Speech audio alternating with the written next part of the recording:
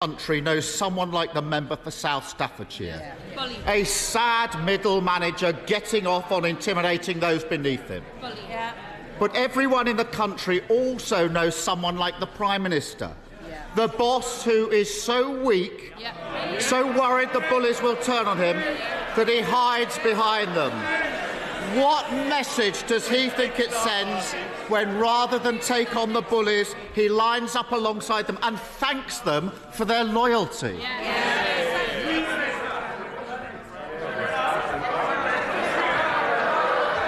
Mr. Speaker, the message that I clearly want to send is that integrity in public life matters. And that is why it is right that the Right Honourable Member has resigned. It is why it is right that there is a rigorous process to examine these issues. But as well as focusing on this one individual, it is also right and important that we keep delivering for the whole country. And that's why this government will continue to concentrate on stabilising the economy, on strengthening the NHS and on tackling illegal migration. Those are my priorities. Those are the priorities of the British people, and this government will deliver on them. Mr. Speaker, the problem is he can't stand up to a run-of-the-mill bully. So he has no chance of standing up to vested interests on behalf of working people. Take Shell. They made record profits this year, £26 billion. How much have they paid under his so-called windfall tax? Mr. Speaker, I was Chancellor who introduced an extra tax on the oil and gas companies. But he talks, Mr. Speaker, he talks about working people. The Right Honourable Member voted against legislation to stop strikes disrupting working people. He voted against legislation to stop extremist protesters disrupting working people. That's because he's not on the side of working people, Mr. Speaker. That's what the Conservatives are for. Mr. Speaker, I'm against all of those causing chaos, damage to our public services and to our economy, whether they are gluing themselves to the road or sitting on the government benches. Mr. Speaker, there was no answer to the question because the answer is nothing. Shell haven't paid a penny in windfall tax. Why? Because for every pound they spend digging for fossil fuels, he hands them a 90p tax break, and it's costing the taxpayer billions. So will he find a backbone and end his absurd oil and gas giveaway? Well, Mr. Speaker, what the party opposite will never understand is that it's businesses investing that create jobs in this country. Mr. Speaker, we on this side of the House, we understand that. We will support businesses to invest, to create jobs, because that's how we create prosperity, that's how we support strong public services, and that's what you get with a Conservative government. There's only one party that crashed the economy, and they're all sitting there. It's a pattern.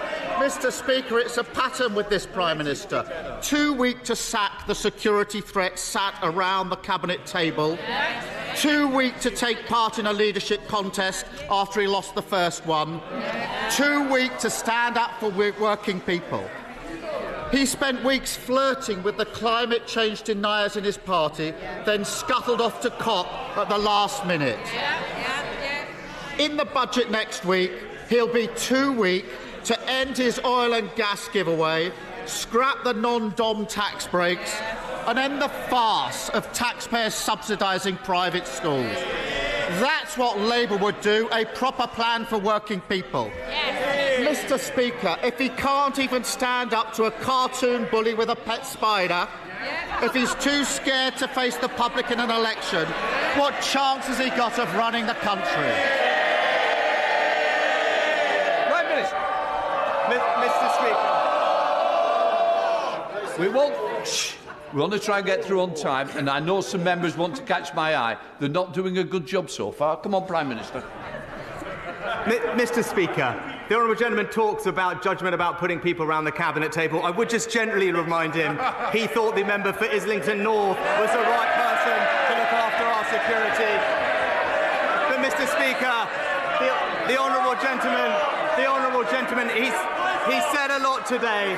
He said a lot today, but it's clear that he isn't focused on the serious issues that are confronting our country.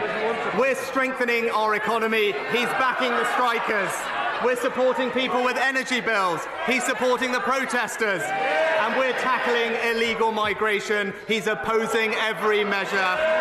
The British people want real leadership on the serious global challenges we face, and that's what they'll get from this government.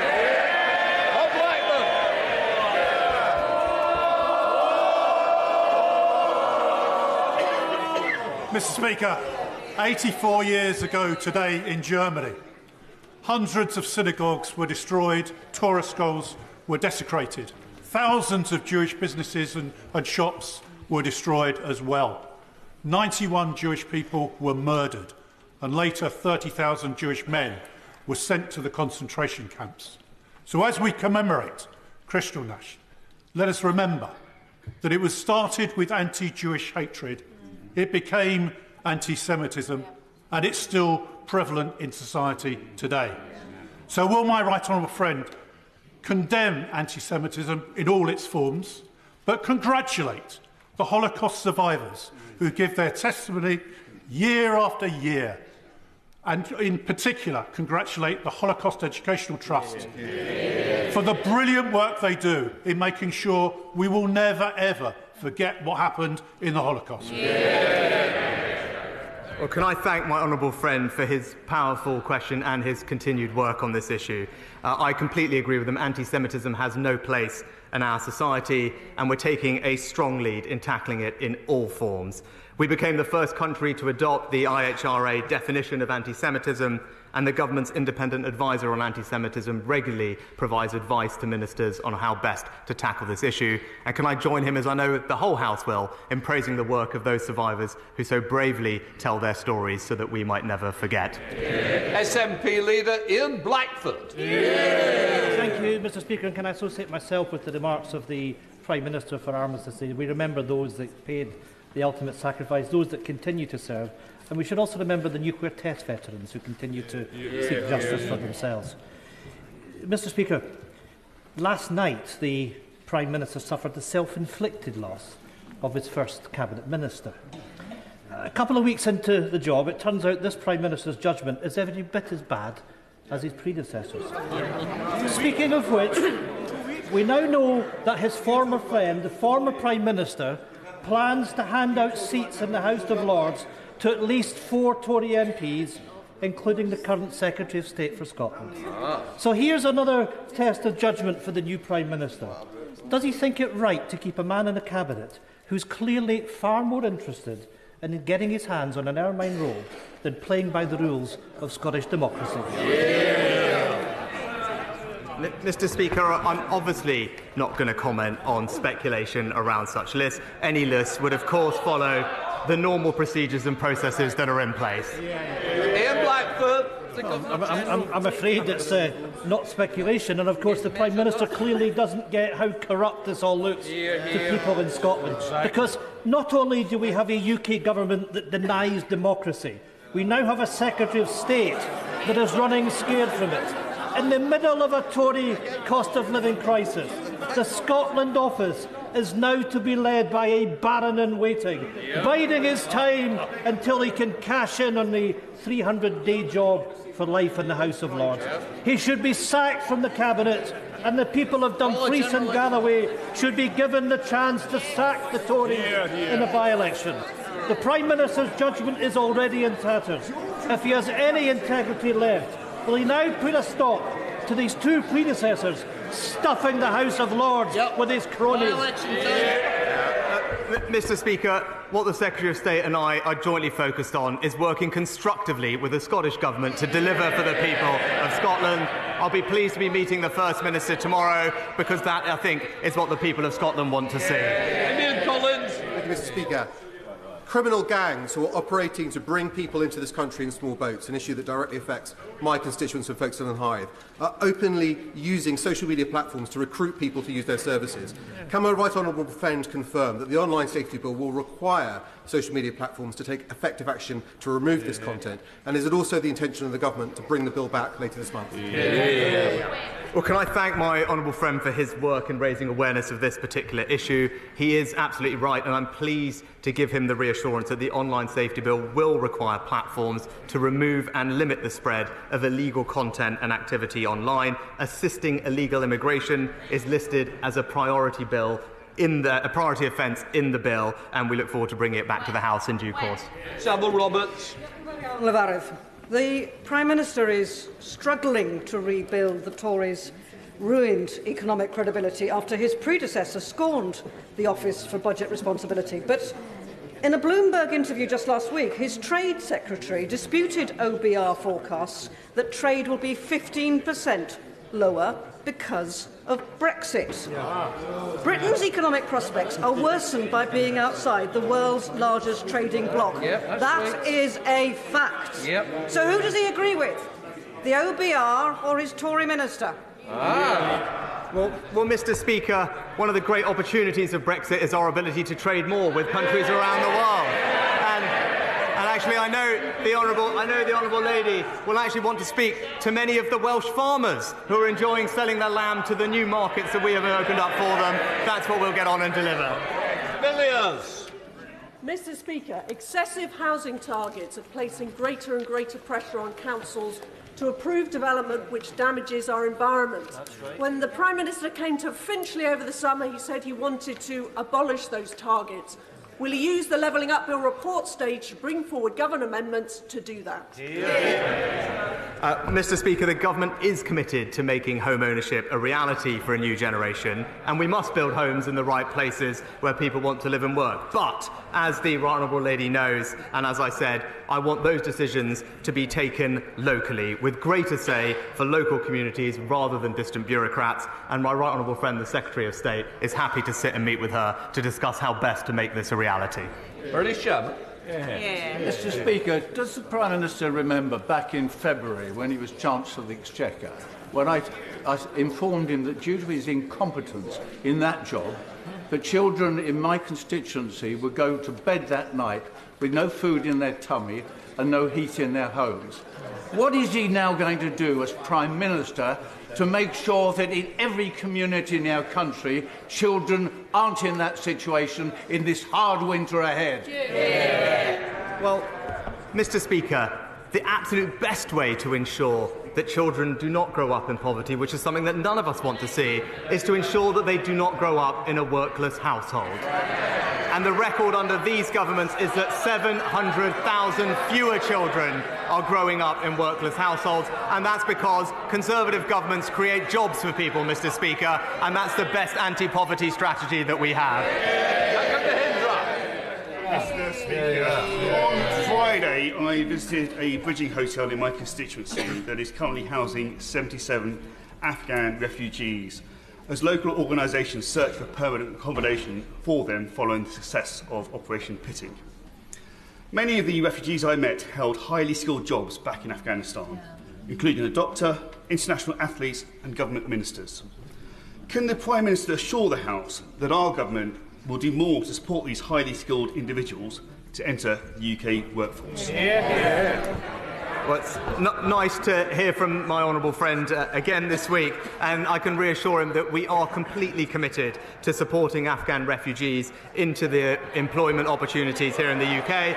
The Department for Work and Pensions has a full programme in place, and I can also tell him that our Refugee Leads Network brings together refugee organisations and DWP to connect those refugees with employment opportunities, and I look forward to seeing the fruits of that programme with him in the near future. Bradshaw.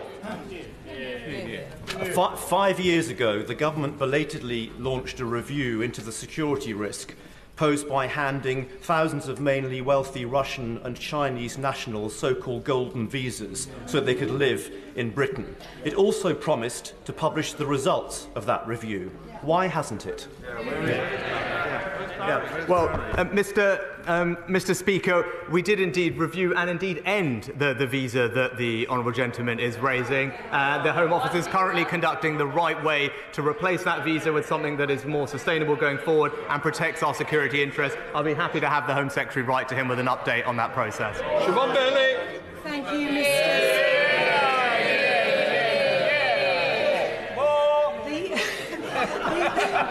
The UK has a workforce shortage, yet millions of parents are unable to work at full tilt and childcare providers are going belly up due to policies being a maddeningly expensive muddle of a mess. Will my right honourable friend please confirm that after decades of ineffective tinkering and endless policies that he will be the man to give us proper childcare reform?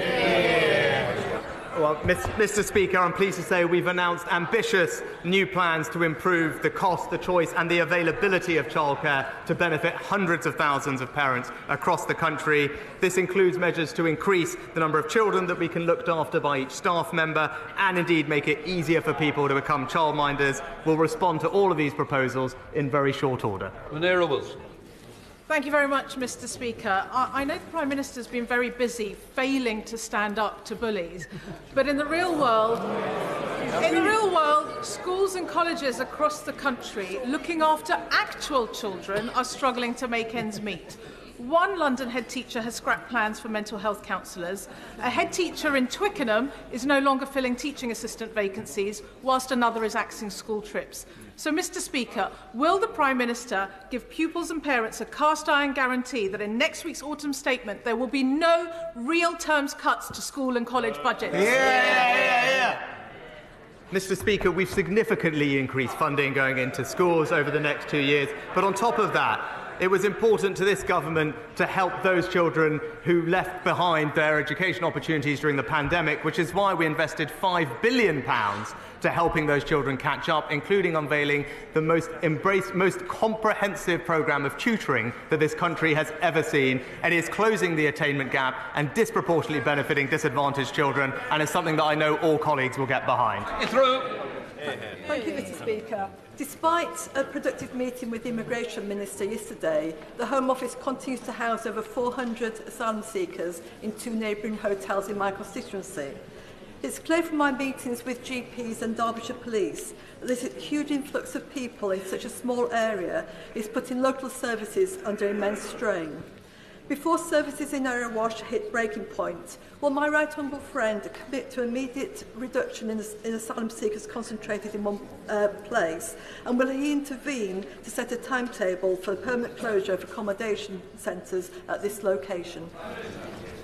Well, Mr. Speaker, let me give my honourable friend my absolute cast-iron commitment that we want to get to grips with this problem. The best way to resolve it is to stop criminal gangs profiting from an illegal trade in human lives and the unacceptable rise in channel crossings, which is putting unsustainable pressure on our system and local services. She has my reassurance that the Home Secretary and I are working day and night to resolve this problem, not just to end the use of expensive contingency accommodation, but for more fundamental reform so that we can finally get to grips with this issue, protect our borders and end illegal migration. Thank you, Mr. Speaker. Mr. Speaker, under the Prime Minister's short premiership, he's had one minister resign and one that urgently needs to be sacked.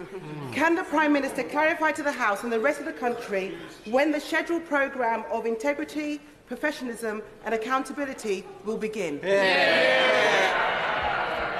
Mr. Speaker, it's precisely because I want a government characterised by integrity, professionalism and accountability that the right honourable gentleman was right to resign, and it's right that we have an independent process. That's the type of government I will lead. When situations like this arise, we will deal with them properly, and that's what we have done. Ian Russell. Thank you, Mr. Speaker.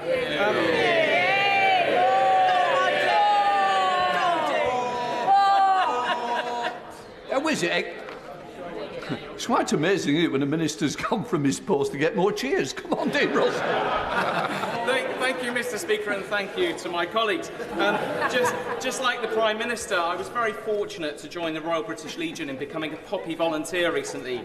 I joined colleagues in Abbots Langley, and I was part of Les Betters's team. And this week I'll be joining Tony Griffiths and his team in the Tudor Ward in Watford. Mr. Speaker, I would like to ask if the Prime Minister will join me in thanking all of the Poppy Appeal volunteers across the country and in my constituency for their work to ensure that we always remember those who have made the ultimate sacrifice. And if the Prime Minister, or perhaps the Minister for Veterans, will also visit Watford to meet our heroic veterans who we owe so much. Thank you. And my honourable friend is a fantastic champion for Watford, and it is a pleasure to join him in thanking the Royal British Legion's Poppy Appeal volunteers, both in Watford and across the country. There is no greater sacrifice than those who lay down their lives in the service of our nation, so I'm proud, as many others are, to support the Poppy Appeal and to honour our veterans. Carl Turner. If the Prime Minister or any member of his many households became unwell, would he start ringing the GP surgery at 8 o'clock each morning to not get an appointment? Would he go off to accident and emergency and wait 12 hours to be seen? Would he call an ambulance which wouldn't come? Or would he use some of his £750 million unearned wealth to pay privately and see somebody there and then? Well, Mr. Speaker, I'm very grateful, and let me put on record my thanks to the fantastic team at the Friarage Hospital in Northallerton who provided excellent care to my family over the years. But the honourable gentleman is right to highlight the issue of people waiting unacceptably long for treatment that they need. That's why we've put record funding into the NHS to help with backlogs and waiting times this winter. It's why the Health Secretary and the Chancellor are discussing how best to deliver the reforms that we need, because I want to make sure that everyone gets the care they need, and we will continue to invest in more doctors, more nurses and more community scans so that we can deliver exactly that. Thank you, Mr. Speaker. Blackpool is due to benefit from a £300 million private sector-led regeneration project which will deliver thousands of new jobs for my constituents over the years ahead. To deliver this ambitious new project, we need support with a £40 million package of relocating the existing court complex which currently occupies the site. Various Secretaries of State have been very supportive of the project so far, so is the Prime Minister able to give me an update on when we can receive some good news about how we can get this project off the ground? Well, can I join with the honourable member in recognising the importance of the Blackpool Central Regeneration Project to the town's levelling up ambitions. I can tell him that my right honourable friend, the Justice Secretary and Housing Secretary, are in the process of resolving this issue for him and how best we can relocate the court complex. And I can tell him he won't have to wait very long for an update on the plans. Come on. Thank you, Mr. Speaker. It is a critical time for our steel industry, hit by massive energy costs and low demand, at a time when we need to support our industry to adapt to build the green technologies that we will need. Does the Prime Minister agree that our sovereign capability and our national security is dependent on a strong UK steel industry? And if so, will the government not sit on its hands? And what is the Prime Minister's plan for steel? Mr. Speaker, I'm proud of our track record. Not only did we support one steel company in South Wales during coronavirus that needed our assistance, which we were pleased to do, we also have provided over £2 billion to support energy-intensive industries, including steel, with high energy bills, and, thanks to the work of my colleagues, removed the tariffs on exporting steel to the United States. But she has my assurance that we will continue to support steel because we recognise its importance to our economy and to our communities up and down the country. Chris Loder. Thank you, Mr. Speaker. Supermarkets such as Morrison's are abusing their dominant market position on fuel, charging up to 20p per litre more in Bridport than other towns in the region, thus preventing West Dorset residents from benefiting from the very unusual reduction in market price these days. Will the Prime Minister agree to meet with me to discuss what action can be taken against these commercial predators who harm our local residents in this way? Well, Mr. Speaker, as Chancellor, I was pleased to cut duty by 5p a litre, the biggest ever cut in fuel duty to help motorists in our country. But I recognise the concerns the honourable gentleman raised. That's why we asked the Competition and Markets Authority to conduct an urgent review of the market. There are some actions to be considered coming out of that review, and I look forward to meeting with him and working with the CMA to explore its recommendations in more detail. Liam Byrne. Thank you, Mr. Speaker. Tomorrow, across my constituency of Hodge Hill, I'll be delivering food bank collection crates because once more our food banks are running out of food. Does the Prime Minister understand the despair my constituents feel that he, as one of the richest men in Britain, is doing so little? They don't like the truth, Mr. Speaker. Does he understand the despair my constituents feel that he is doing so little for the poorest in Britain by refusing to cancel the £3 billion tax break for non-doms who profit from our country but won't make our country their home? Well, Mr. Speaker, I'm proud of my and this government's track record in supporting the most vulnerable in our society, and that will always continue. And it is a bit rich hearing from the gentleman the first person who reminded us what happens when the economy gets crashed by a Labour government. That's no way to help people. We will build a strong economy. That's what enables us to support the most vulnerable. That's what enables us to support strong public services. Mr. Speaker, the British people are reliant on our party and this government to fulfil its promises on levelling up. Not just up and down the country, but sideways too. Does my right honourable friend agree with me that the Felixstowe and Harwich Freeport plan will be judged as an historic failure unless such a plan succeeds in levelling up a deprived ward that is in my constituency? And will my right honourable friend join me in Clacton to kick-start that plan? Also, Mr. Speaker, will my right honourable friend commit to coming to the tendering showcase currently in the Jubilee Room until 2:30? That sounds like a very appealing invitation, Mr. Speaker, but I agree with my honourable friend that levelling up has to deliver for communities in every corner of the United Kingdom, including in coastal communities in the south, Mr. Speaker. He knows I'm a champion of free ports, and I look forward to working with him to see how best we can realise their benefits in his area. That completes Prime Minister's questions. Those who wish to leave, please do so quietly.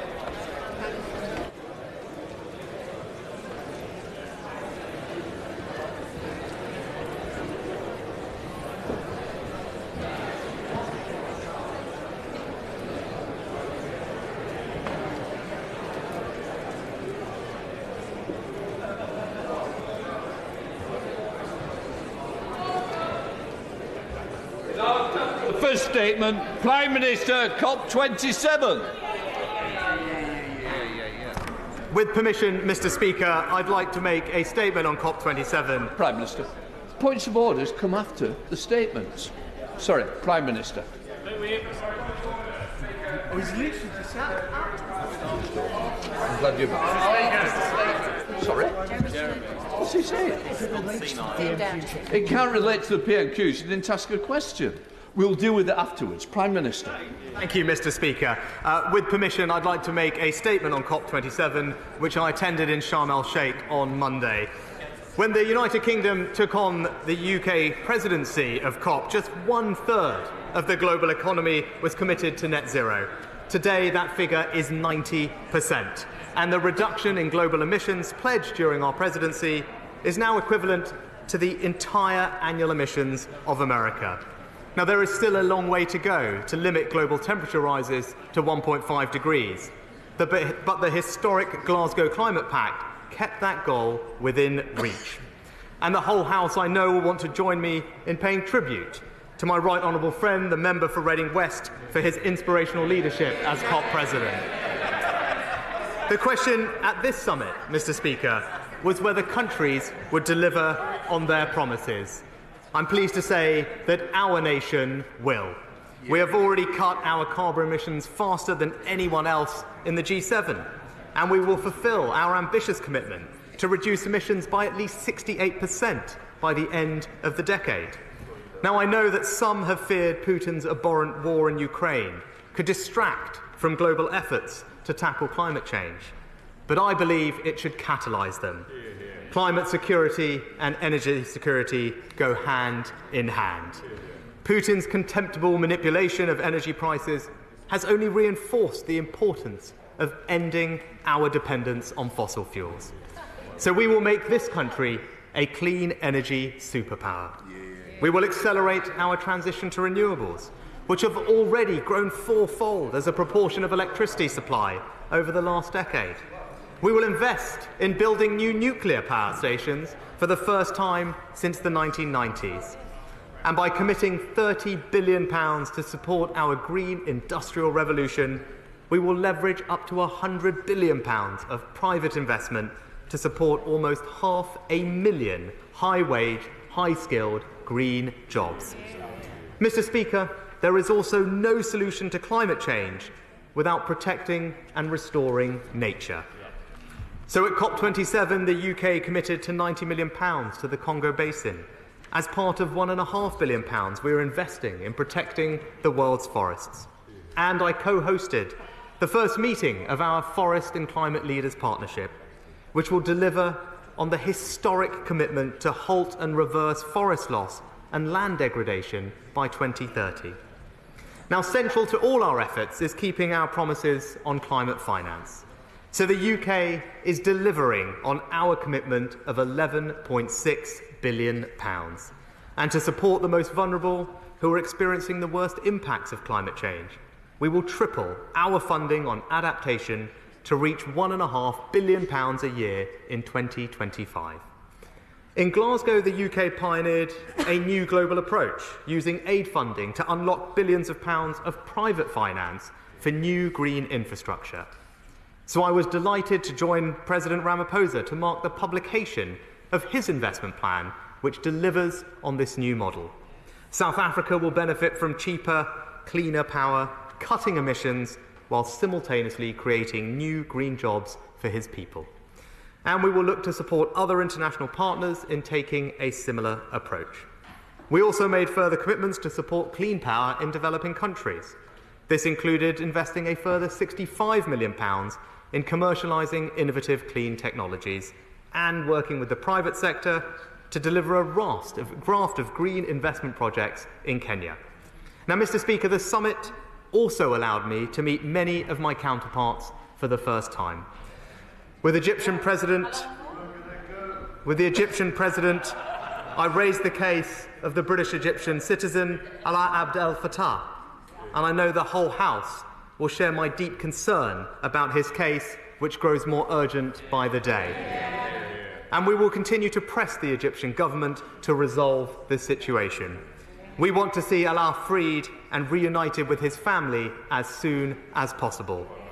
With President Macron, we discussed our shared determination to crack down on criminal smuggling gangs.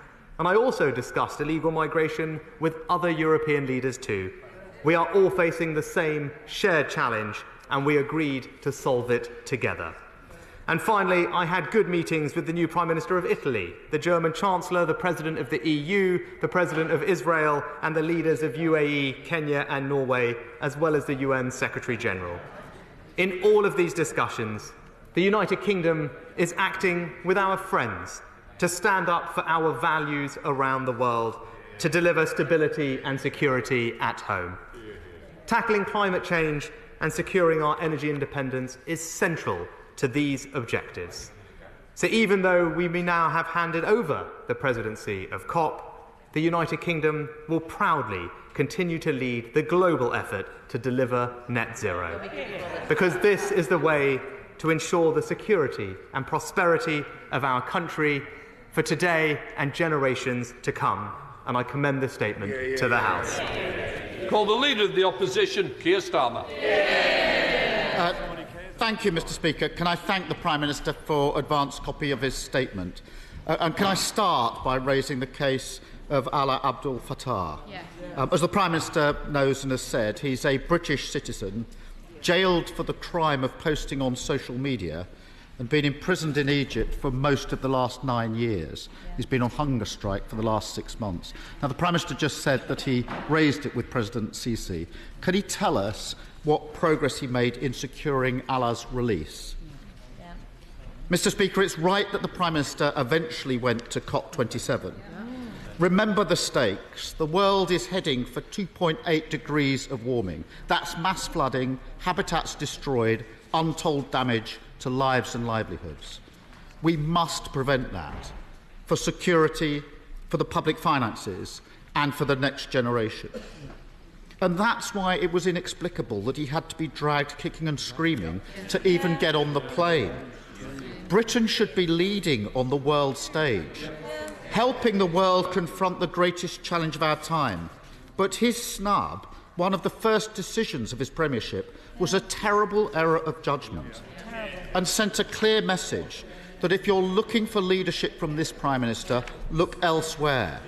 That if you want to get this Prime Minister to go somewhere, get the Right Honourable Member for Uxbridge first, get him to come along, then the Prime Minister will follow.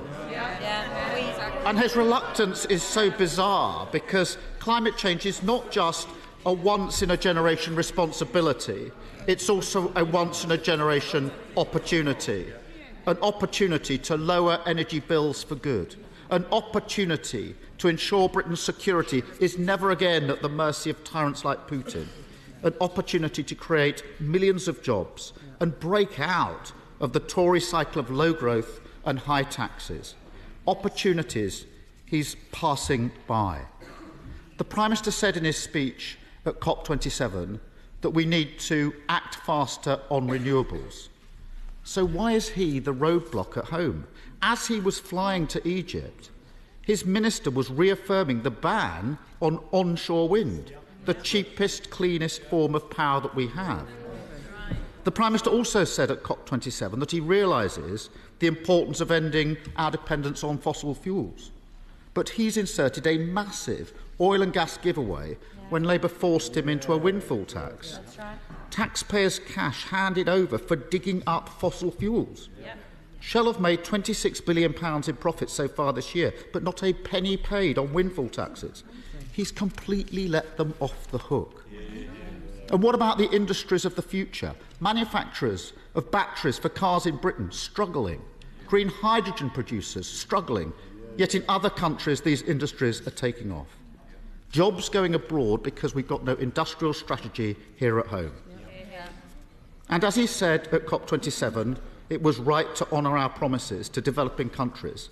Why is he cutting the aid budget? It's always the same message. Do as I say, not as I do. And because of that, it will always fall on deaf ears. Mr. Speaker, it's time for a fresh start. A Labour government would make Britain the first major economy to reach 100% clean power by 2030. That would cut bills, strengthen our energy security, create jobs and make Britain a clean energy superpower. And our Green Prosperity Plan would establish GB Energy, a publicly owned energy company, to invest in the technologies and the jobs of the future here in the UK. As we attempt this endeavour, we have a fair wind at our back, not just the ingenuity, the brilliance of people and businesses in this country, but the natural resources of our island nation. Wealth lies in our seas and in our skies, and it's an act of national self-harm not to prioritise them over expensive gas. That is the choice at the next general election, whenever it comes, more of the same with the Tories or a fairer, greener future with Labour. Thank you, Mr. Speaker. And, the Honourable Gentleman raised the matter of my attendance at COP. I just would gently point out to him that Labour Prime Ministers failed to attend, I think, 12 of the 13 COPs held during their time in office. As Chancellor, I hosted the Finance Day on COP last year, where we had landmark agreements to rewire the financial system to unlock the trillions of dollars we need in private finance to flow to help us with the transition. It's a record I am proud of, and it's a record, by the way, that is recognised internationally around the world. To just deal with his brief substantive questions, he asked about renewable power. Well, Mr. Speaker, 40% of our electricity now comes from renewable power. That is up fourfold since 2010. And this, what do we inherit? A Labour government that believed there was no economic case for new nuclear power, Mr. Speaker. He talked about oil and gas. He talked about oil and gas. Again, he needs to live in the real world, Mr. Speaker. oil and gas are going to be a part of our energy mix in the transition for the several years ahead, and it's simply pie in the sky to pretend otherwise. The Independent Committee on Climate Change has even recognised that, and the carbon footprint of having homegrown gas is half the footprint of importing it from abroad, so it is a sensible thing to do. But look, Mr. Speaker, our plan is the right plan. It's realistic, it's credible, it's delivering for the British people, as well as delivering on our climate adjustments. I think his own Shadow Chief Secretary described his climate plan as, quote unquote, a borrowing plan. And we know where that leads us, Mr. Speaker. It's not the right thing for the British people.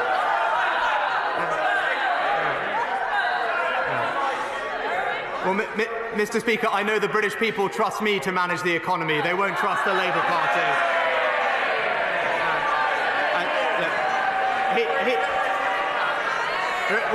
He might be focused. In reparations around the world. We're focused on creating a strong economy here at home, and that's what we'll do. Theresa May. Thank you, Mr. Speaker. Can I welcome my right honourable friend's statement and also welcome the continued commitment that he and the government are showing to net zero by 2050 to tackling climate change. He's absolutely right to talk about the creation of high-skilled, high-wage, green jobs as we green our economy. But people need to have the training and the skills and education to be able to take on those jobs. What are the government's plans in relation to education and training for green skills? My right honourable friend is absolutely right, and I thank her for her warm comments. I point her to our record investment in apprenticeships in particular, but also to the new lifelong learning entitlement, which acknowledges that people will have to retrain at any point during their life to take advantage of the new economic opportunities that are coming our way, and I'm pleased that we'll be rolling out that programme over the coming years. 2 minutes. Ian Blackford. Thank you, Mr. Speaker, and can I thank the Prime Minister for advance sight of his statement, and let me also welcome the Prime Minister's last-minute change of heart to actually attend COP27. But I'm afraid, whether he likes it or not, his initial instinct telling him not to attend will be long remembered and rightly remembered. It means he now has a major job in convincing people that he is truly committed to the challenge of climate change. And of course, that commitment starts with our own domestic targets, but it is vital that our collective commitment also extends to those in the global south. Nations and peoples are being damaged the most by a climate crisis that they have contributed the least to. These are the poorest people on this planet, and they always seem to be paying the highest price. That is why it is so right and so necessary that loss and damage was on the formal COP agenda for the very first time. I'm proud to say that through the leadership of our First Minister, Scotland has become the first developed nation to pledge finance to address loss and damage. And our country is now committed to a total of £7 million, a small sum in the scale of what is needed, but a powerful message to larger nations who need to follow that lead. Because we don't need to wait for consensus and a decision at COP. We can start funding loss and damage programmes straight away. So can I ask the Prime Minister if he will guarantee that UK overseas aid earmarked for climate finance will be spent within the 5 years as originally promised? And can he also guarantee that the total aid budget won't be slashed further in the autumn statement next week? And finally, in terms of the new Prime Minister's domestic targets on climate, will he honour the promises made to the North East of Scotland in carbon capture and storage? Will he commit to taking the Scottish cluster off the government's reserve list and fund it right now? Well, Mr. Speaker, I'm actually pleased that it was the UK that established a new Glasgow dialogue on loss and damage to discuss arrangements for funding activities to avert, minimise and address loss and damage, and those conversations are ongoing. With regard to our international climate finance pledges, as I said, we remain committed to the £11.6 billion. It is our intention to deliver it over the time frame that was originally envisaged. And with regard to targets, again, it should be a source of enormous pride for everyone in this House that we have decarbonised in this country faster than any other G7 country. And our targets are among the most ambitious in the world, and we have a credible plan to get on and deliver them. Philip Dunn. Speaker, can I congratulate my right honourable friend for his crystal clear commitment, both in Sharm el-Sheikh and in this chamber here today, to delivering net zero Britain. There is no doubt about that under his prime ministership. Now we no longer have the presidency of COP, which has been acting as a forcing mechanism across government. Can he clarify how he intends that his government will deliver our ambitious nationally determined contribution to reduce emissions across the disparate strands of government departments? Well, my honourable friend makes an excellent point, and I can assure him that though we are no longer formally presidents of COP, our leadership on this issue internationally will not waver, and he has my commitment on that. And I personally will drive this through government in conjunction with the Secretary of State for Business and Energy, indeed, and with our Climate Change Minister. But this is something, Mr. Speaker, that pervades all aspects of government now, and that's why we have to change our thinking on this. It's not the work of any one department or any one minister. If we're going to make this commitment work, we're going to all have to play our part. John Trickett. Thank you very much. And given the scale of what's about to happen to our planet, every single one of us must do what we can to alleviate the problems which we're facing.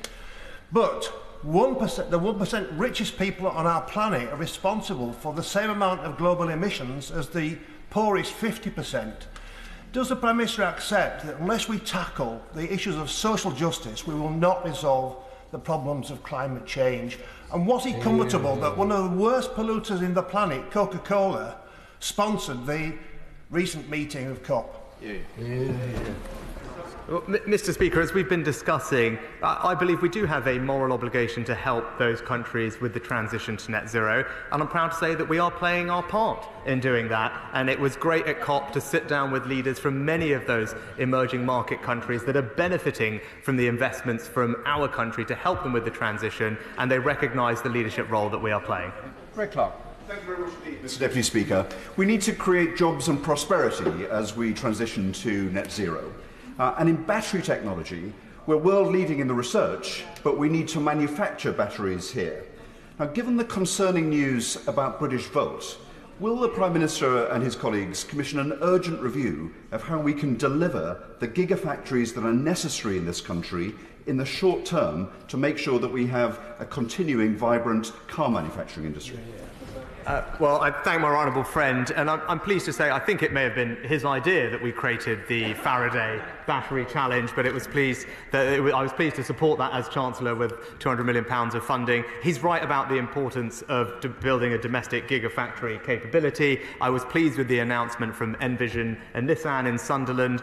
There's more in the pipeline, and we have the Automotive Transformation Fund available to support those projects to build the vibrant ecosystem that he and I both want to see. Davey.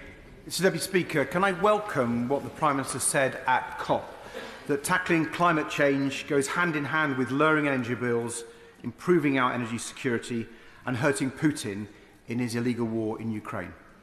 However, I am alarmed that at home the Prime Minister has banned onshore wind, one of the cheapest and most popular forms of renewable energy. So will the Prime Minister confirm whether his priority is cutting people's energy bills, improving Britain's energy security and tackling global climate change, or keeping the dinosaurs on his backbenchers happy? Why won't he get rid of the ban on onshore wind? Mr. Speaker, it started so well.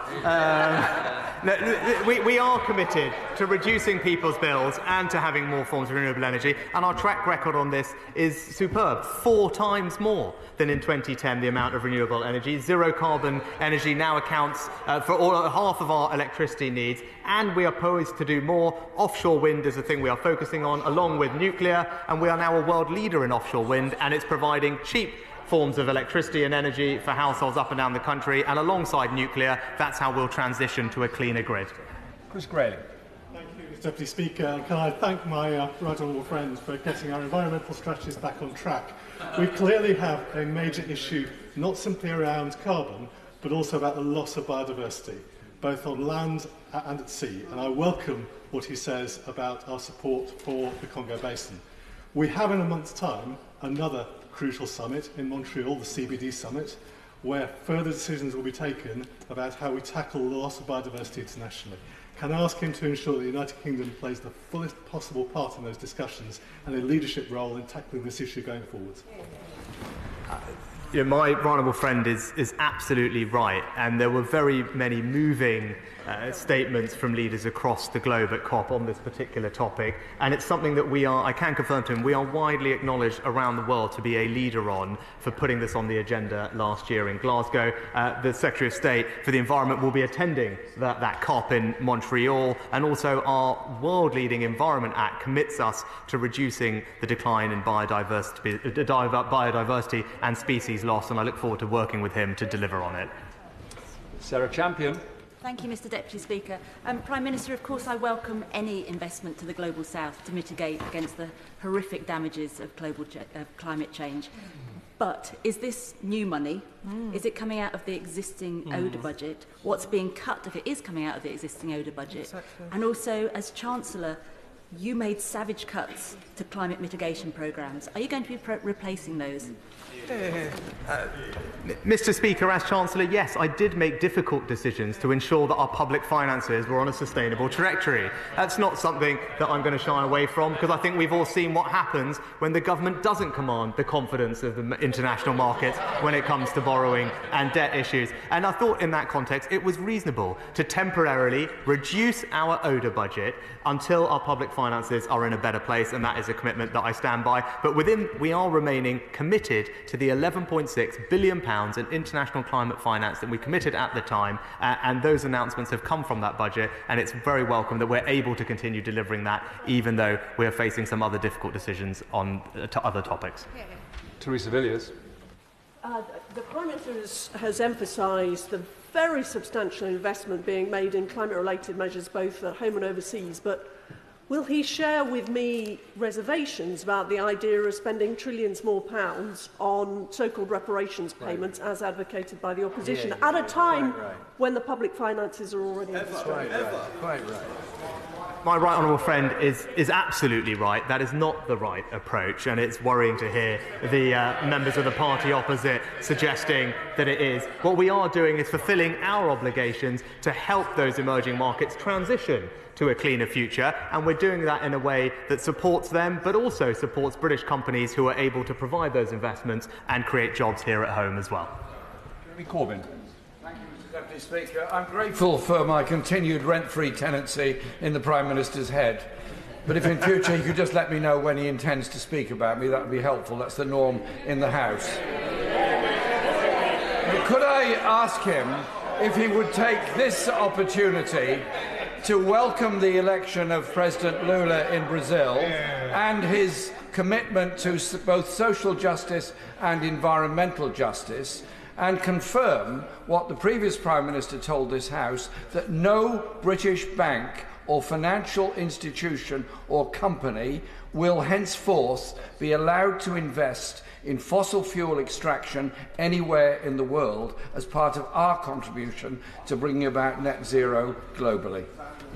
Well, I thank the honourable gentleman for his question. If he could ask the Leader of the Opposition maybe to give me advance sight of his questions, I'll be happy to then let him know if I need to bring him up on questions of security. But look, I agree with him on the importance. I agree with him on the importance of ending international finance for coal-fired power plants. It was a landmark agreement that the COP President and the UK Presidency achieved at COP. 90 other countries have signed up to it at a minimum, and I'm keen to make sure that we deliver on those commitments and we push them through the international financial system.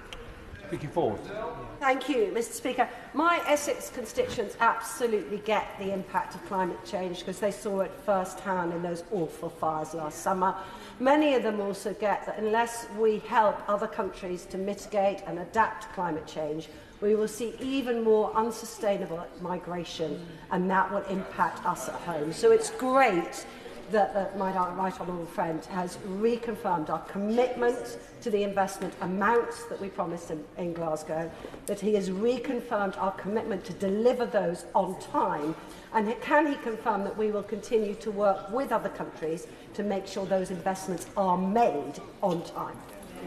Can I thank my honourable friend for all her work in this area? It's an area that she's rightly passionate about and has made an enormous difference in, and I look forward to receiving her continued advice on how we can deliver on our commitments. I'm pleased to give her that reassurance, and actually our doubling of our international climate finance commitment was a catalyst for many other countries around the world, as she knows, doing the same, and we want to now make sure that all that money is spent and spent well, and that's what we'll do. Caroline Lucas.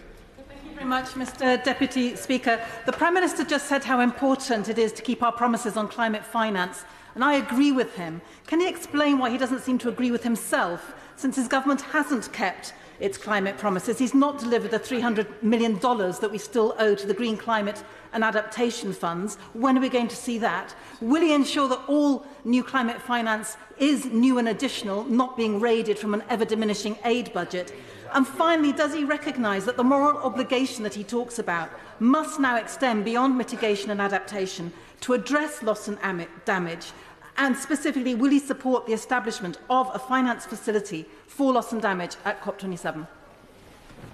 Well, Mr. Speaker, I've already made the point on loss and damage that we established the Glasgow dialogue to see how best to take forward those discussions. I'm not going to preempt the discussions that are happening at COP, but I would make the point that this is not the same as reparations. I think the Honourable Lady understands that, but that is not what is on the table, and that is clear in the language that's being debated at COP.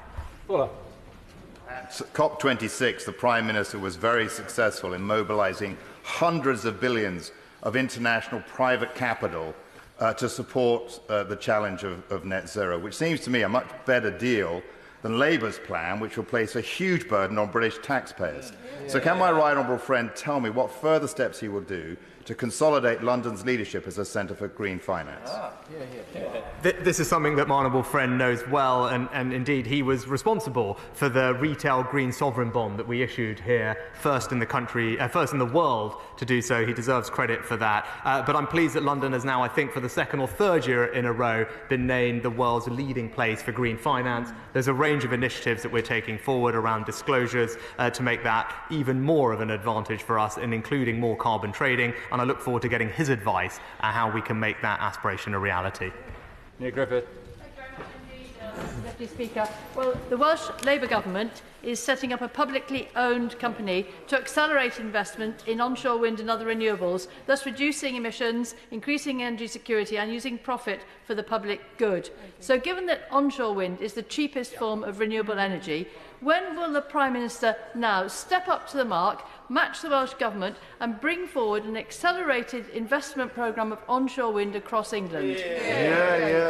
Well, Mr. Speaker, I think there's been a slightly checkered history of Labour councils doing publicly owned energy companies from memory in Nottingham. It's not a model that I think we want to emulate. But what I can tell her, we are supporting Wales with the transition. We've invested in the Holyhead Hydrogen Hub, which is a potential opportunity in the future. We're looking at nuclear sites and indeed, as we heard earlier from our honourable friend, the huge potential of floating offshore wind in the Celtic Sea, which will also all be good for Wales.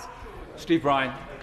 So obvious that we have a Prime Minister who is so personally committed to this agenda, and my constituents really appreciate that, as does their MP. The Prime Minister knows how important the Solent Freeport in his old neck of the woods could be to my constituents and much further afield. So will he and his government work with us, not least given that part of the Solent Freeport is based at and around Southampton Airport, on sustainable aviation fuels, which is an area this country has a really good lead in already and could be really to our advantage, as well as lead to a whole new future of clean air travel?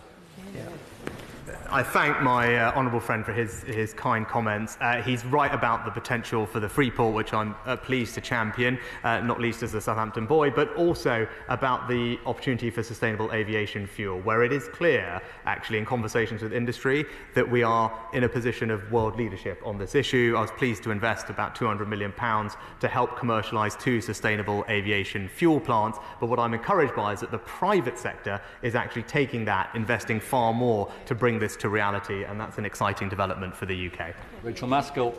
Thank you, Mr. Deputy Speaker. The Prime Minister has a challenge about getting money out of the door. The Bio-Yorkshire project, which will bring transformation, the biggest Green New Deal before this government, needs the funding. But the funding has been committed, but just not released 2 years down the line. So when is he going to bring that funding forward so we can bring the transition we need to the technologies of the future to address climate change? Well, Mr Deputy Speaker, I agree with the Honourable Lady that we need to invest in innovation, and that's why we have a £1 billion net zero innovation portfolio, because ultimately it will be the technologies of the future that help us solve this problem. I'd be very happy if she writes to me to look into the specific bid that she's got in. Selwood. Mr Deputy Speaker, could I welcome the Prime Minister's attendance at COP27 and our commitment to climate change. This is the biggest long-term strategic challenge that the globe faces as we test the limits of our fragile planet. But net zero is a long way off.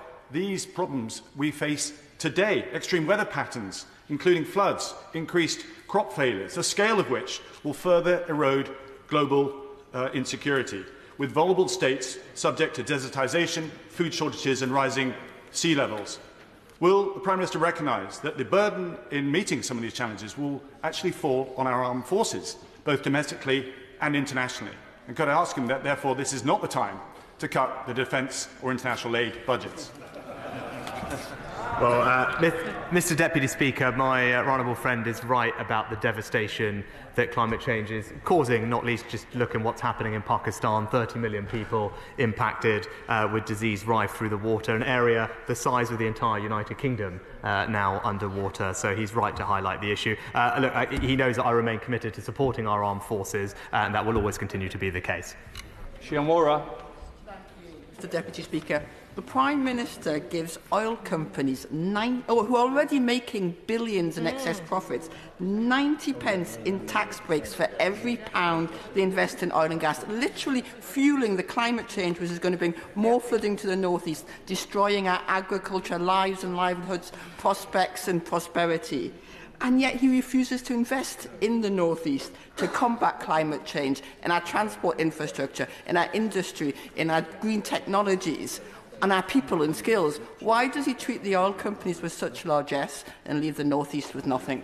The Honourable Lady is simply not right about this. It is just not realistic or practical to think that we do not need to use oil and gas for the foreseeable future as a transition fuel. So the choice then for honourable members opposite is, would you rather have that from here at home, or would you rather import it at almost double the carbon footprint? So that seems to me relatively straightforward, that we should be supporting domestic oil and gas production in the short term. And then she talks about new investments in renewable energy in the northeast as if it's not happening. She might want to come and visit Teesside, Mr Deputy Speaker, or whether it's offshore wind or hydrogen or indeed carbon capture and storage, that's where the future is, and it is happening in the northeast.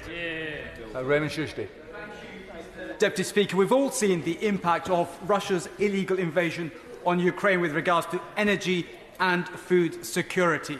Will the Prime Minister join me in addressing the false narrative by Russia with regards to the impact of the United Kingdom's sanctions?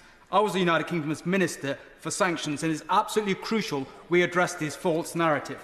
The United Kingdom's sanctions against Russia do not target exports of food supplies for developing countries. That is squarely the responsibility of Putin and his administration. My honourable friend makes an excellent point, and it was very disappointing to see Russia remove themselves from the Black Sea grain deal. I'm pleased that there is now forward progress on that, because as my honourable friend knows, almost 2/3 of the wheat that passes through the Black Sea is destined for developing countries and emerging markets. So it's absolutely vital that that food flows, and we will do everything we can to put pressure on Russia to make sure that it continues to happen. Ms Saville-Roberts. 27, the Prime Minister boasted about the UK's investment in renewables.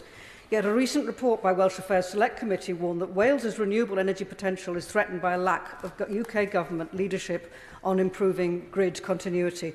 Now, the Prime Minister mentioned a number of worthwhile, good projects that are in the pipeline in Wales, but without that connectivity, many of those projects are actually under threat. So will he set out an accelerated timetable for improving grid capacity so Wales can realise our full potential in energy generation, and in so doing also slash bills for communities throughout Scott Wales.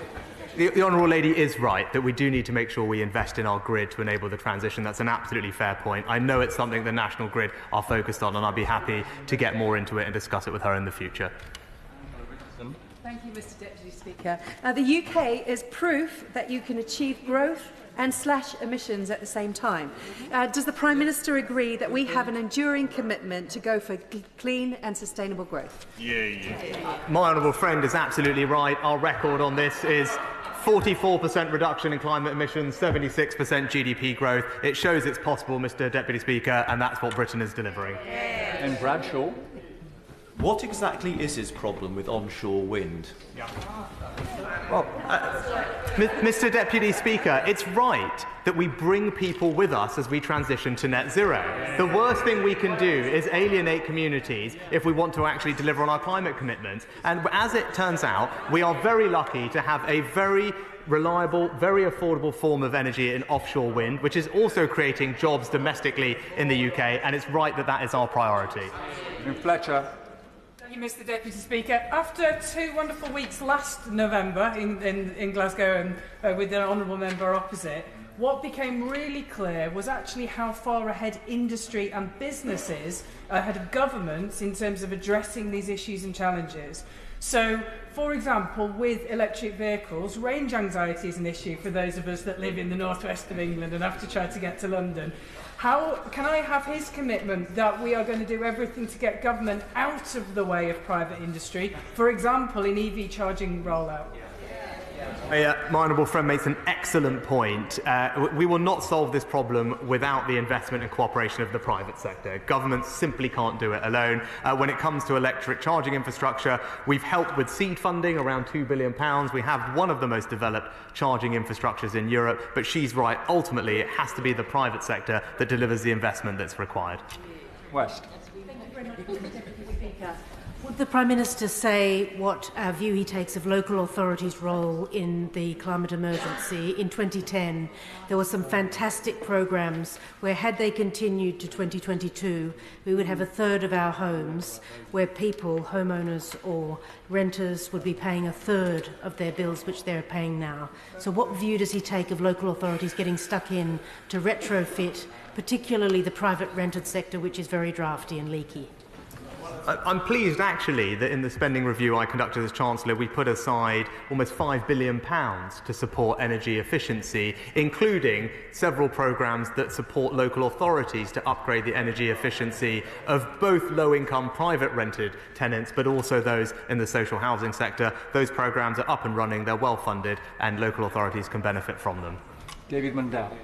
Thank you, Mr Deputy Speaker. I'm delighted that this government sees nuclear power as part of the low-carbon future and that its skills are part of the green economy. But does my right honourable friend share my disappointment that the First Minister of Scotland and our SNP Green Coalition government continue to block nuclear development in Scotland, depriving constituencies like mine of important potential jobs? And perhaps it's an issue he might raise with her when he meets her tomorrow. The honourable gentleman is right about the importance of nuclear power. We believe it can provide around a quarter of our energy mix by 2050. It's zero carbon, it's secure and baseload source of power. That's why we've enabled more funding for advanced forms of nuclear technology like AMRs and SMRs, and it would be good if we could spread those benefits across the whole United Kingdom. Sammy Wilson. Speaker, in the relentless and obsessive pursuit of net zero, the government is now adopting policies which are contradictory and in some cases dangerous. We're going to import billions of pounds worth of natural gas from countries who frack that gas, and yet we're turning our back on the natural resources we have in our own country, sacrificing revenue, jobs and energy security. We're going to rely more on wind and solar power, the earth metals for which are in the hands of autocratic regimes, especially China. And we're importing wood from America to burn in a power station in the United Kingdom at a cost of billions to the electricity consumers. Whilst these policies might be welcomed by the chattering classes, Does he understand the bewilderment, frustration and anger of those who struggle to pay their electricity bills and are worried about energy security? Well, Mr Deputy Speaker, I actually agree with the honourable gentleman about importing LNG, and that's why I would keen to encourage more exploitation of our domestic oil and gas resources here in the North Sea. So he and I are aligned on that. We've conducted a new North Sea licensing round, which is leading to about 100 new licensing applications. That will increase jobs in the UK, it will increase our energy security, and that's the right thing to do. Deputy Speaker, intervention and leadership of government is, of course, welcome, as is the focus on helping developing and climate change vulnerable countries. Can I ask my right honourable friend what initiatives are being considered, or indeed could be considered, for business to share their technologies and intellectual property and so on with expertise to help those countries move forward far more quickly than we have been able to do? It is, after all, business that is going to lead the research and development in this field that is going to solve the global problem which we all face. Well, friend makes an excellent point, and that is the type of leadership and contribution that Britain can make to solving this problem globally, because we're fortunate to have some of the world's best researchers and companies here tackling this problem. And on Monday I was pleased to announce about half a dozen investment opportunities in Kenya which do exactly what the honourable gentleman described. It's British expertise coming to a country like that to help them with their transition in areas like solar and geothermal, and that is an exciting template for the future. Smith. Thank you, Mr Deputy Speaker. Why is the Prime Minister banning onshore wind the best renewable energy? Well, Mr Deputy Speaker, we're providing 4 times as much renewable electricity today as we did in 2010. We have plans to go even further as we roll out offshore wind, which is something that is a competitive strength for the UK, and we will complement that energy mix with new nuclear, a source of energy that we all recognise that we need, that the previous Labour government said there was no economic case for at all. I'm trying to get everybody in. Please start with the question and then stop. Nikki Aiken. Thank you, Mr Deputy Speaker. Can I thank the Prime Minister for his statement today on COP27, and particularly for highlighting his discussions on migration with other European leaders.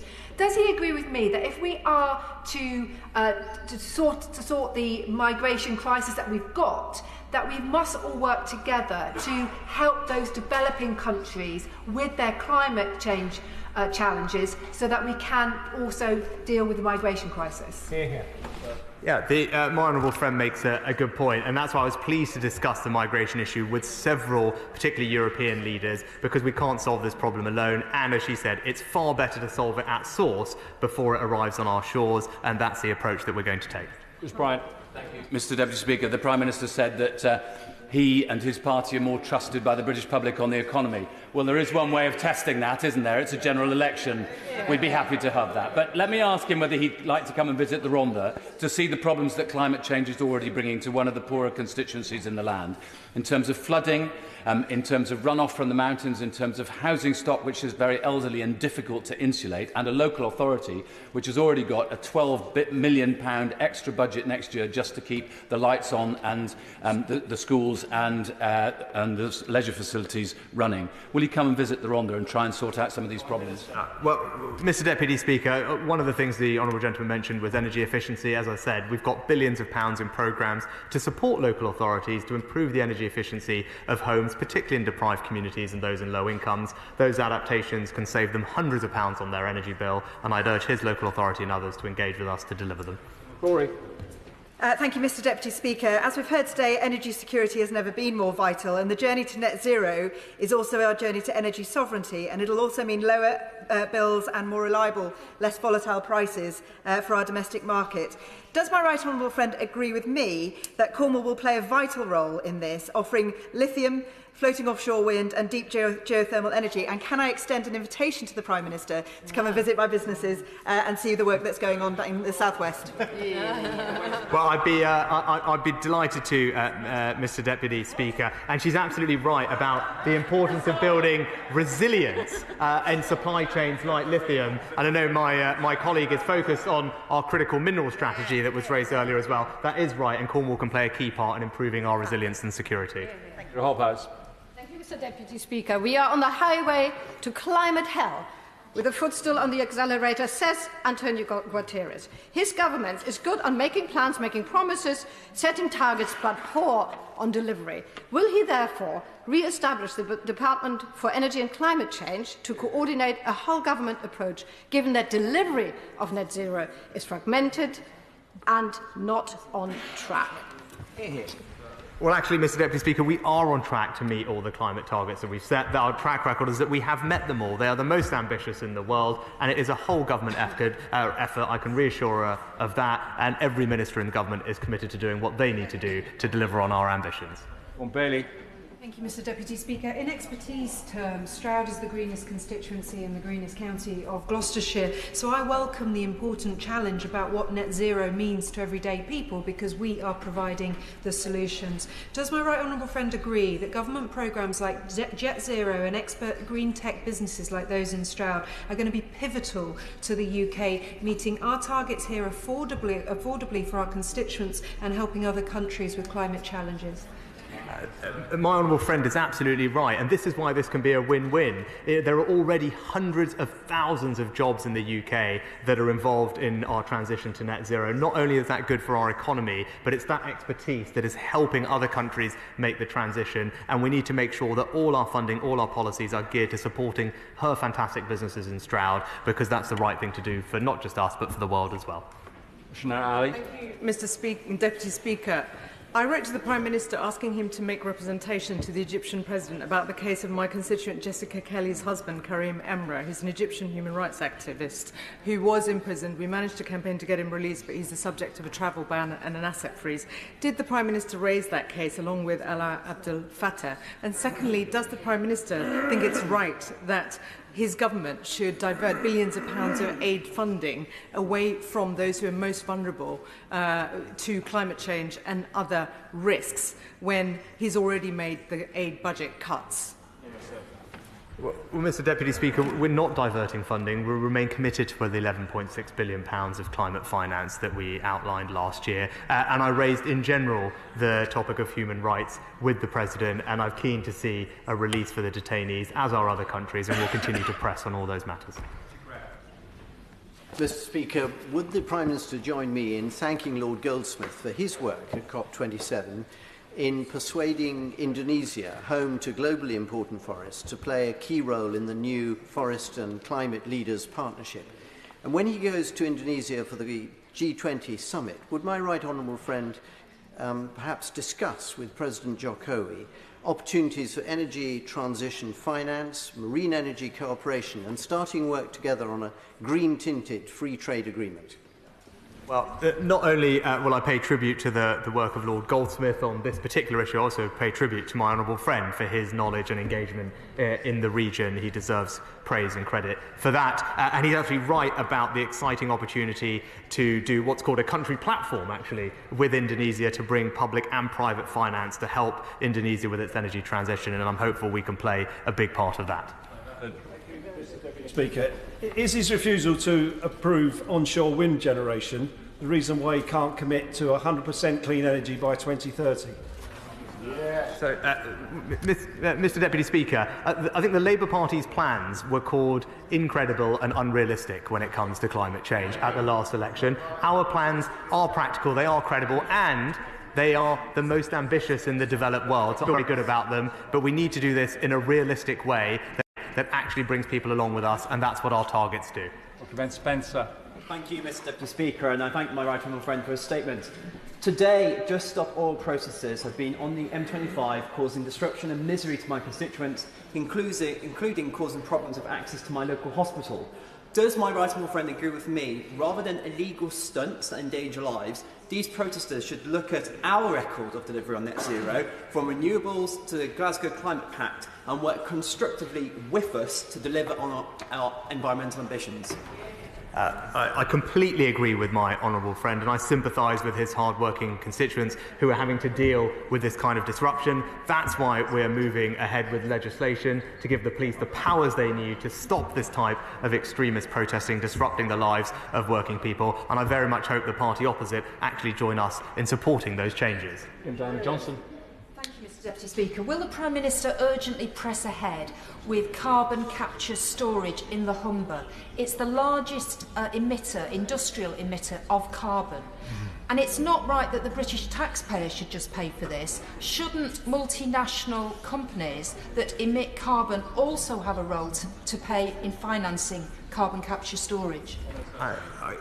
The Honourable Lady is absolutely right about the importance of carbon capture and storage, which is why we've committed to investing £1 billion to develop a couple of clusters over the next several years. She'll know the announcement that have been made for the ones, and she's right also that it can't just be about what the government does. Our money is designed to catalyse the investment necessary from private companies, and that's what I hope to see happen.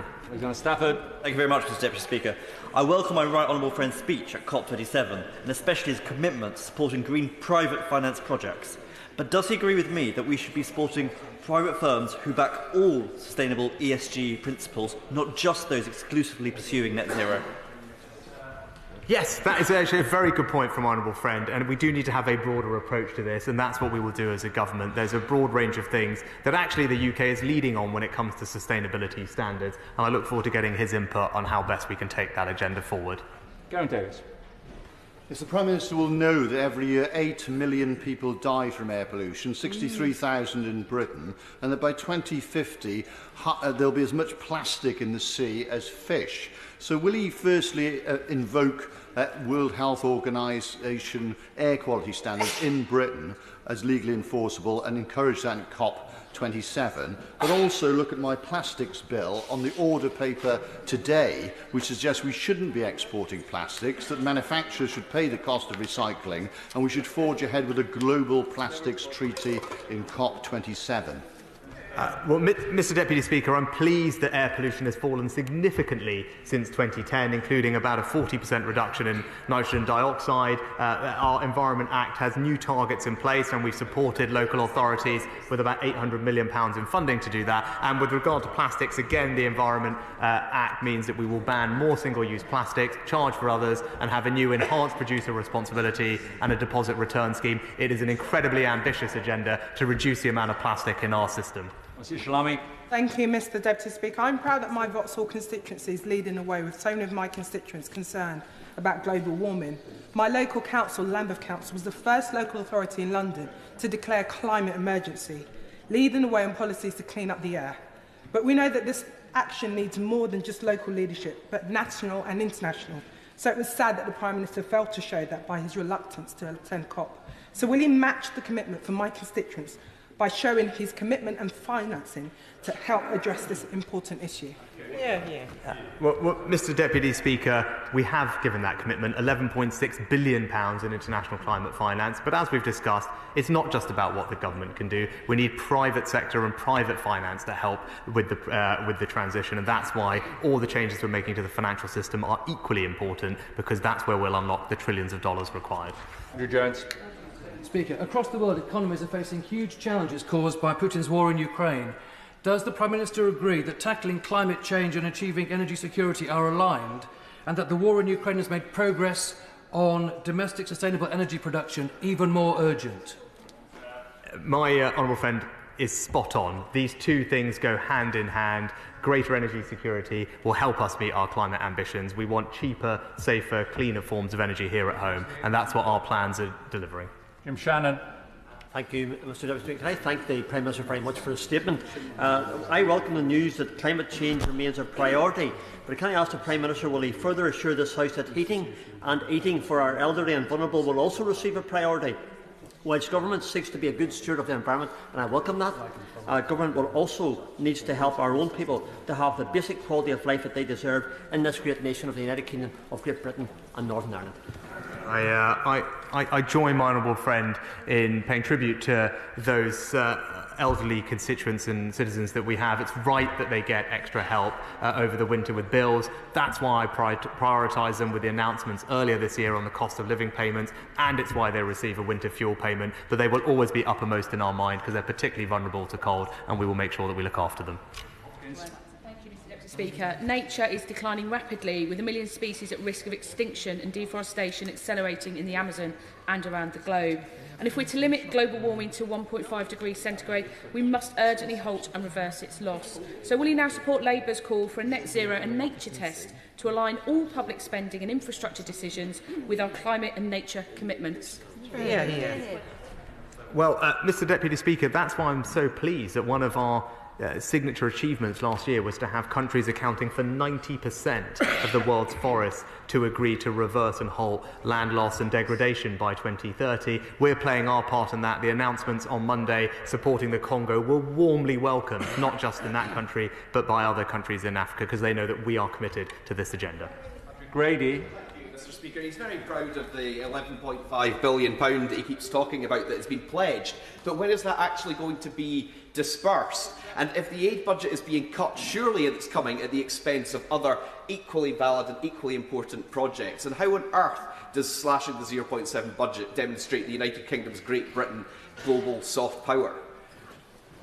Well, Mr Deputy Speaker, the £11.6 billion is being spent over the period that it was outlined at the beginning, because it's right that we invest in the quality projects that can actually make a difference, not rush to get money out of the door and waste it. But yes, I make no apology for having to make some difficult decisions as Chancellor to ensure that our borrowing was on a sustainable trajectory. That's the right thing for this country. It's the right way to make sure that we can restrain the rise in interest rates, and this country will always continue to play a leading role around the world, and I'm proud that we are doing that.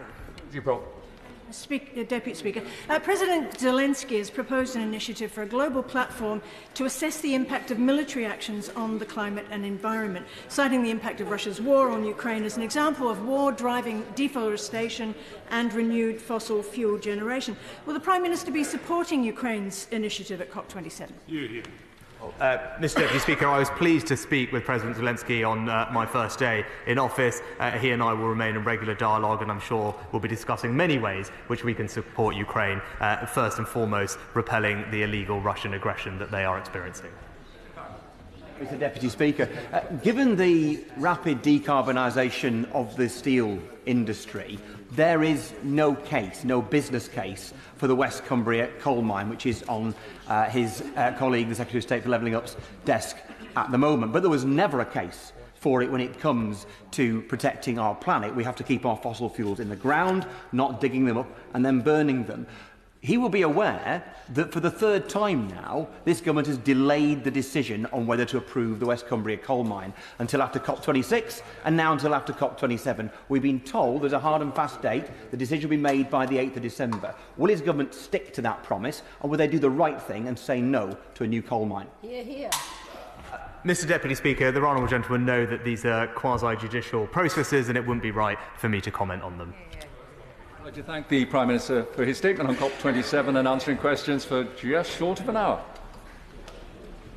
We're now moving on to the next statement, and I call Chris Heaton-Harris. Thank you, Mr Deputy Speaker. With permission, I would like to make a statement on the issues arising from the failure of the devolved government of Northern Ireland, the Northern Ireland Executive, to form. Mr Deputy Speaker, the overriding priority of this government is to implement, maintain and protect the Belfast Good Friday Agreement. Northern Ireland is governed best when governed locally. Since May, that has not been possible, but our commitment remains absolutely clear. This government believes that this is the moment for restoration of the devolved institutions and will work to that end as a matter of the utmost priority. My predecessors have all referred to critical times for Northern Ireland, and there have been many, but this year is indeed a critical one. Mr Deputy Speaker, I can see you're thinking that you might have heard that last section of my statement before, and that's because you have. Those words were spoken by a former Secretary of State, the former member for Neath, at this dispatch box back in 2006. And whilst these times are different, with different issues affecting Northern Ireland, I and this government believe strongly that the people of Northern Ireland deserve a functioning Assembly and Executive, where locally elected representatives can address issues that matter most to the people that elect them. That is why, back in May, people cast their votes in Northern Ireland to give their communities a voice in Stormont. However, for 6 months, the parties have not come together, and on the 28th of October, the deadline to form an executive set down in law passed. That was the Northern Ireland Ministers' Elections and Petitions of Concern Act 2022. This is hugely disappointing. As a result, Mr. Speaker, I am bound by law to call new elections for the Northern Ireland Assembly, as set out in New Decade, New Approach agreement that have to take place within 12 weeks of the 28th of October. Since the 28th of October, I've been engaging widely in Northern Ireland with the parties, businesses, community representatives, members of the public, and I've also spoken with other international interlocutors. I think it would be fair to say, Mr. Speaker, that the vast majority of those I've spoken to think that an election at this time would be most unwelcome. What people would welcome is having their devolved institutions up and running, because they are worried when they see a massive £660 million black hole in this year's public finances at the same time as their public services are deteriorating. They are worried that almost 187,000 people in Northern Ireland have been waiting over a year for their first outpatient appointment. And they are worried that there is a higher share of working-age adults in Northern Ireland with no formal qualifications than anywhere else in the United Kingdom. There is also, Mr. Deputy Speaker, legitimate and deep concern about the functioning of the Northern Ireland Protocol. And this is felt across Northern Ireland and very strongly indeed in the unionist community. The one thing that everyone agrees on is that we must try and find a way through this current impasse, where I have a legal duty to call an election that few want and everyone tells me will change nothing. Thus, I will be introducing legislation to provide a short, straightforward extension to the period for executive formation, extending the current period by 6 weeks to the 8th of December, with a potential for a further 6-week extension to the 19th of January, if necessary. This aims to create the time and space needed for talks between the UK Government and the European Commission to develop, and for the Northern Ireland parties to work together to restore the devolved institutions as soon as possible. As I stand here, Mr. Deputy Speaker, the Northern Ireland Executive has no ministers in post. This means no ministers to make choices that deliver the public services people rely on, to react to the budgetary pressures facing schools, hospitals and other key services, to deliver the energy support payments that have been made available by this government to people across the rest of the United Kingdom. Before leaving his post, the Northern Ireland Finance Minister highlighted a £660 million in-year budget black hole, but there are no ministers in the executive to address this. As civil servants do not have the legal authority to tackle these issues in the absence of an executive, I must take limited but necessary steps to protect Northern Ireland's public finances and the delivery of public services. So, as has been done before, the legislation I introduce will also enable Northern Ireland departments to support public service delivery, make a small number of vital public appointments, like to the Northern Ireland Policing Board, and address the serious budgetary concerns I've already mentioned. And when so many are concerned about the cost of living in Northern Ireland, I know the public there will welcome a further measure I intend to address. Another matter addressed by the former Secretary of State, who I quoted earlier. People across Northern Ireland are frustrated that their members of the Legislative Assembly continue to draw a full salary whilst not performing all of the duties they were elected to do. I will thus be asking for this House's support to enable me to reduce MLA's salaries appropriately. Mr. Speaker, let me end by repeating that the overriding priority of this government is to implement, maintain and protect the Belfast Good Friday Agreement. This has been the bedrock of so much of the progress in Northern Ireland over the last quarter century. There are some, Mr. Speaker, who have called for joint authority of Northern Ireland in recent days, and let me just say this will not be considered. The UK government is absolutely clear that the consent principle governs the constitutional position of Northern Ireland, under which Northern Ireland is an integral part of the United Kingdom. We will not support any arrangements that are inconsistent with that principle. In addition, we remain fully committed to the long-established three-stranded approach to Northern Ireland affairs. As we approach the 25th anniversary of the Belfast Good Friday Agreement, I found myself reflecting on the fact that political progress in Northern Ireland has so often required courage, understanding and compromise. I hope the measures I have announced in my statement today allow some extra time for these qualities to be displayed once again, and I commend it to the House. Thank you, Mr. Deputy Speaker, and I thank the Secretary of State for advance sight of the statement. Here in Westminster, our respective parties should strive to work together and build consensus with Northern Ireland whenever is possible. So I appreciate his efforts to inform me of developments over the weekend and in the period since the 28th of October deadline passed. Tony Blair was right when he called the peace process a responsibility that weighs not just upon the mind, but the soul. So I understand the difficulties the government is facing. When we talk about the elections in Northern Ireland, it is worth repeating that power sharing, as frustrating as it can be, is the essential and hard-won outcome of the Belfast Good Friday Agreement, and the principle of consent is fundamental to it.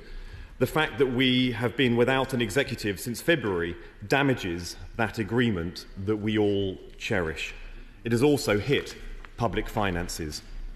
The Independent Fiscal Council has been clear that the lack of executive has made it harder to manage the pressure of inflation.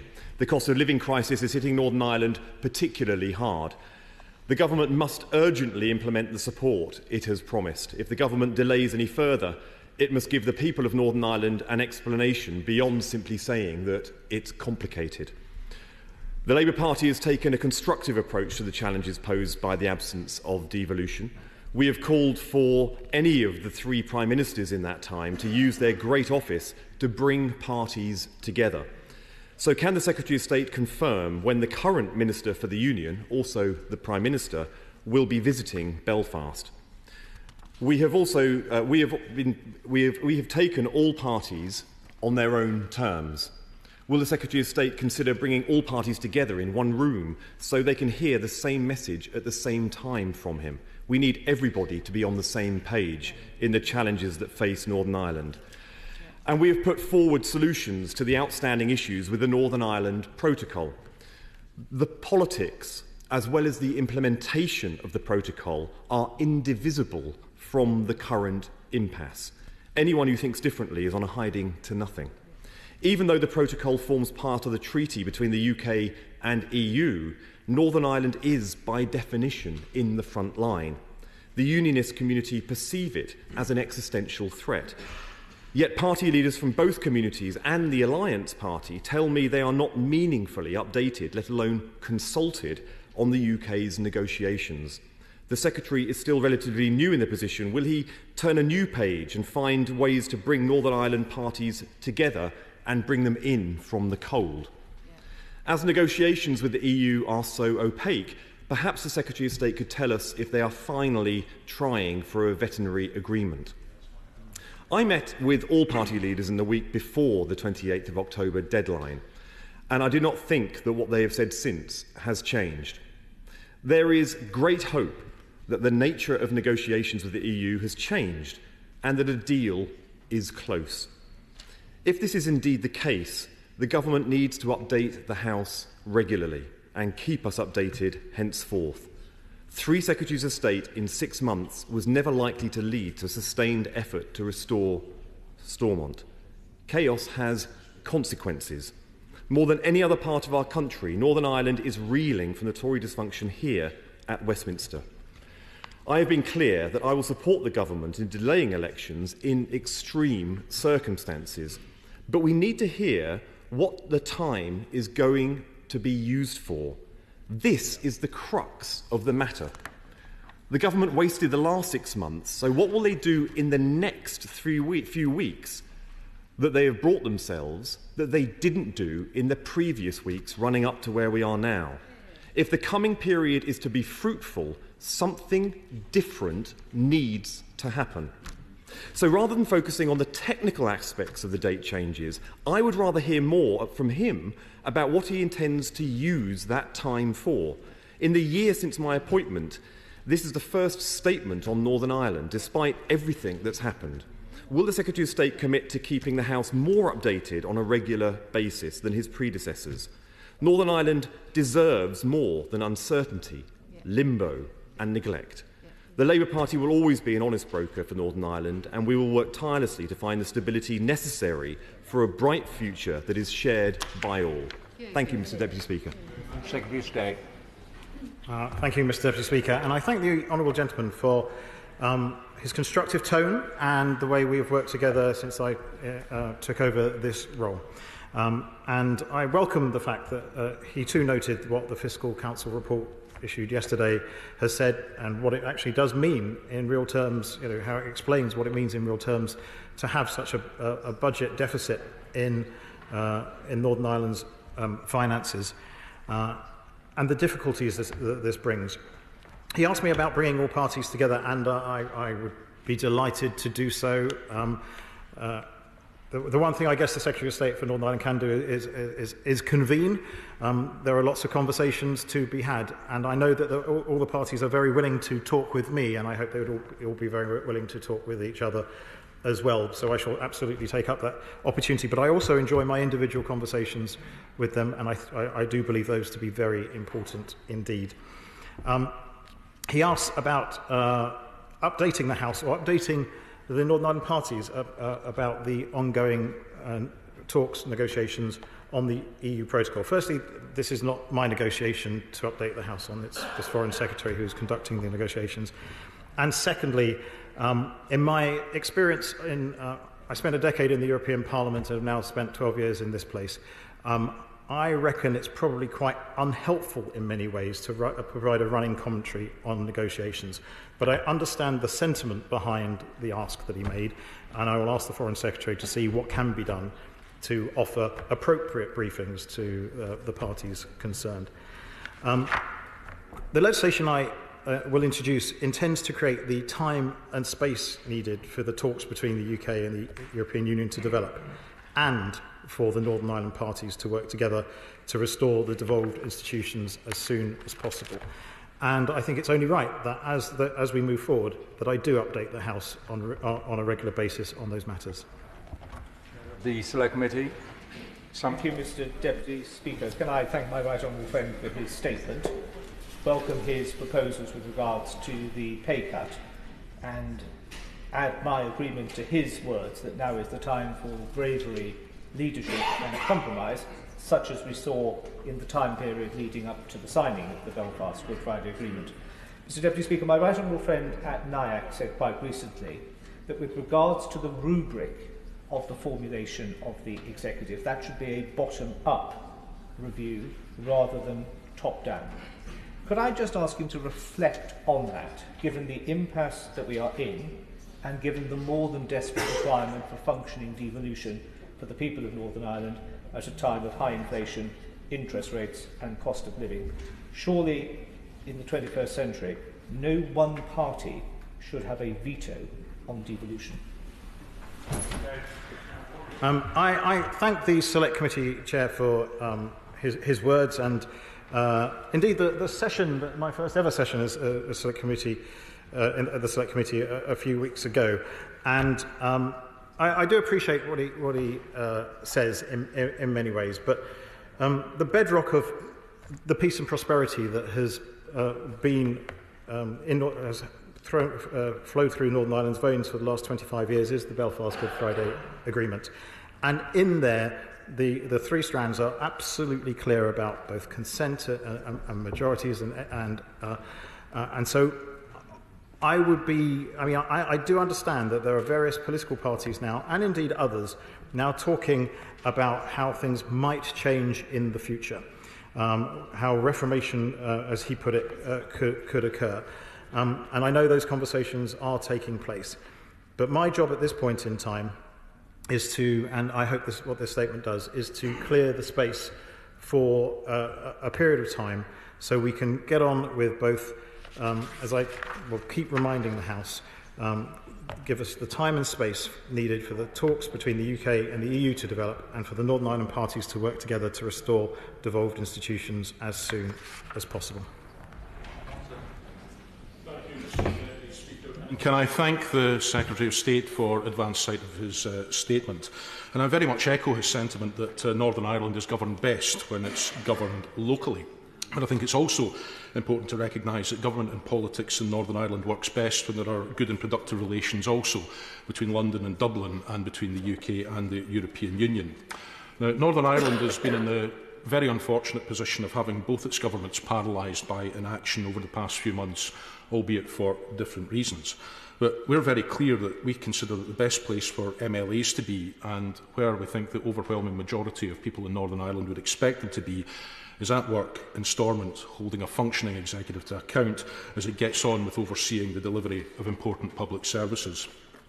We don't think it serves the interests of people in Northern Ireland for there not to be an executive in place, but neither would it serve their interests to hold an election which, if it were to achieve anything, would only be to further entrench already well-dug positions. So we therefore look forward to seeing the whip legislation coming forward on the period for executive formation, and to allow for essential decision-making to take place in the meantime, and to allow for some long overdue negotiations to take place.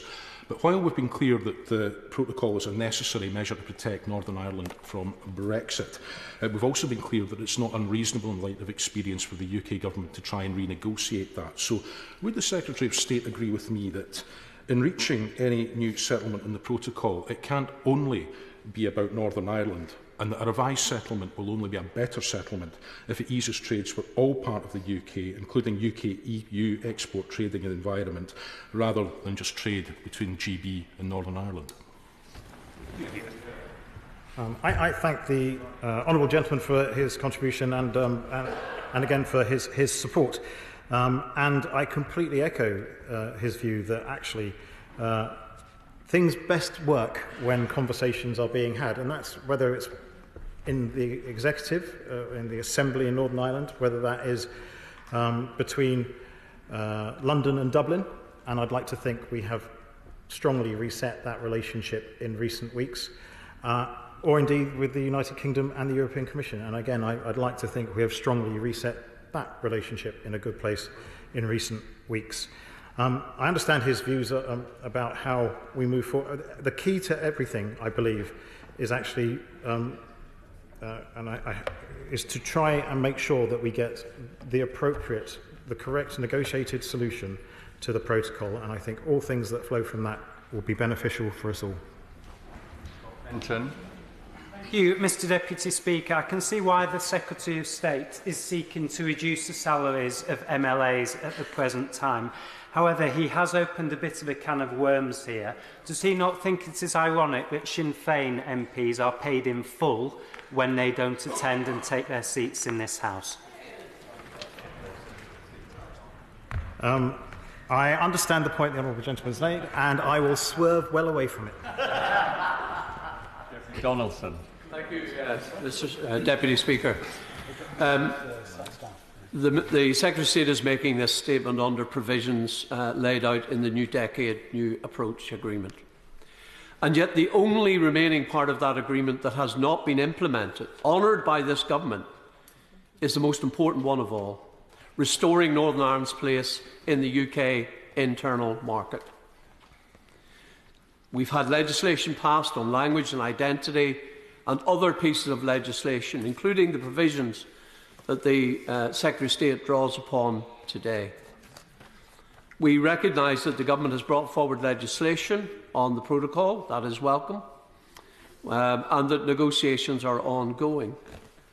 Can I just say to the Secretary of State that the Belfast or Good Friday Agreement is based upon the principle of consensus, cross-community support.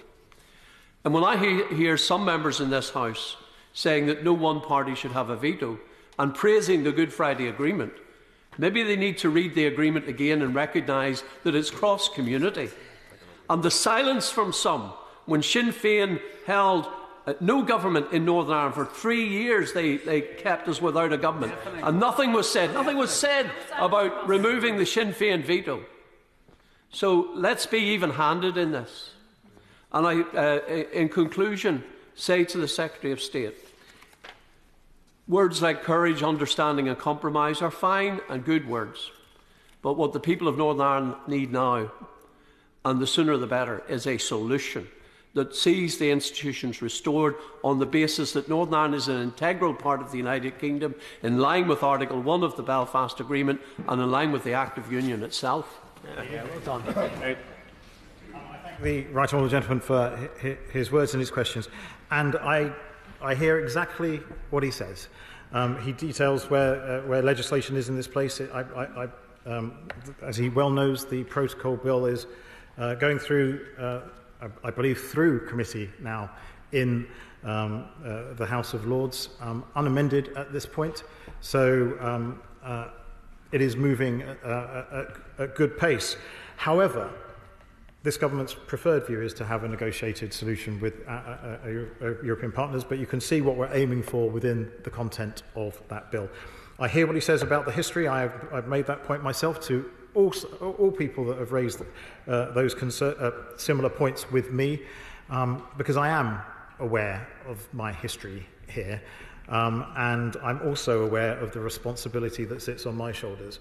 And I also am aware that the 25th anniversary of the Belfast Good Friday Agreement, which is the 10th of April next year, should and could be a great day for Northern Ireland, its politics, and its past, present and future. And I look forward to working with him on all those matters. Bernard Jenkin. Thank you, Mr Deputy Speaker. Can I very much welcome the bipartisan tone of these exchanges, that we need to look forward without blame and with hope in our hearts that we can restore power sharing and restore the working of the Belfast Good Friday Agreement as quickly as possible. But aren't we learning something from the state of the Northern Ireland Protocol? It's been in force for nearly 3 years. It's not actually been fully implemented and probably never will be. And might we not have to face the fact that for as long as the protocol exists and applies EU law in Northern Ireland directly, it's increasingly unlikely that power sharing will be restored in Northern Ireland? And don't we need to look rather more grandly and strategically at this question with the Republic of Ireland, with our American allies, with the European Union and with all the parties in Northern Ireland about how to restore the functioning of the Good Friday Agreement?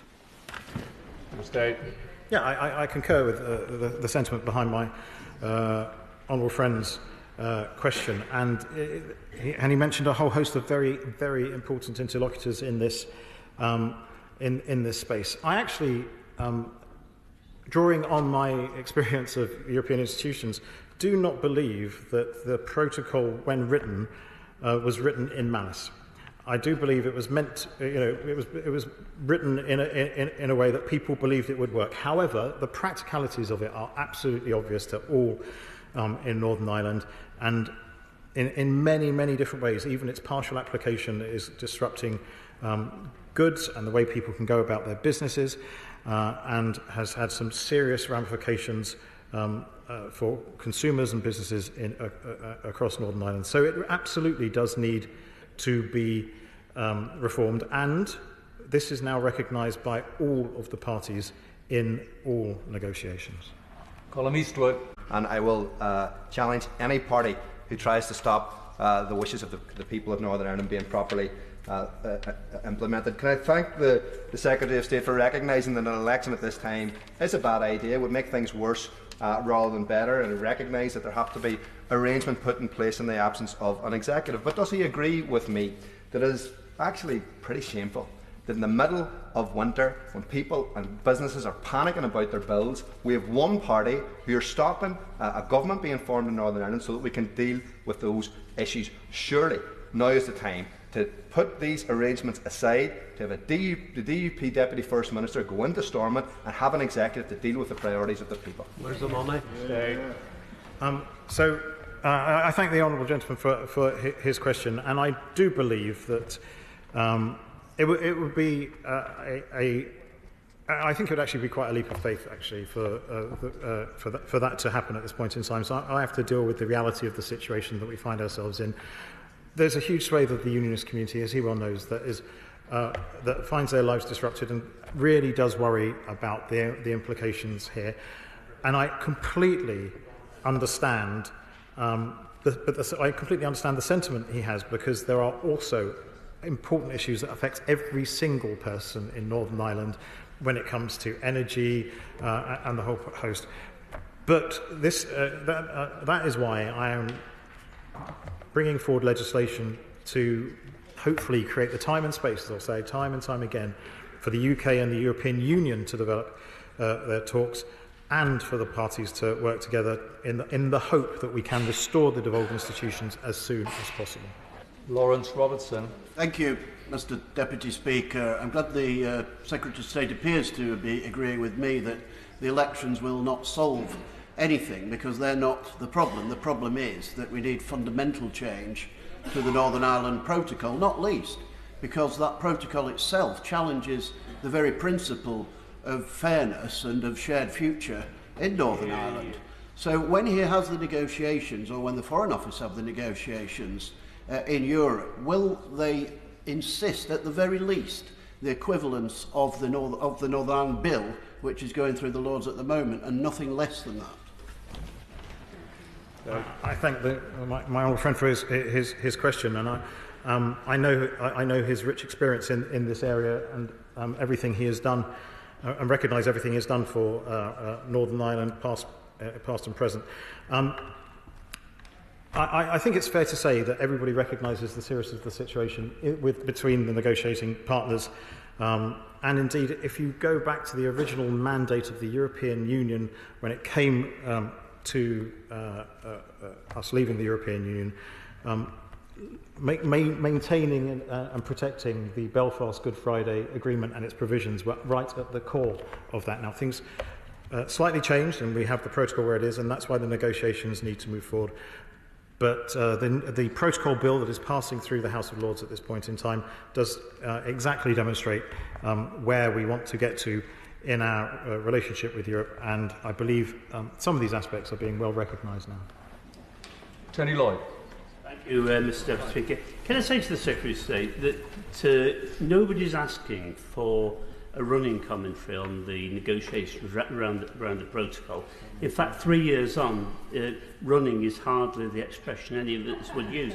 But it really is important that there's now the creation of trust between the European Commission and the UK government, because in the end, the protocol must be made to work and it will need compromise on all parts. The gap is actually very small, but it's one that has to be bridged. Is this government prepared to make that effort?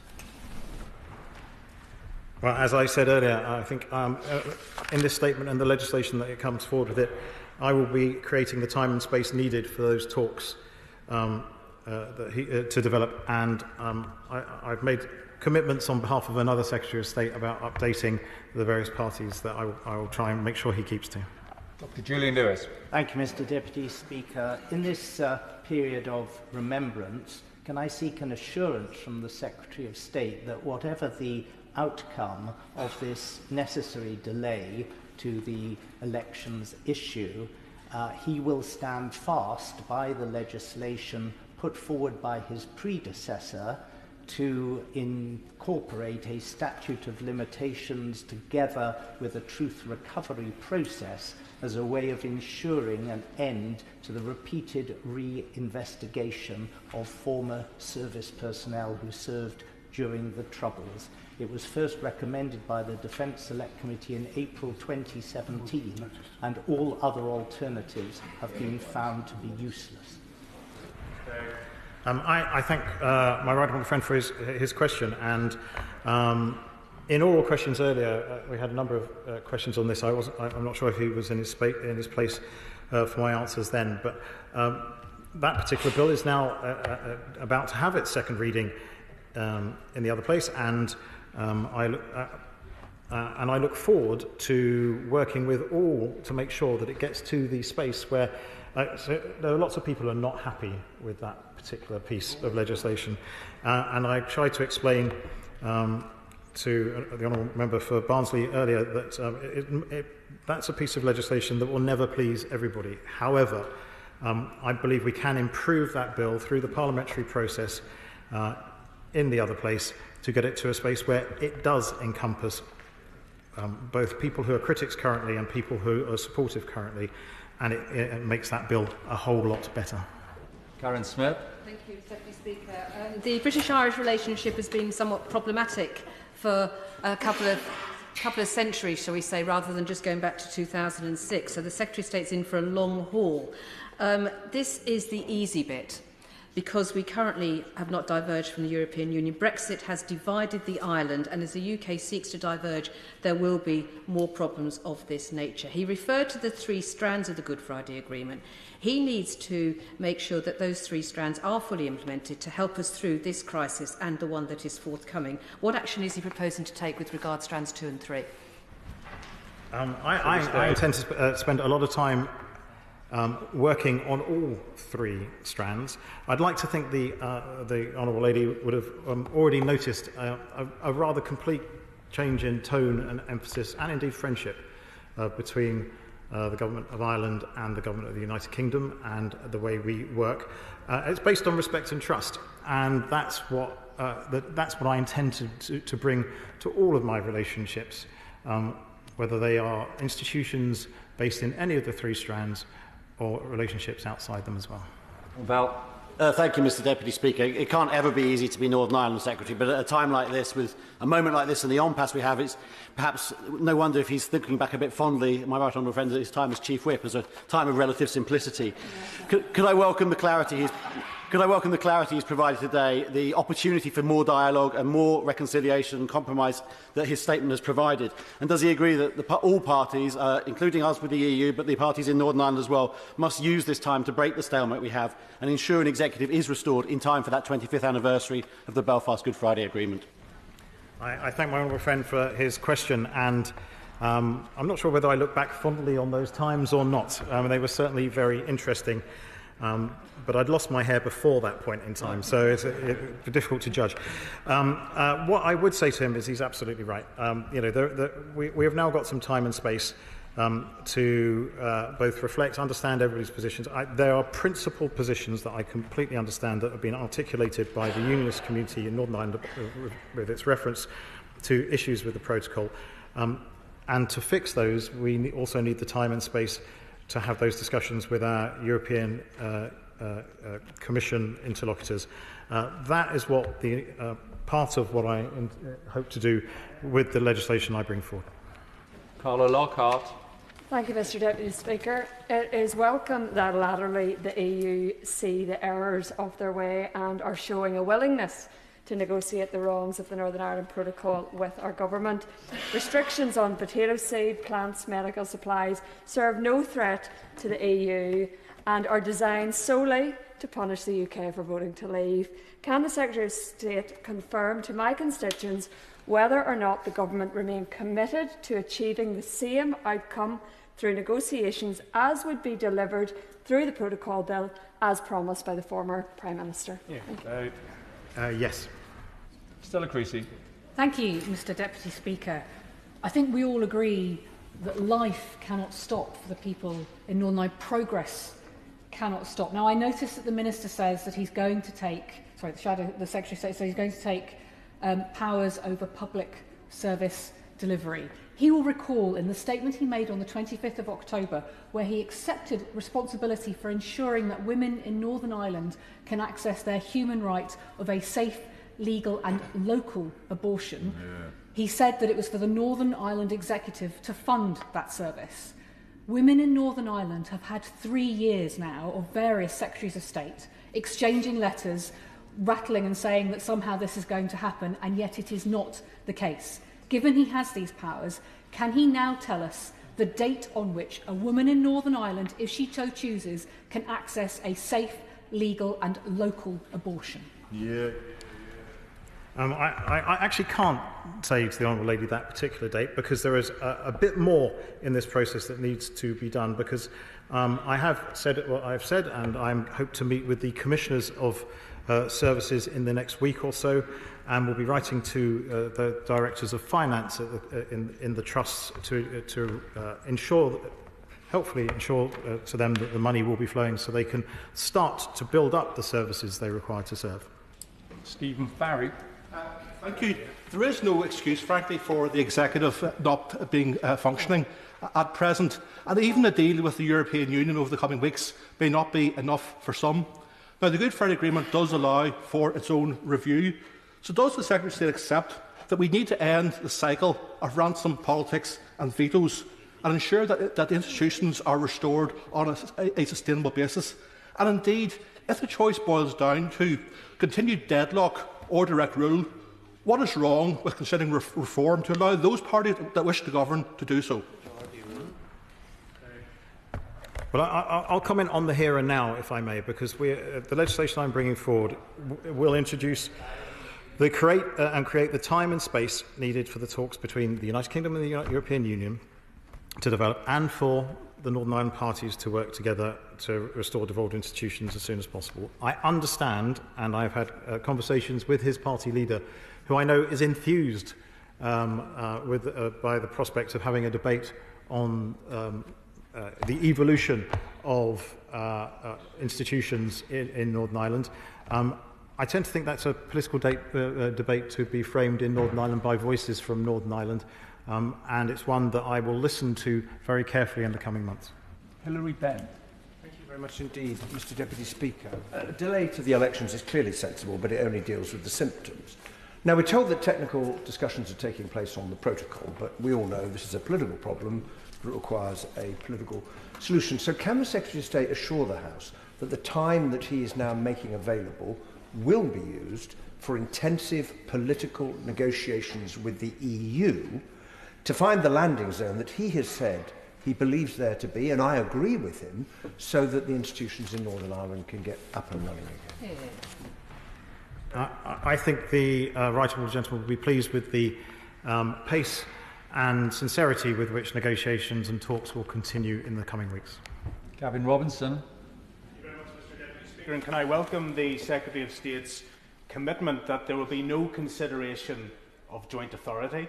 Can I mildly castigate the NIO for the 48-hour hiatus where they left that question hanging 2 weeks ago with no clarification, but it is a welcome commitment on the floor today, and if he extending that commitment into considering the three-stranded approach within the Belfast Agreement, was he as bemused as I was to see the Taoiseach of the Irish Republic last Monday indicate that any reforms would have to involve and be predicated upon the agreement of the Irish Republic? He knows that is a breach of Strand 1, and does he accept that to facilitate the Irish Government having such a role would be indeed the joint authority he has just ruled out?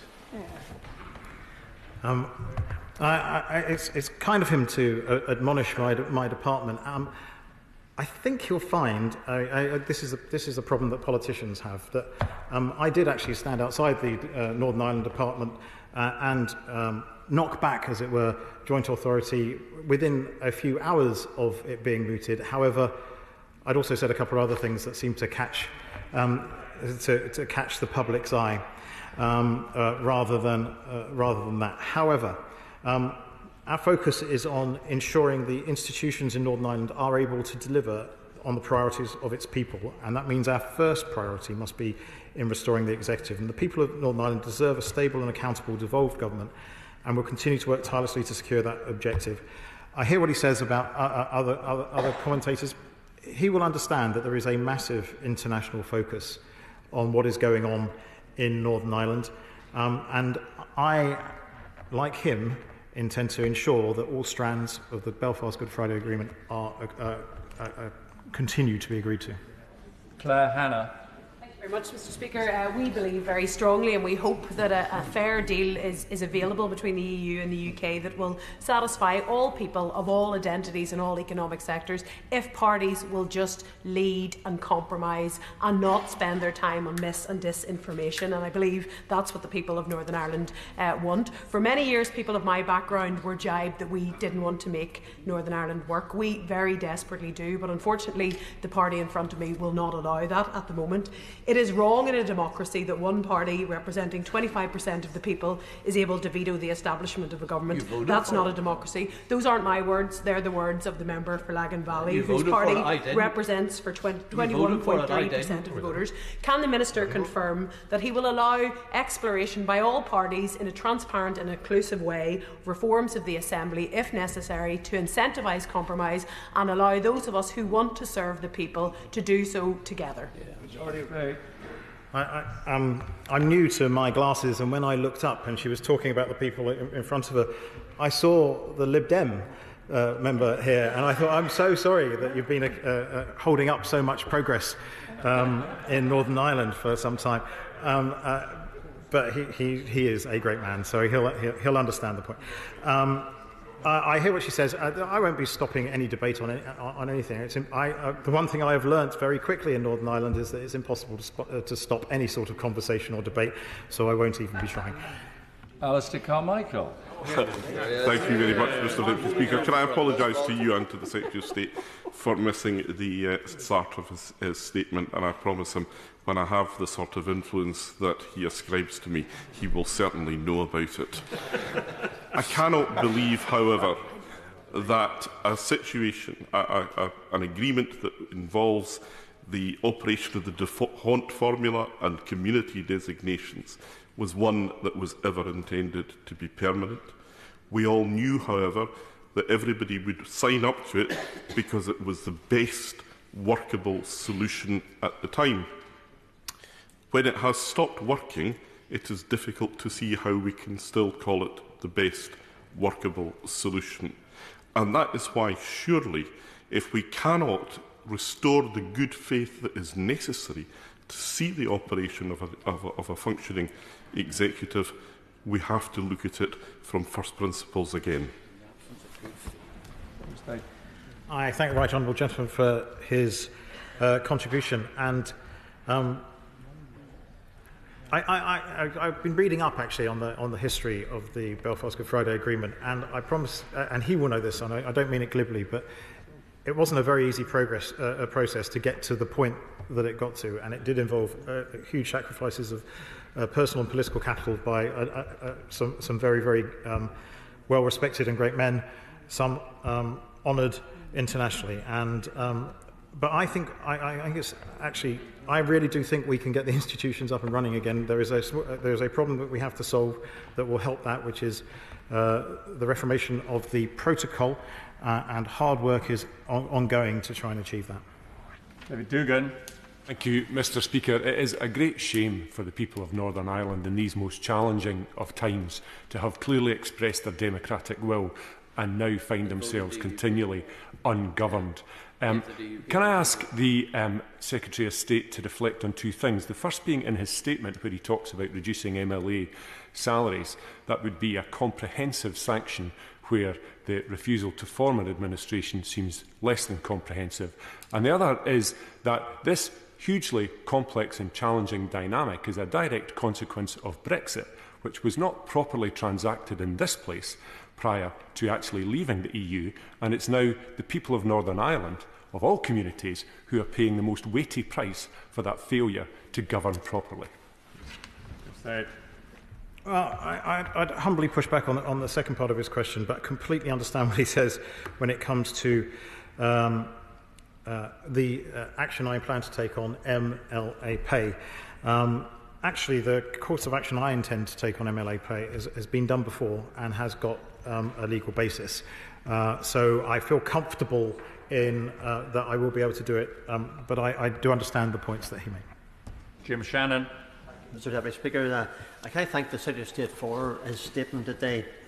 It's a matter for the Secretary of State if he wishes to call or not to call an election and legislate here in this House for that purpose. The Secretary of State brought the focus onto it himself. Does the Secretary of State recognise that unionism is ready to renew and strengthen our mandate, but only when the protocol is replaced with arrangements that unionists support and are behind? It will be an election for nothing, as the Secretary of State and others have said as well. Elections are the bedrock of democracy, but unlike others, we will readily take our case to electorate and win again. I'm yet to find Well, actually, I do. No, that's not true. So let me start again. I completely understand what the honourable gentleman states, but actually, the election was not brought by me. The election was brought by the Northern Ireland Ministers' Elections and Petitions of Concern Act following the cross-party agreement.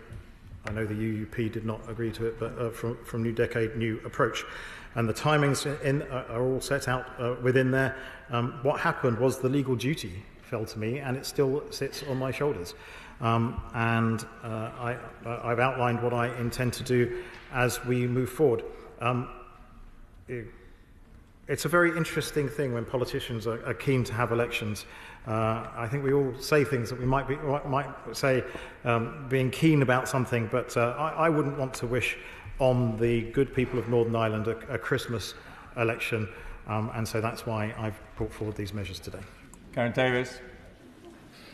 The UK voted for Brexit, but not to leave the single market, just to leave the political union, and Northern Ireland did neither.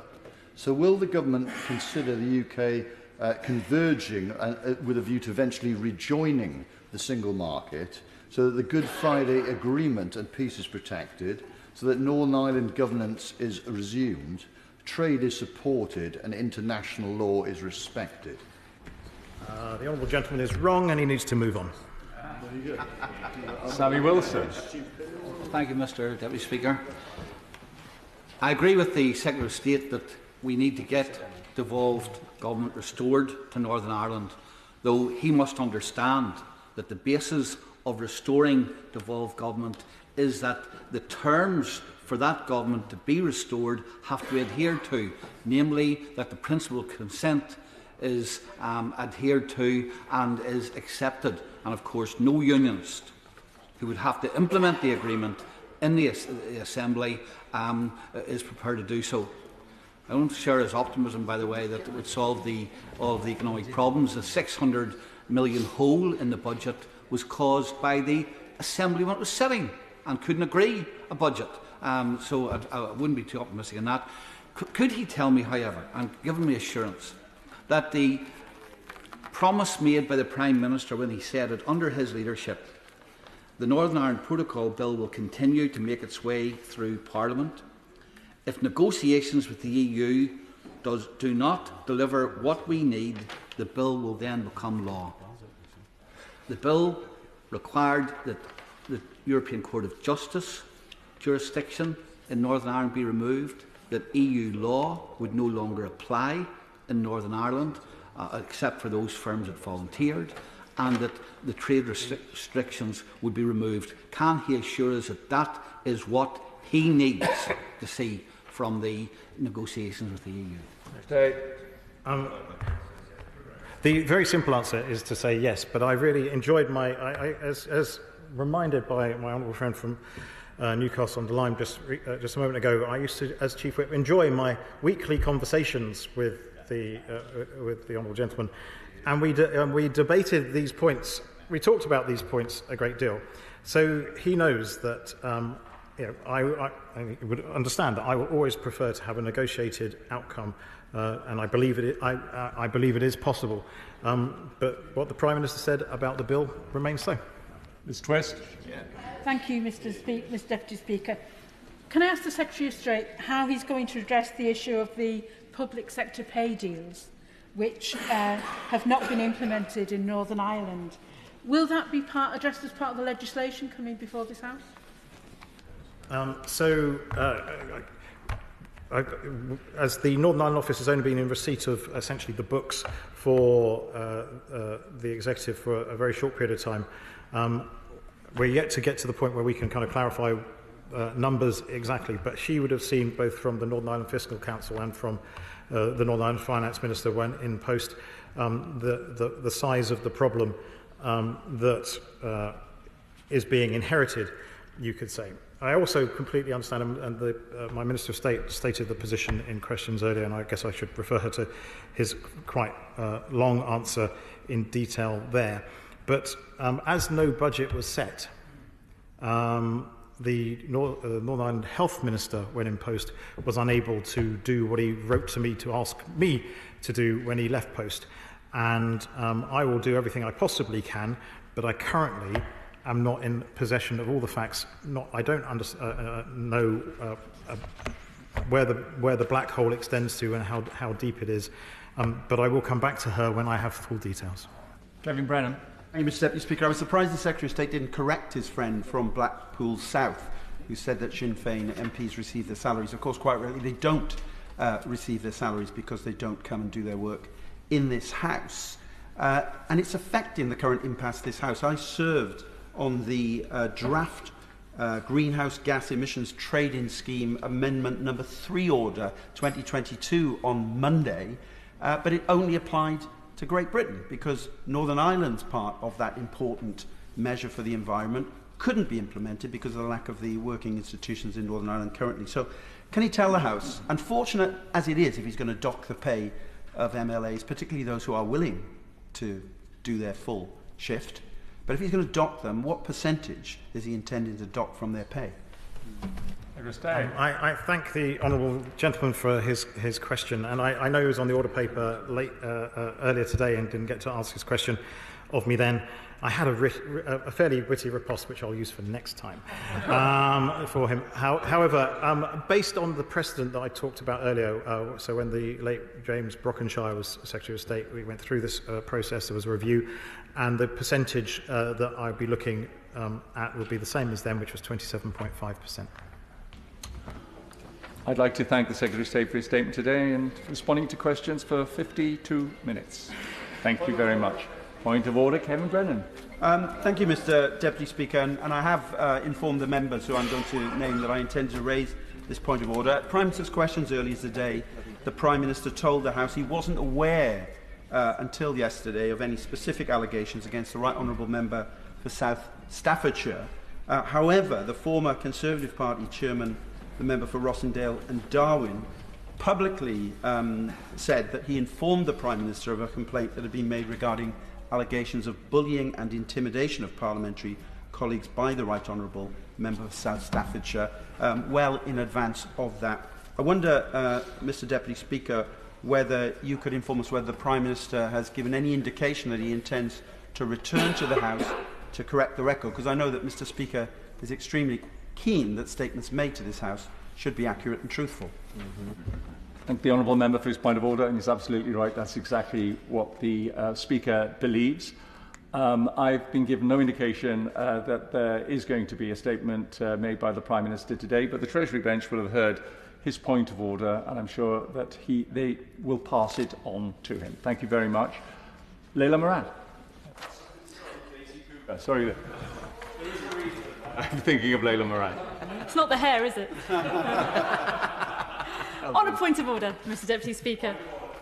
I think the House will agree with me that the freedom of the press is of paramount importance to a free and fair society.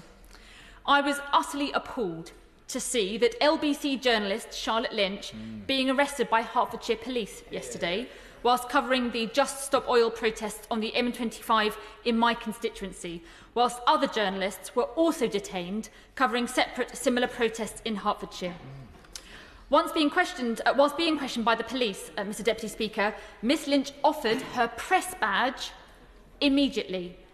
But within 2 minutes, she was handcuffed, her phone was snatched away, she was taken to a police station and accused of conspiracy to commit a public nuisance. She was fingerprinted, photographed and had DNA samples taken. Now, I have written to Hertfordshire Police today and they have now put out a statement. They've said that they have requested an independent force to examine their approach to identify some learnings and they've taken some additional measures. In other words, nothing to see here.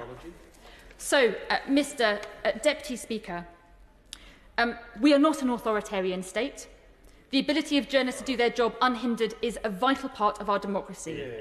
So given the severity of these incidences and the fact that Parliament is going into recess tomorrow, could you please give me some advice, Mr Deputy Speaker, as to how the House may be able to summon the Home Secretary to this place for her to give a statement offering an explanation, an apology and a reassurance that this will never happen again?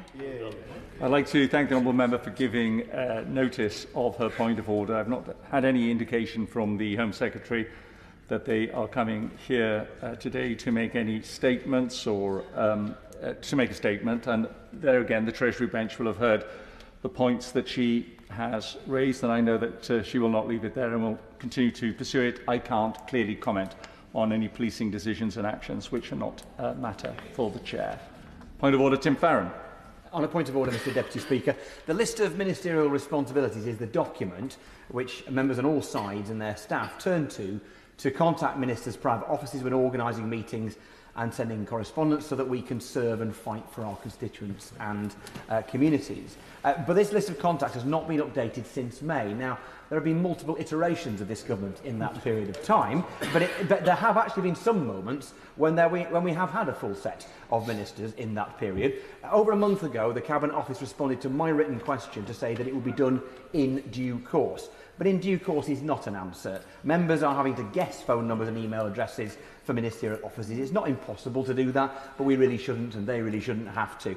So, Mr Deputy Speaker, could you advise me as to when the list of ministerial responsibilities will be updated so that members and our staff can get on with the work that we're here to do on behalf of our constituents and our communities? I'm grateful to the Right Honourable Member for giving me notice of his point of order, and I have very much sympathy for the point of order.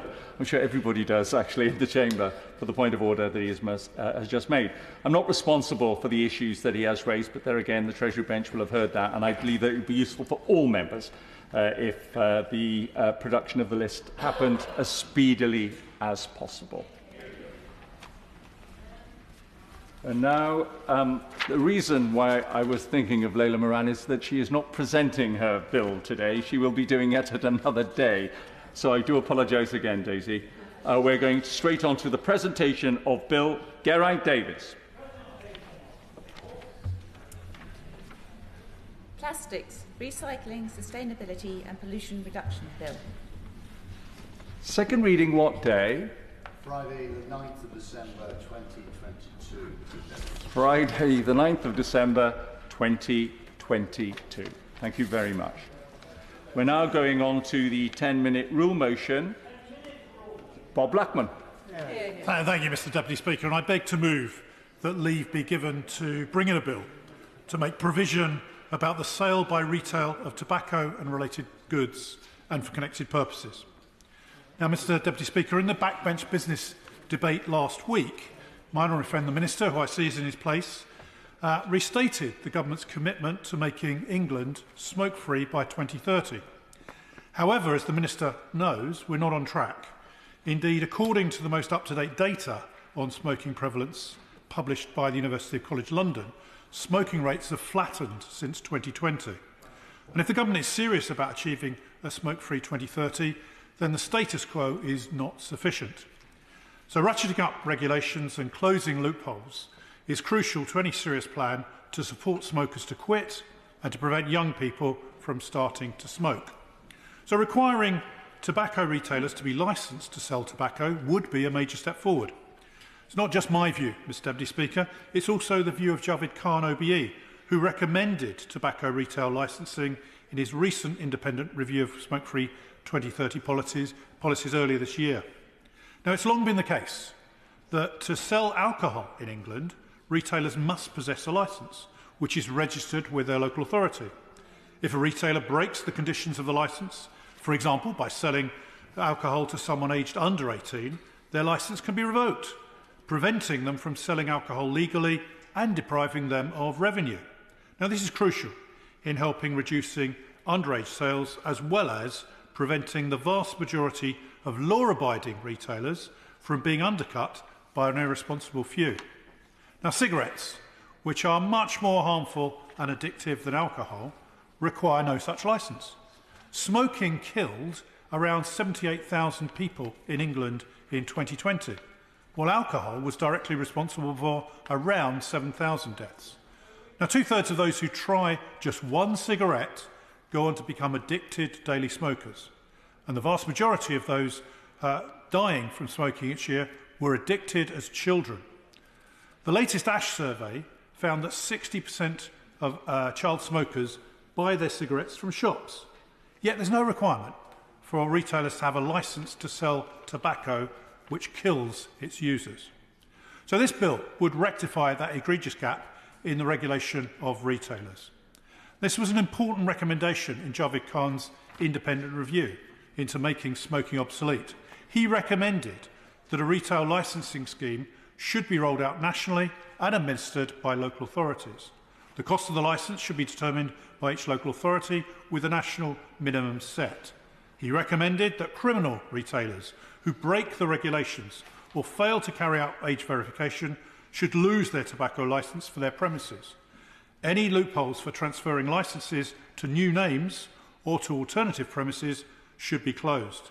So selling tobacco without a licence must be an offence attracting heavy financial premises.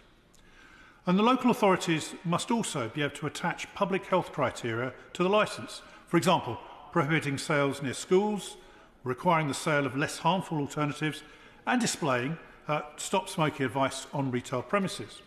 Now, the recommendations seem sensible and I strongly support them.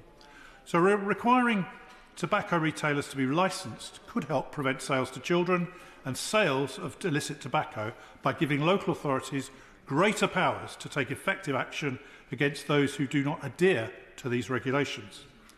Retail licensing would also protect the honest small businesses up and down this country who sell only tax-paid products to adults but are being undercut every single day by those who are willing to sell smuggled tobacco to anybody who wants it.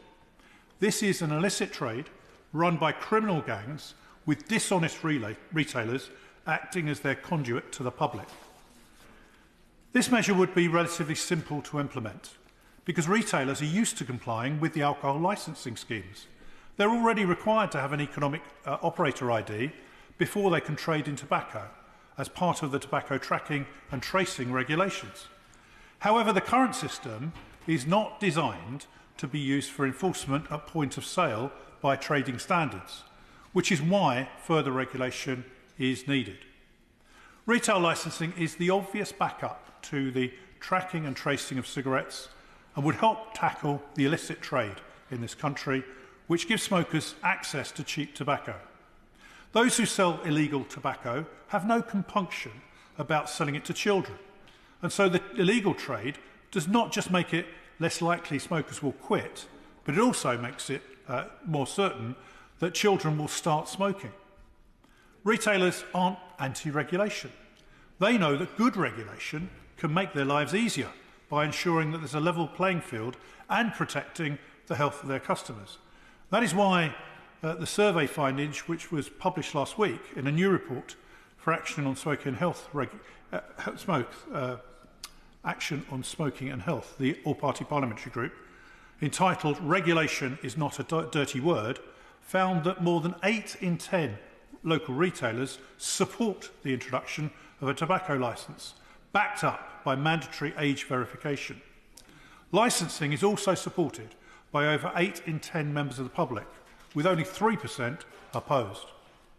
So under the current system, stretched trading standards teams are left with very few options for identifying and cracking down on retailers who repeatedly flout the tobacco regulations. Retail licensing, backed up by mandatory age verification, would give councils a critical new tool for preventing underage sales and illicit tobacco. So currently, there's only a voluntary system in place, Mr Deputy Speaker, Challenge 25, but it's not a legal requirement, as it has been in Scotland since 2017. So the system in Scotland, it's very unusual for me to praise Scotland, I know, the system in Scotland is supported by more than 90% of retailers. There's a range of ID that young people can use, including the UK's National Proof of Age Accreditation Scheme, which is endorsed by the Home Office, the National Police Chiefs Council and the Security Industry Authority. Unlike in England, in Scotland retailers can't get away with saying they didn't realise someone was underage. So introducing this in England would make enforcement much easier for trading standards. The current system leaves councils with one hand tied behind their backs in the fight against illicit tobacco and underage sales. To quote John Herriman, Chief Executive of the Chartered Trading Standards Institute, he said, "Trading standards professionals deal with tobacco retailers every single day. We know that the majority of them are law-abiding and understand the need for increased enforcement to stop unscrupulous traders willing to sell cheap and illicit tobacco and to sell to children. A mandatory licence to sell tobacco at age verification for anyone who looks under 25 would make it far easier for trading standards to enforce the law to the benefit of reputable retailers. So I'm sure that members across this House will agree with me that it's time we caught up with our friends in Scotland. The government should listen to retailers, to trading standards officers and to the public and get on with introducing these popular and sensible measures without delay. Now be the opportunity for somebody to oppose the 10-minute rule motion. I have not had any notification that anybody wishes to do so, and I see none, so I will now pose the question. And the question is that honourable member have leave to bring in the bill. As many of that opinions say aye. Contrary, no. I think the ayes have it. The ayes have it. Who will prepare and bring in the bill? Mary Kelly Foy, Alex Cunningham, Dr Dan Poulter, Maggie Throop, Brenda Sharma, Steve Bryan, Liz Truss, Liz Twist, not Liz Truss. Liz Twist. Jim Shannon and myself, Mr. Speaker.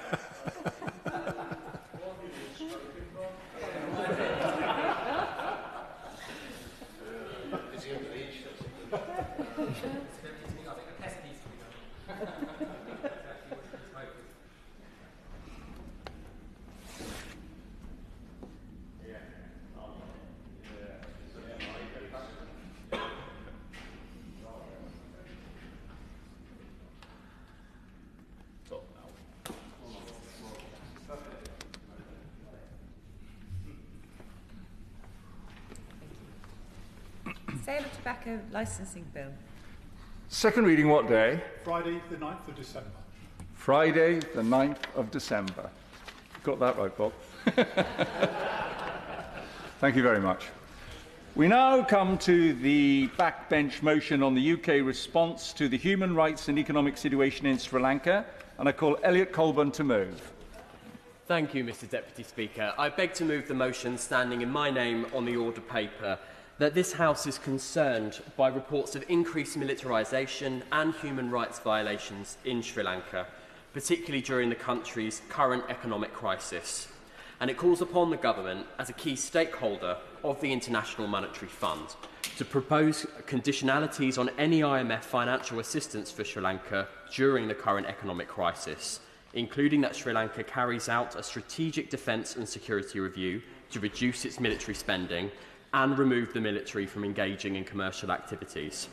That Sri Lanka meets the criteria required for the Generalised Scheme of Preference Plus, and that Sri Lanka re-engages with the United Nations Human Rights Council process and fully implements Resolution 30.1 and subsequent amendments, and calls upon the government to implement a targeted set of sanctions against individuals who are credibly accused of committing war crimes during the Sri Lankan civil war. Can I begin by thanking the Backbench Business Committee for making time for this important debate, and can I particularly thank my right honourable friend, the member for Chipping Barnet, the member for Richmond Park, the member for East Ham, the member for High Wycombe, and indeed the dozens of other colleagues who have sponsored the application for this debate. And I declare an interest as chair of the All-Party Parliamentary Group on Tamils and as a Member of Parliament representing thousands of Tamil constituents in Carshalton and Wallington. And it's to those constituents first that I would like to thank for reaching out to me to talk more about the situation in Sri Lanka, as well as the various community groups we have heard as part of the APPG since the Parliament was reformed in 2019. Now, Mr. Deputy Speaker, it's been over 13 years since the Civil War came to an end, and the origins of that conflict stretched back several decades and resulted in well over 100,000 deaths from all sides. However, it was during the final months of the conflict in 2009 which saw things take a particularly bloody turn for the worst. During this period, the Sri Lankan military deliberately targeted thousands of civilian lives, committing grotesque genocidal acts, war crimes and crimes against humanity, largely against the Tamil population of the island. The culmination of these atrocities was the Mullabai massacre. In 2009, a strip of land in Mullabai, Sri Lanka, was designated as a so-called no-fire zone. These were designated areas where civilians were told to gather to avoid being harmed. However, nothing could be further from the truth in Mullabai. Sri Lankan government forces entrapped tens of thousands of civilians in the zone and committed heinous war crimes. After providing an initial death toll of 40,000, the United Nations found evidence suggested that as many as 70,000 were killed.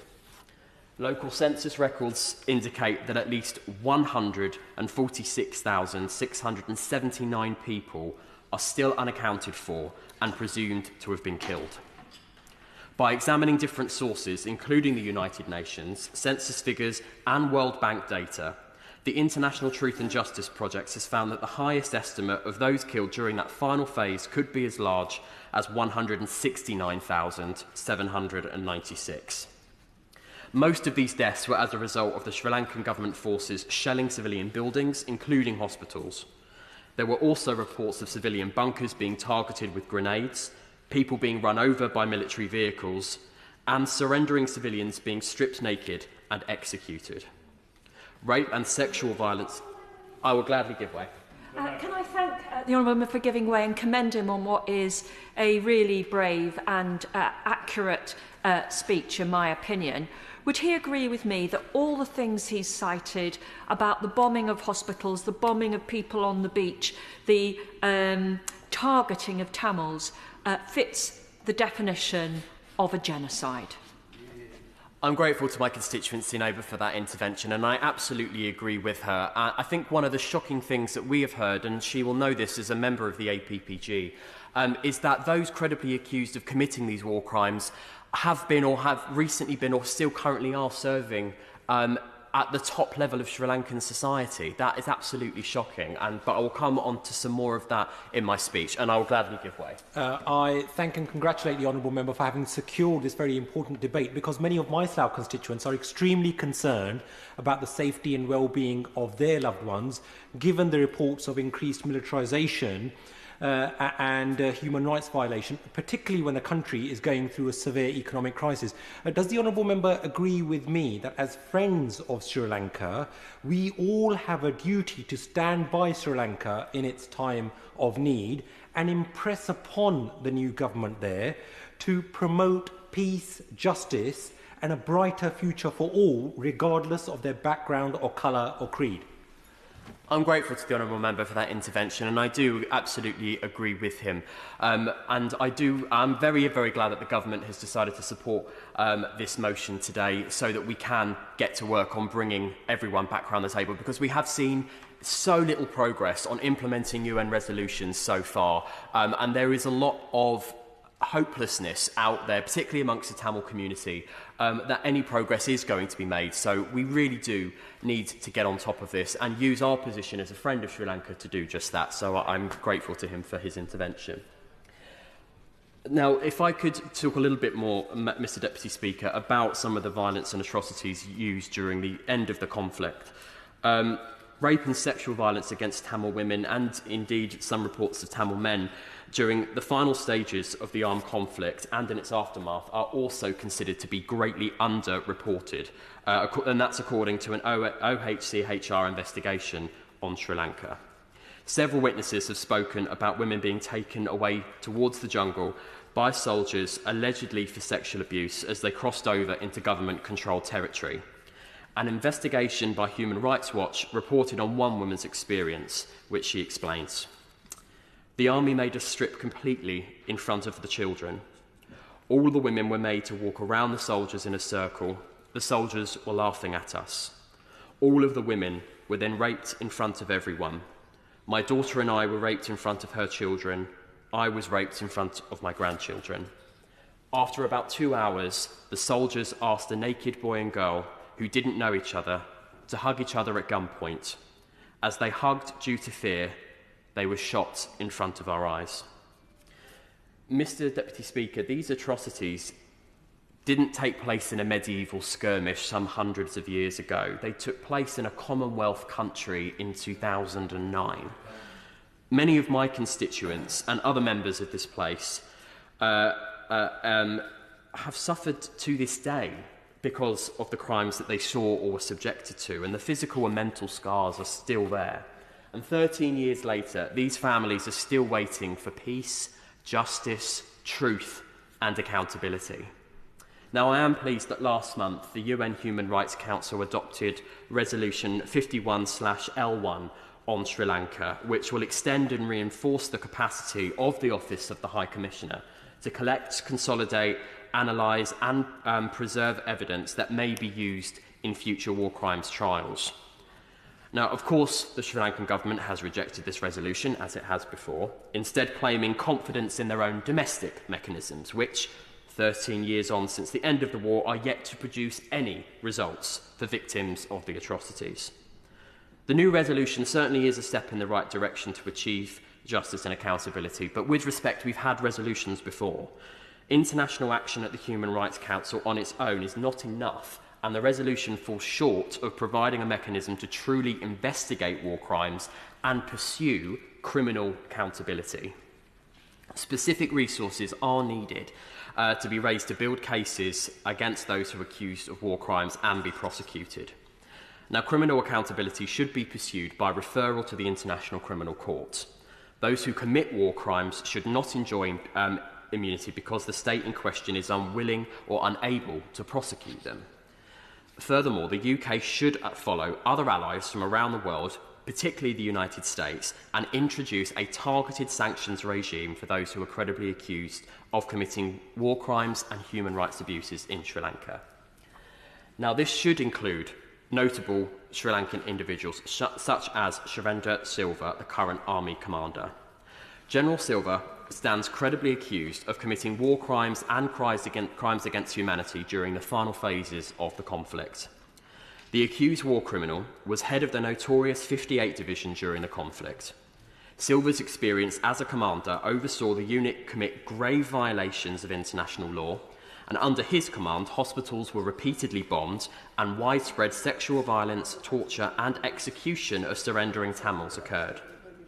Eyewitnesses also demonstrated that General Silva was present at the Videvai Bridge, where, according to the available evidence, he oversaw hundreds of surrendering Tamil military and political leaders and their families being subjected to summary execution and arbitrary detention, as well as enforced disappearance. I will gladly give way. Congratulate the honourable member on securing this important debate today. The implementation of vague laws to facilitate arbitrary arrests and restriction of movement on citizens is something we see in countries with poor human rights records.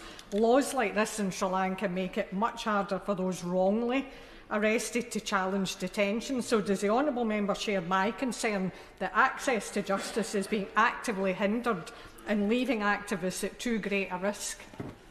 I'm grateful to the honourable member for that intervention, and I absolutely agree with her. But I would just add an extra layer on this.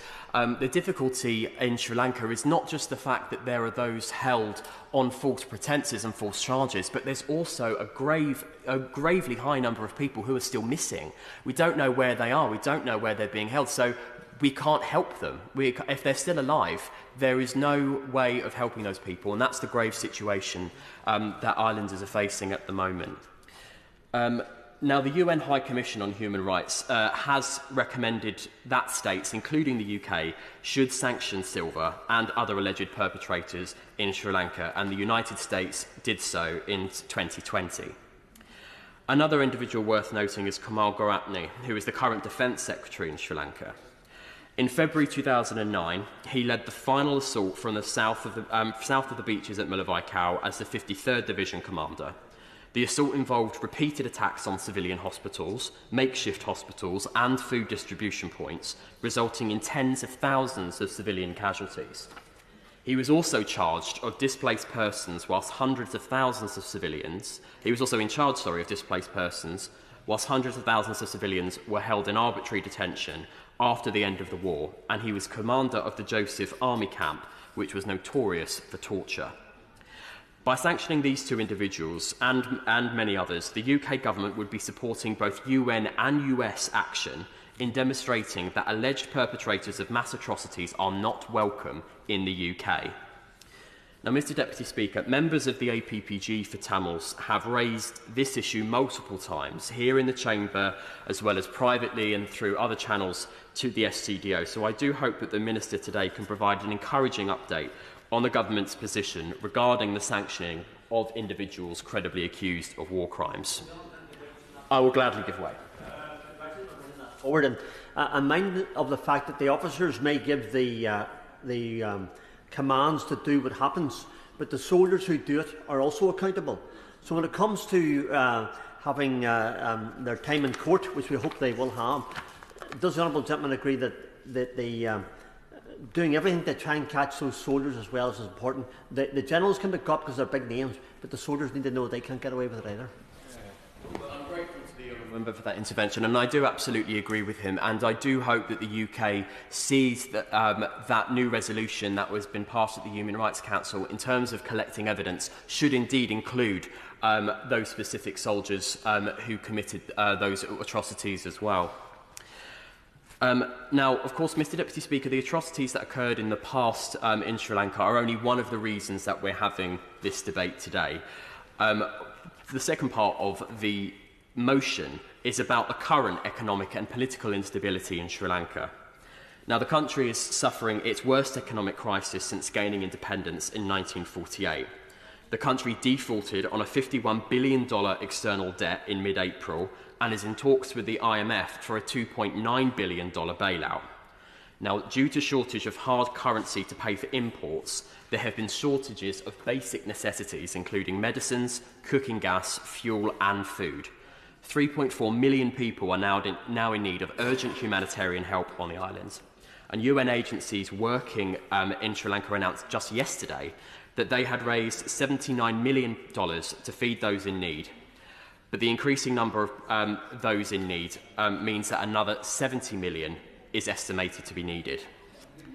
In July, the new president imposed a state of emergency after his predecessor fled the country and resigned from post following massive anti-government protests about the government's mishandling of the economy, which threw the country into further instability.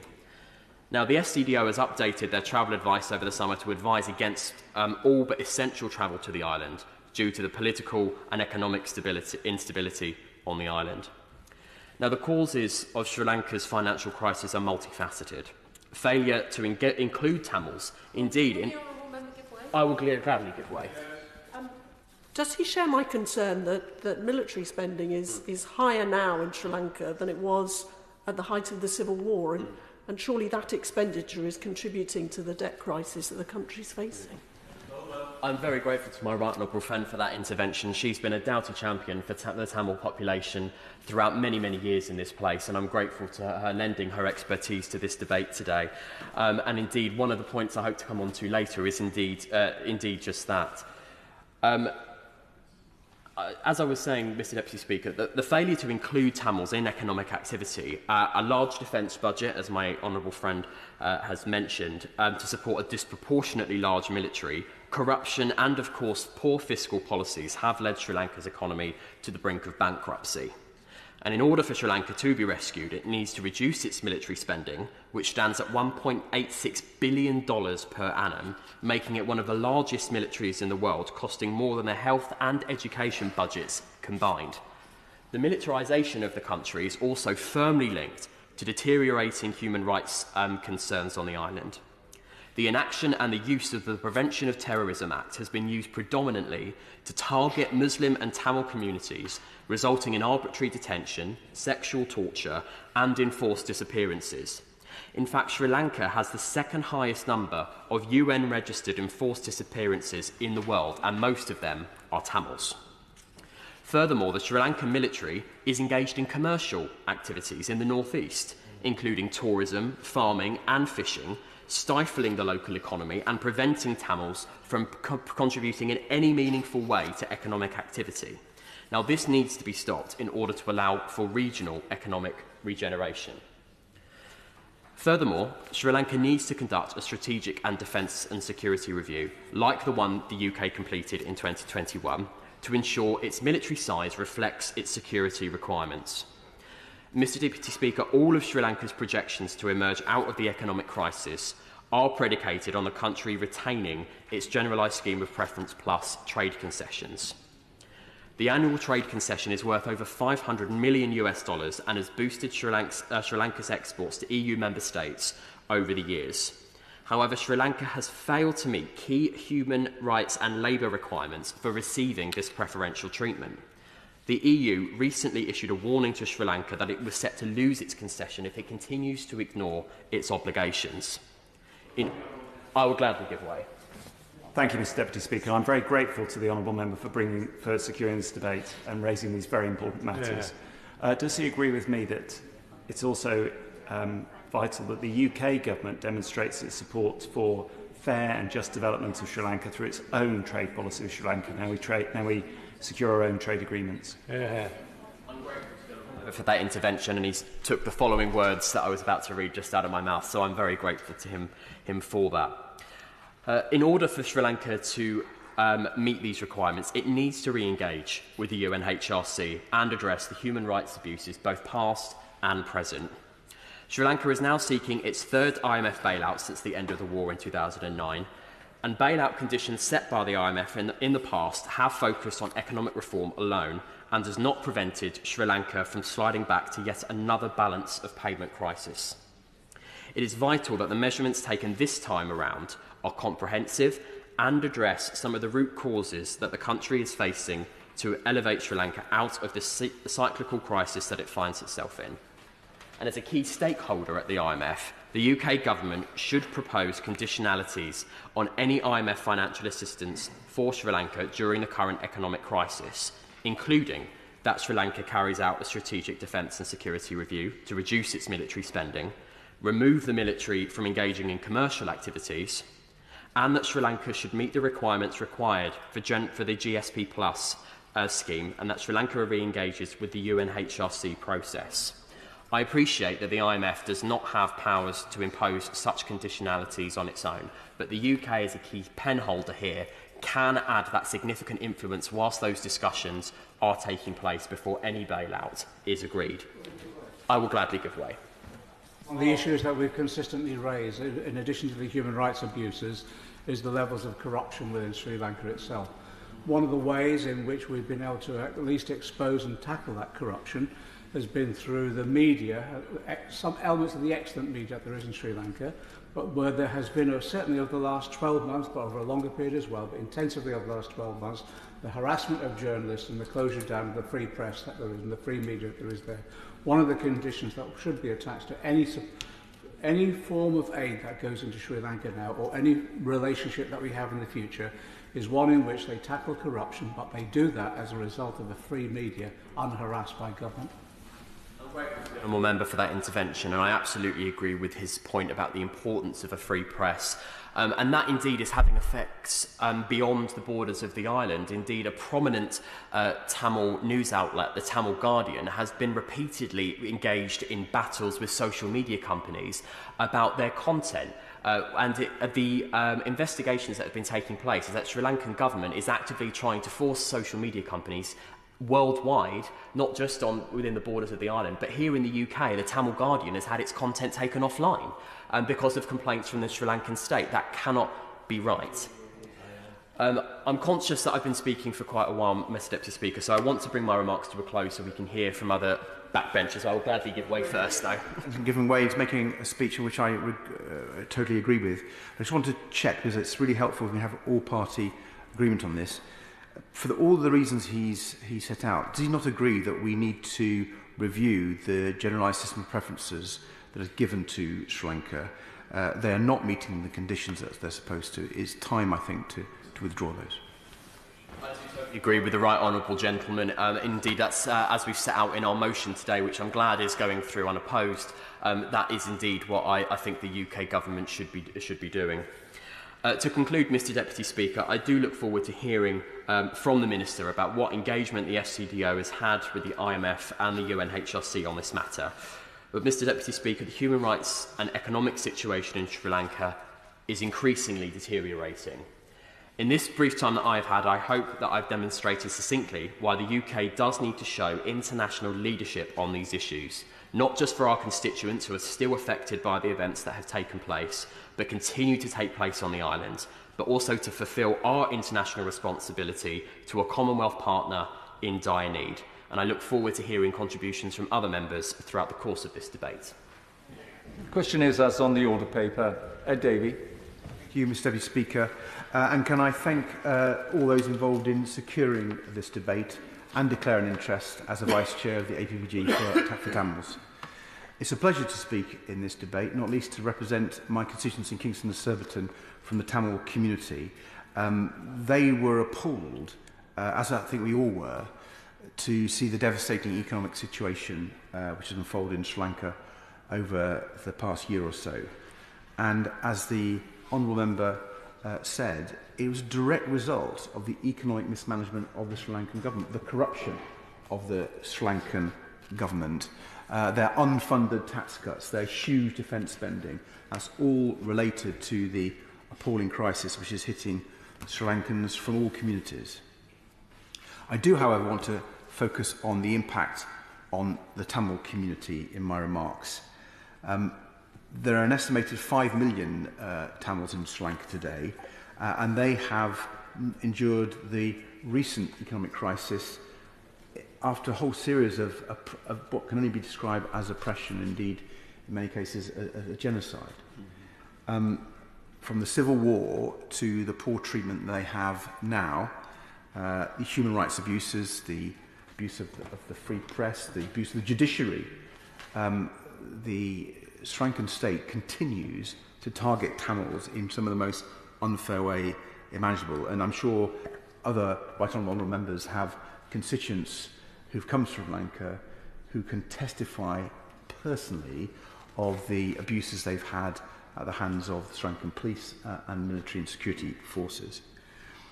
And given that we know that from people who are now our own citizens and can give witness to it in the way that the Honourable Gentleman spoke, this country has got a duty. We do have, more or less, a pretty good history of defending human rights around the world, and we've got to continue that when it comes to standing up for Sri Lankan Tamils. And I particularly want to focus my remarks on the generalised scheme of preferences in relation to trade. I'm delighted it's in the motion today, and I really hope the Minister will respond on this. It's an area I looked at in some detail. As Trade Minister between 2010 and 2012, I led a campaign at the EU to prevent Sri Lanka being awarded what the EU calls the GSP plus trade benefits. The evidence that I looked at was overwhelming that Sri Lanka was in breach, blatant breach, of all the conditions, or most of the conditions, that it was supposed to have met to be given the GSP plus benefits, and particularly in breach in regard to various conventions with respect to human rights.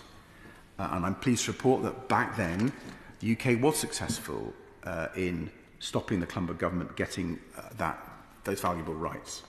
Regrettably, in 2015-16, the UK government strongly supported other EU member states and together granted those trade benefits to Sri Lanka. And what worried me at the time, although I was no longer temporarily not in this House, Mr Deputy Speaker, but looking in, was there was no debate about the fact that Sri Lanka was still clearly in breach of the conditions and the framework conditions around the GSP Plus system. But that was not taken into account and was not highlighted in debate. When I have engaged, and I've engaged not just in this country but at the EU on this issue, you will hear officials say, well, the argument for giving Sri Lanka these benefits is that it enables the EU and the UK to exercise some influence, that they can, through the existence of the trade benefits, monitor whether the Sri Lanka government is abiding by the conditions or making progress towards meeting the conditions. I have to say, I've never found that argument terribly convincing. But it's a very convenient argument, isn't it? Well, we know they're in breach, but they're going to make some progress, so we'll forget the conditions existed. That's not good enough, Mr. Deputy Speaker. And let's give it some credit. Let's imagine that those international monitors, either from the EU or the UK, were there and were engaging.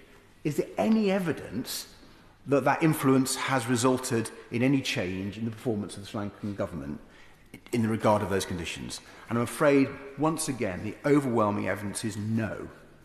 The Sri Lankan government just continues. In fact, if anything, the situation has deteriorated.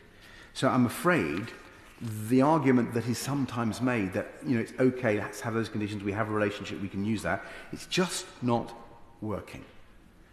And I think we can only conclude that Sri Lanka has to be stripped of these trade benefits. Now, some may argue there's an economic crisis, it would be the wrong time to do that. Well, I'm not against IMF support as long as it's got conditions and real conditions, whether with respect to human rights, whether with respect to the Sri Lankan government agreeing to go to an independent mechanism of accountability for its actions, as we have all argued. Include maybe media rights as well can be included in those list of conditions. But I just think on GSP Plus we have to send a real signal. Until they properly implement the United Nations Human Rights Council's resolution, I think we can't continue as we have been doing since 2015-16. You might argue that we should go further. I think we should. I think the draconian Prevention of Terrorism Act that the Sri Lankan government has implemented and enforces primarily against Tamils and Muslim Sri Lankans, actually, that act really needs to be repealed. Just one note to the Minister, though, and he may or may not have heard this or been briefed on it, but I hear reports that the Sri Lankan government is thinking of repealing the Prevention of Terrorism Act, but replacing it with a system based on the Chinese system of managing these types of issues. And there's no doubt that would be a backward step as the Chinese influence in Colombo increases, and it would not help the Tamils whatsoever. The government really now needs to move beyond words. We need some real actions as is contained in this motion. I've written to both the Foreign Affairs Committee and the International Trade Committee. I think it's time for a joint inquiry in this Parliament into the interaction between the UK's foreign policy and our international trade. I think if we've learned anything from the last year, particularly from Sri Lanka, but more broadly as well, the challenging geopolitical situation that's now facing us means that these two must be joined up. And, we could debate other countries, but it would be probably out with this debate today. But I think there's many other countries for which that inquiry would be helpful. But back to Sri Lanka, I think we've got to look at the whole series of foreign policy tools. The Magnitsky sanctions regime surely must be applied, and applying the full force of those types of sanctions to people like the Rajapaksa brothers. There is such evidence in the international community from what remains of the free press in Sri Lanka that they have committed not just the most shocking policies on Sri Lanka, not just the corruption, but also they were responsible in overseeing the heinous atrocities and the war crimes, particularly in 2009. And the case for acting is made stronger because some of our closest allies have already acted. The United States hasn't been as squeamish as the UK government, so we do have to move. Now, when I look at what the UK government has done at the United Nations Human Rights Council, I think for me it's glass half empty.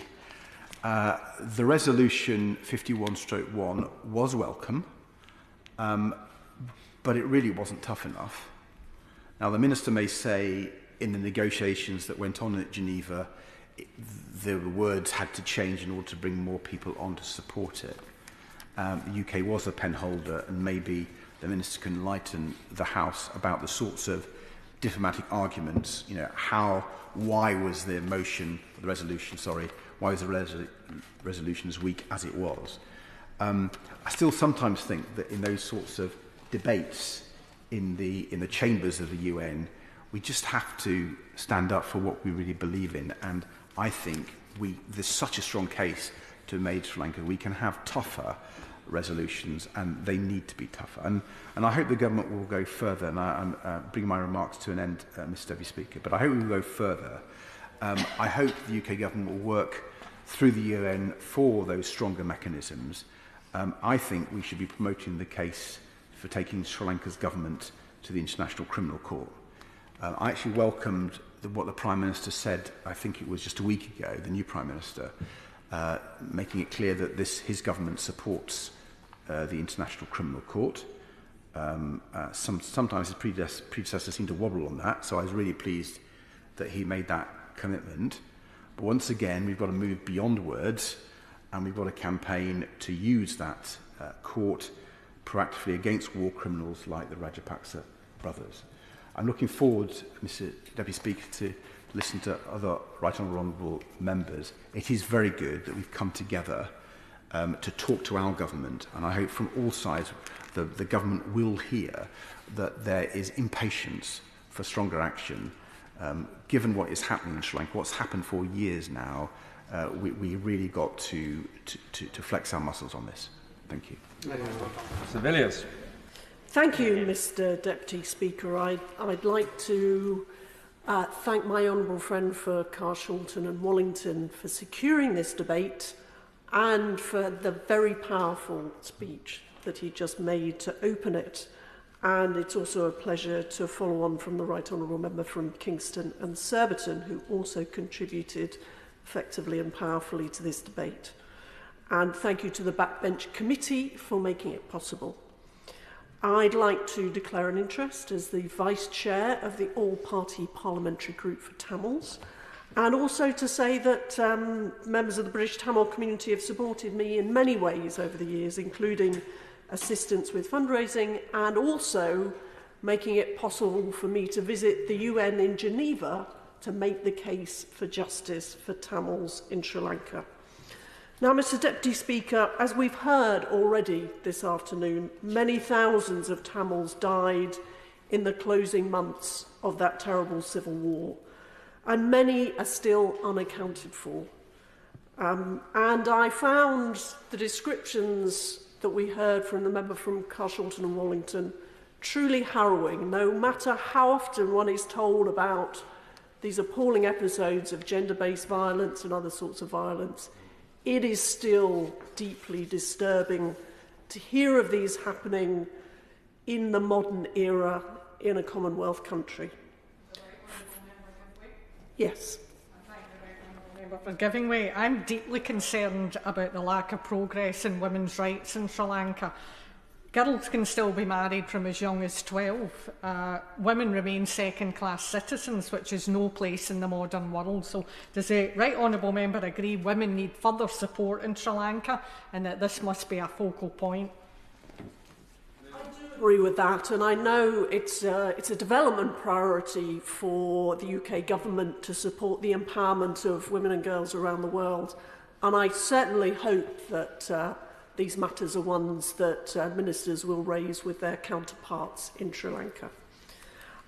Families of the disappeared have been protesting for more than 2,000 days, demanding answers in relation to what happened to their missing loved ones. The establishment of the Office of Missing Persons looked like such a positive step forward, tangible progress following UNHRC resolutions. But the depressing reality is that the OMP has not been able to trace a single person in its list of over 6,000 cases, nor has it clarified the fate of the disappeared in any meaningful way. Such was the conclusion of UN Human Rights Commissioner Bachelet. She is also clear that the human rights situation in Sri Lanka is deteriorating. It is not just Tamils who suffer as a result. Muslims have also been targeted, as have Sinhala people, who have joined some of the widespread protests about economic failure. So let no one think that the great questions we are debating today here in the Mother of Parliaments are only about legacy matters, important though those matters are. The oppressive security apparatus of the Sri Lankan state is still being used to exert control over the country's citizens. People are still being arrested and detained under the Prevention of Terrorism Act, despite the promise made by the Sri Lankan government in Resolution 30/1 7 years ago to repeal it. The military remain entrenched in economic activities across the north and east. They retain control of swathes of land confiscated from Tamils, and senior military figures still hold prominent positions in government, some of them only appointed in recent years. It is frankly astonishing that spending on the armed forces is greater today than at the height of the conflict, outstripping, as we've heard, the combined total of the health and education budgets. This must have contributed to the debt crisis in Sri Lanka. In short, the Rajapaksa regime wrecked the economy, and as yet, there seems little visible progress under its successor. So, as members have already acknowledged today, this is a situation of deep crisis in both economic and human rights terms. And when he responds, I hope the Minister will commit the government here to the following actions. That they will push strongly in the UN Human Rights Council in Geneva for the Sri Lankan government to meet its obligations which it undertook in Resolution 30/1 and which the Human Rights Council reiterated so recently in Resolution 51/1. The UK government has a good record of being the penholder in this process and making a real difference, but it must keep up the pressure in the light of a deteriorating situation. Secondly, that in the light of continued failure to bring war criminals to justice, progress must be made on an international mechanism to deliver accountability at last. This is an issue that cannot wait any longer. Thirdly, that they impose Magnitsky sanctions on those figures credibly implicated in war crimes and human rights abuses, as has been the case in countries such as the United States. And fourthly, that they find a way to ensure that any bailout from international institutions must be accompanied by rigorous efforts to root out cronyism and corruption in Sri Lanka and cut that irrationally large military spending budget.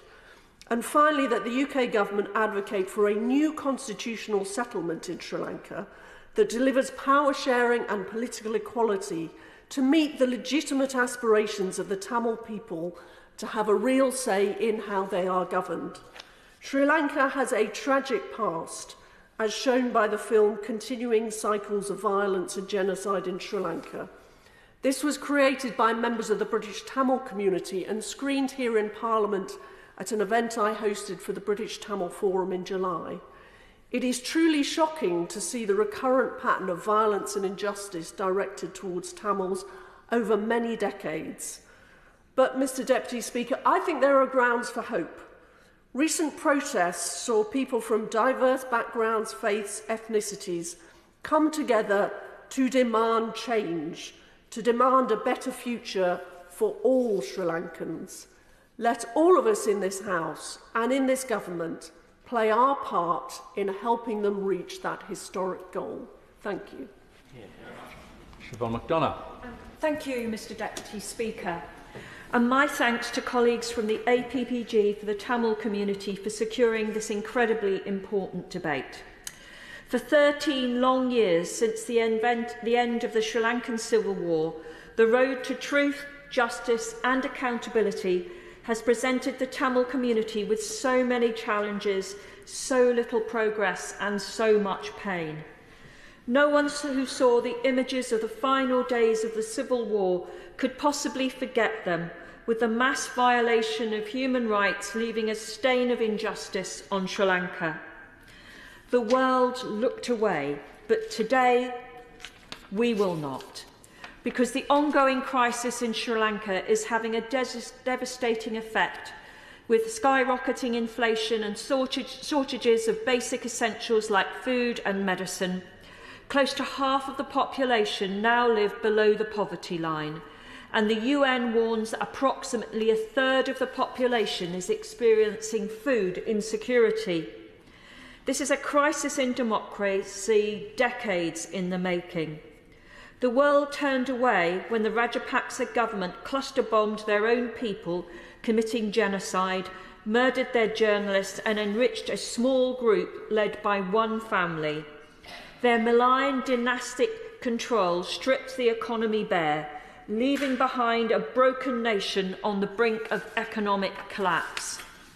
The International Crisis Group points to Gotabaya's authoritarian, centralised and non-transparent decision-making, describing the administration as surrounded by cronies and oblivious to criticism, and that it rejected repeated calls for a course correction as the crisis deepened. So what should happen now? First, the country agreed a preliminary deal with the IMF in September for a loan of $2.9 billion. An IMF bailout is essential, but does the Minister agree that any financial assistance must go hand in hand with democratic and human rights reforms, in particular for the Tamil community? Meanwhile, during the current crisis, the Sri Lankan government has once more shown its brutal face by aggressively cracking down on protesters under draconian anti-terror legislation. Like Wasantha Mudalij, convener of Inter-University Student Federation, who was arrested at a peaceful protest in August. They agreed with the UN and the EU that they will either change or abolish the Prevention of Terrorism Act. Instead, they are using it in full force, creating unsafe conditions for all political activists, human rights and democratic rights defenders.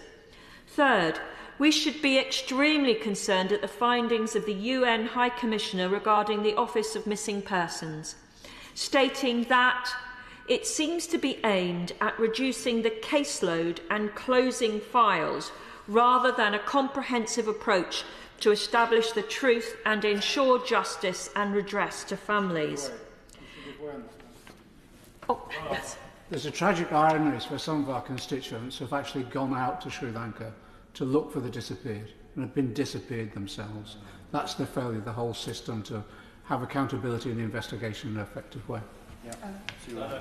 I completely agree with my honourable friend. For years and years, families have searched for their loved ones. Wives have sought their husbands, their sons, their brothers, and nothing happens. And irrespective of the international community and its demands, nothing happens. Every Tamil family knows someone who is missing. What steps have been taken to address this worrying judgment? Fourth, in the most recent UN resolution to which the UK was a penholder, why was there no recommendation to pursue criminal accountability by referral to the International Criminal Court? I could barely believe my eyes reading the government's reasoning, citing insufficient Security Council support. Who are we to cast the veto for China or Russia before they have done so themselves? Our role on the international stage must be to send the loudest message that impunity will not be tolerated, not to preempt the inaction of other nations. And finally, why has Britain failed to impose Majinsky-style sanctions on any Sri Lankan official implicated on human rights abuses or corruption? On this side of the House, we firmly believe that those who have been involved in such crimes should be brought to justice. I hope the Minister will see the strength of cross-party feeling on the issues raised today. I know that the Tamil community in my constituency will be listening carefully to the answers given. And so, Mr Deputy Speaker, may I finish by thanking all for their contribution to Mitcham and Morden, and by saying loud and clear that however long the road to reconciliation may still be, We will keep fighting for justice and human rights until they are achieved. Only. Thank you very much, Mr Deputy Speaker. Firstly, I'd like to declare an interest as Vice Chair of the APPG for Tamils, along with other members who've already contributed to this excellent debate, which is a privilege to be able to take part in. I'd like to thank the Backbench Business Committee for granting myself and fellow Vice Chairs of the APPG for Tamils the opportunity to hold this important debate, and I think the importance was really highlighted by the Chair for the APPG in his very, very powerful opening speech, which really covered off already many of the points that I want to make, but there's a few bits that I'd like to amplify. It's a pleasure to represent also the Tamil constituents, my Tamil constituents in Parliament. My constituency of Richmond Park is home to a vibrant Tamil community, and in the borough of Kingston alone there are around 12,000 Tamils. Tamil is one of the most commonly spoken languages. And it was an honour to attend Tamil Heritage Month celebrations in New Malden earlier this year, and at these celebrations a plaque was unveiled to commemorate Kingston being twinned with Jaffna, historic city in the Tamil homeland of northern Sri Lanka. And this plaque now serves as an important physical reminder of the close cultural ties between our two cities. But while we celebrate the contribution of the Tamil population to the UK, it's vital that we also remember and acknowledge the hardship that the community has experienced and continues to experience in Sri Lanka. And I share in the concern expressed by my constituents and fellow members of this House for the devastating economic and political crisis that has unfolded in Sri Lanka. The economic crisis was self-inflicted. Ordinary people have been left to suffer the consequences of the Sri Lankan government's economic mismanagement, resulting in runaway inflation, power blackouts and fuel rationing. For the Tamil community, this period has also been marked by ongoing oppression and violation of their human rights. The homeland of the minority Tamil population in northeast Sri Lanka has seen a dramatic increase in military presence. According to the British Tamil Forum, there's now 1 soldier for every 6 civilians in the region. That's an intimidatingly high concentration of military personnel. Defence spending has also soared way above and beyond previous levels, contributing towards the economic crisis. Months of mass protests erupted this year over lack of food and worsening humanitarian and economic conditions. The Sri Lankan people have spoken out and demanded change. As a country with close historic links to Sri Lanka, the United Kingdom has a critical role to play in ensuring the humanitarian impact of this crisis is mitigated. I therefore join honourable members in calling on the government to use its international standing and position within the United Nations, the Commonwealth and the IMF to support a peaceful political reform in Sri Lanka. It is vital that any such representations are communicated to parliamentarians. Can the Minister therefore provide an update on the conversations the UK Foreign Office has held with international partners to discuss their response to the economic and political situation in Sri Lanka? I also join my colleagues from the APPG for Tamils in urging the UK government to use its role as a key stakeholder of the IMF to call for conditionalities to be imposed on any financial assistance provided to Sri Lanka. As written in our motion before the House today, such conditionalities should support demilitarisation by requiring that Sri Lanka carries out a strategic defence and security review to reduce its military spending. We cannot stand by and allow IMF assistance to line the coffers of corrupt politicians. The UK's commitment to a peaceful and democratic settlement in Sri Lanka must be shown right from the top level of government. The Prime Minister was photographed meeting with Sri Lankan President Ranil Wickremesinghe at COP27 just a few days ago. In light of the continued oppression of the Tamil population at the hands of the current administration, it's vital that the Prime Minister uses such opportunities to make constructive representations. There's been no official readout published of this meeting. Can the Minister confirm that the Prime Minister raised concerns for the Tamil population to the Sri Lankan President? It would be hugely disappointing if he did not, and raise further questions around the Prime Minister's judgment. Since the end of the Civil War, over 100,000 Tamils remain unaccounted for and presumed dead.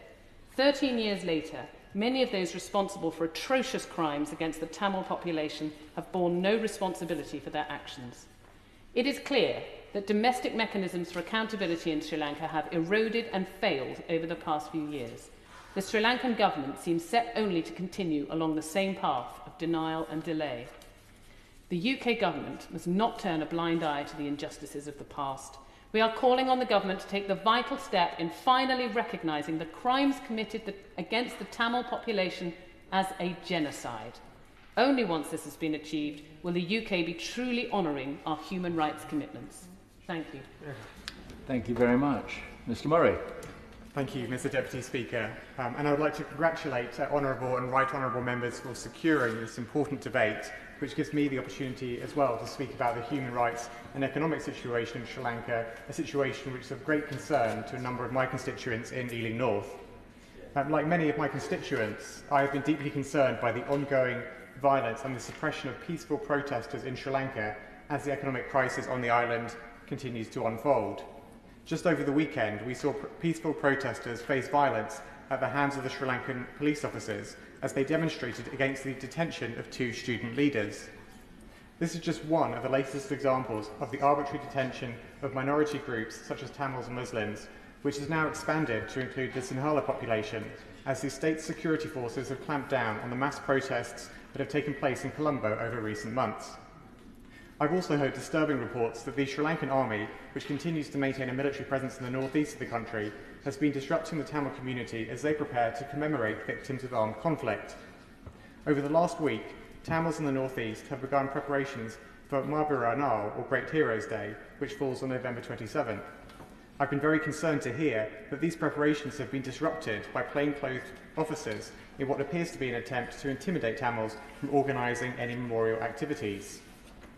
Mr Deputy Speaker, as the current economic and political crises have gripped Sri Lanka, I've been contacted by many of my constituents who have been deeply concerned about the conduct of the former Rajapaksa government. I've written to the Minister for South Asia, Lord Ahmed, on multiple occasions and pressed him on what the UK government is doing to support Sri Lanka with the economic situation and to help bring an end to the violence that has erupted. The current economic crisis has left close to half of the population living below the poverty line, whilst a third of the population face food insecurity. The people of Sri Lanka need the UK to do all we can to help bring an end to this. Alongside help with the immediate economic and political situation, many of my constituents, particularly from the Tamil community, have made very clear the importance of their continued fight for accountability and justice for what happened during the Sri Lankan Civil War. As we've heard from other honourable members, the UNHRC has passed resolutions on this matter and the UK has been the penholder. The most recent resolution that was passed last month renewed the mandate of the Office for the UN High Commissioner for Human Rights to report on Sri Lanka and to protect and preserve evidence of past human rights abuses to use in future accountability processes.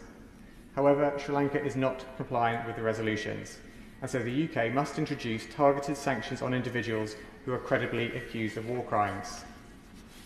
Earlier this year, I met with a group of Tamil constituents to discuss General Shivendra Silva, a member of the Sri Lankan army who was sanctioned by the US government due to allegations of human rights violations during the Sri Lankan Civil War.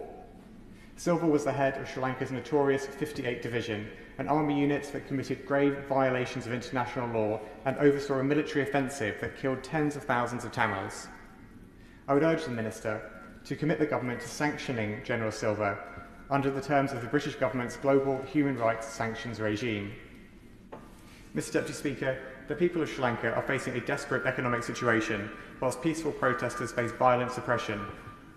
This comes after so many years during which people in the country and beyond, particularly from the Tamil community, have been fighting for accountability for what happened during the Civil War. As an MP representing so many constituents with strong ties to Sri Lanka, I today repeat my calls on the government to give whatever support it can to bring an end to the immediate economic crisis and violence and to support the ongoing fight for justice. Claudia Webb.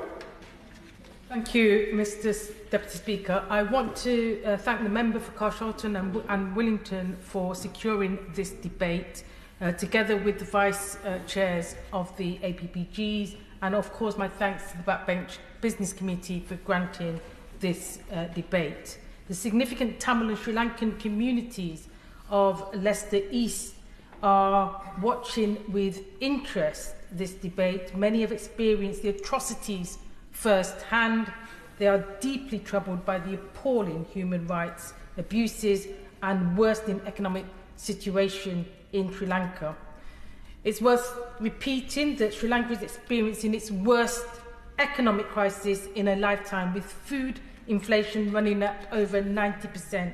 A large majority of its people receiving reduced incomes. Significant hunger, with 8.7 million people inadequately fed, including millions of children.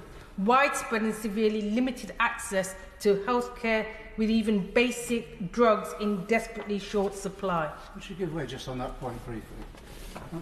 I think it's important. I think it's important in this debate that we try and get across the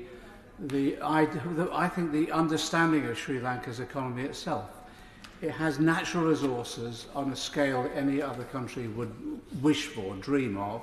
Natural mineral resources, agricultural resources.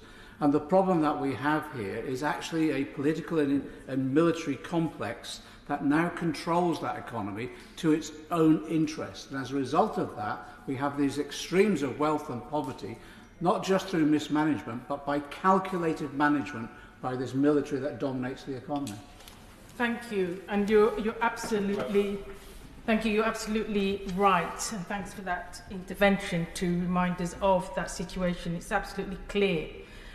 Sri Lanka, in fact, has defaulted on $55 billion worth of debt, declaring bankruptcy, causing this widespread misery for its citizens. It doesn't even have enough foreign exchange reserves from which to buy the essentials for its citizens.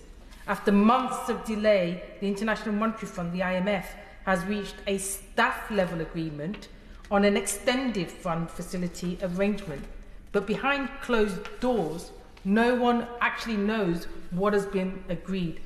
The Sri Lankan people are experiencing the deepest austerity in a country that is already on its knees, with its people starving and dying from lack of food, medicines and fuel, despite the natural resources and wealth of the country. Protesters took to the streets to demand their voices be heard in 3 popular uprisings to end the Rajapaksa dynasty and demand a new democracy when the new president was sworn in this year, which the state has responded to brutally, despite the protests being non-violent and peaceful. Remarkably, it has brought demonstrators from different communities together, with protests spreading out rather than being focused on Colombo alone. However, there is an enormous wave of state repression taking place in Sri Lanka at present. The entrenchment of all executive power in the presidency has caused the politicisation of all arms of the state, leading to corruption, mismanagement, impunity, and the brutal denial of human rights. It's the new president, Ranil Wickremesinghe, launched a brutal attack on the protesters and started a new wave of repressions. Human rights organisations, including the UNHRC, have said the executive presidency, who has entrenched an exceedingly authoritarian rule, must end the use of terror laws against protesters. Madam Deputy Speaker, the Draconian Prevention of Terrorism Act was used on Tamils for over 30 years and on Muslims after the Easter Sunday suicide bomb attacks on a massive and barbaric scale. The states have again begun to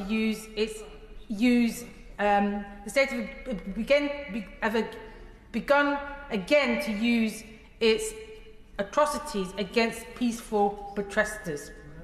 Despite criticism from the Sri Lankan Supreme Court, the government has also recently planned to introduce a Bureau of Rehabilitation bill that would essentially see the building of mass internment camps where protesters fighting for democracy would be sent to rot. We must never forget that there were large-scale corruption by the Rajapaksa regime, including the stealing of funds from the bilateral private credit lines the country procured.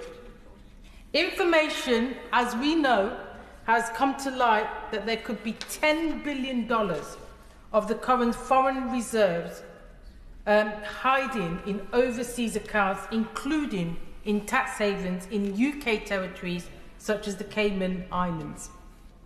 Along with other nations in the global south who suffer at the hands of a global economy that favours the global north, we must call on multilateral institutions to cancel debt collection at this critical time, as we did for Ukraine. The UK government must also take a stand against the current repression of mass arrests of peaceful protesters. We must push the Sri Lankan government to end the use of terror laws on its protesters, stop the cruel Rehabilitation Bureau bill from passing, and assist the country in repatriation funds that could be easily hiding in the UK and in our overseas territories. It's worth noting that Amnesty International's recent report on the crises points out the vital importance and opportunity to offer a debt amnesty to Sri Lanka and a package of international aid tied to action from the government to resolve its human rights issues, bring justice for war crimes and abuses, and implement a universal approach to social protections. Any response from the UK to the crises that does not involve cast iron commitment to take a role in these solutions is inevitably going to be inadequate, and it's vital that the government puts Amnesty International's proposed solutions at the heart of its actions. Thank you, Madam Deputy Speaker. Jim Shannon. Madam Deputy Speaker, I'm really pleased to speak in this, and can I first of all thank the Honourable Gentleman for Carshalton and Wallingham for bringing this forward, for setting the scene so very well, and it's never easy to listen to some of the atrocities when they're explicitly told. I always find it quite difficult to respond and listen to those things, because they quite annoy me. I think they annoy us all, to be fair. But to think of the brutality of man upon woman, or man upon man, or man upon children, is something that really quite disturbs me. So I thank the Honourable Gentleman for doing that. I declare an interest, Madam Deputy Speaker, as Chair of the All-Party Parliamentary Group for International Freedom of Religion or Belief. Being Chair of this group, I believe, has given me perhaps a deep insight into the issue of persecution, the abuse of rights to freedom of religion or belief, and its impact upon wider society, including the economic situation of a country. I'm really pleased to hear some of the fantastic speeches by right honourable members today, with a depth of knowledge of this subject matter in this country in particular, and I know that that's added to the debate, and we look very much forward, I think, to the Minister's response and what we can do in this country to help those Sri Lankans who have been abused so terribly over the last period of time. I think the Honourable Lady, forgive me if I don't, I just can't recall her constituency, but she referred to the amount of money that was spent on. Thank you, the Honourable Lady for Chipping Barnett. Thank you for that. She had mentioned the very issue of the money that was spent on military equipment, and the reason why that caught my attention was because about 2 to 3 weeks ago, I think there was a story in the local press, the press, the national press, saying that the Sri Lankan government spent a vast amount of money on military equipment that they couldn't even pay for. So it really makes me wonder how any country or company would sell if they don't have the ability to pay it. But it does underline the issue. And the Honourable Lady referred to as also, this is reinforced by a suppressive security policy by the Sri Lankan government, a corrupt, violent, brutal government that must be held accountable for their deadly crimes, be it their officers, be it their soldiers, or whoever it may be, needs to be made accountable, as others have said. I want to specifically focus, if I can, upon the persecution issue. Just 3 years ago, Sri Lanka ranked 30 on the Open Doors World Watch list, a list of the top 50 countries where Christians are persecuted for their faith.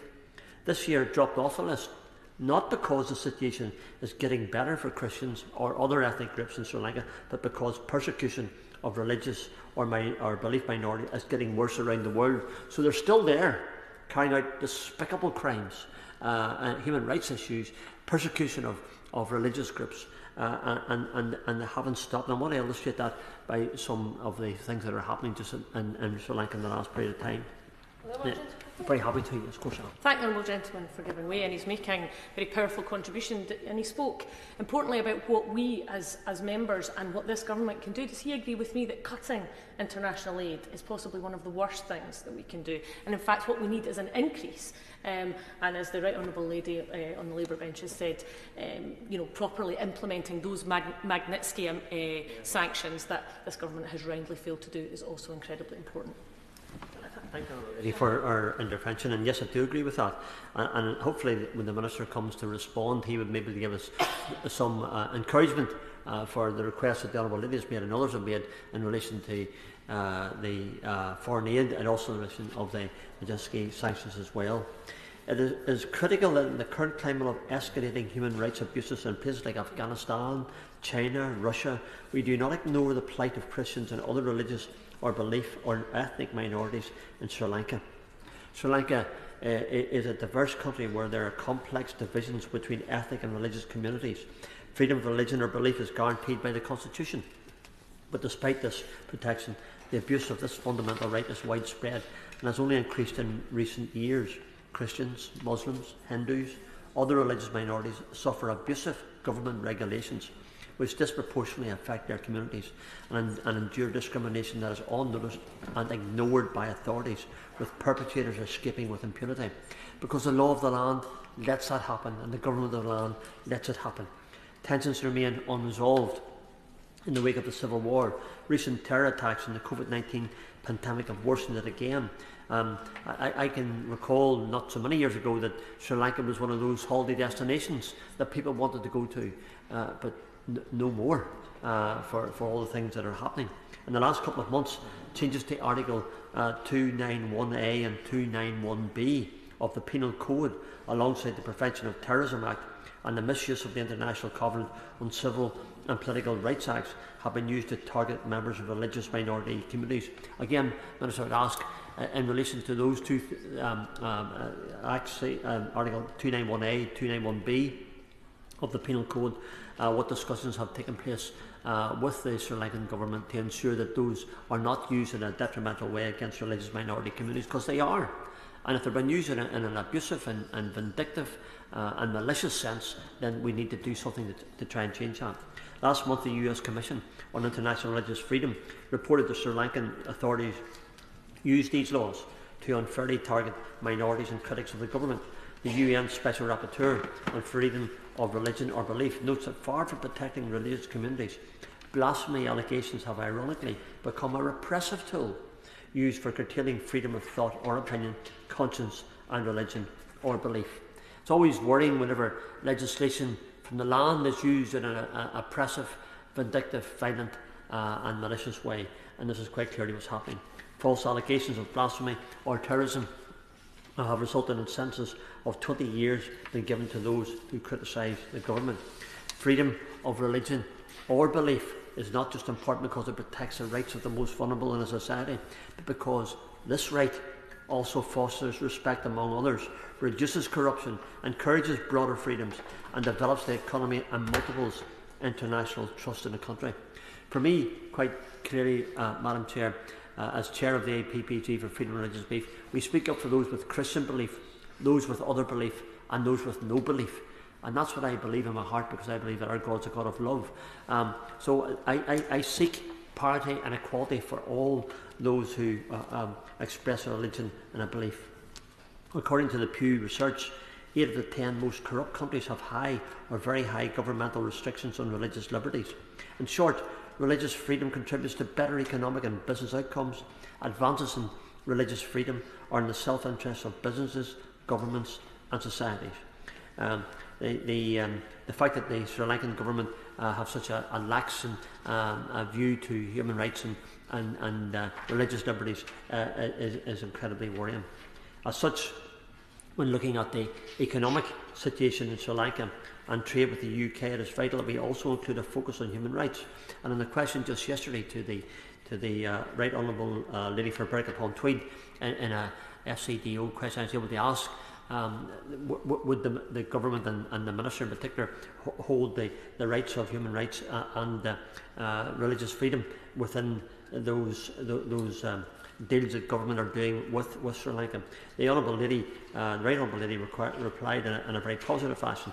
So I'm hopeful that what we got in a taste yesterday on FCDO questions might just mean that a future where human rights, justice and accountability is key to everything that we do in trade. I finish, Madam Chair, just by saying I would encourage government to ensure that this progress from the Minister's question just yesterday includes the fundamental right to freedom of religion or belief for all.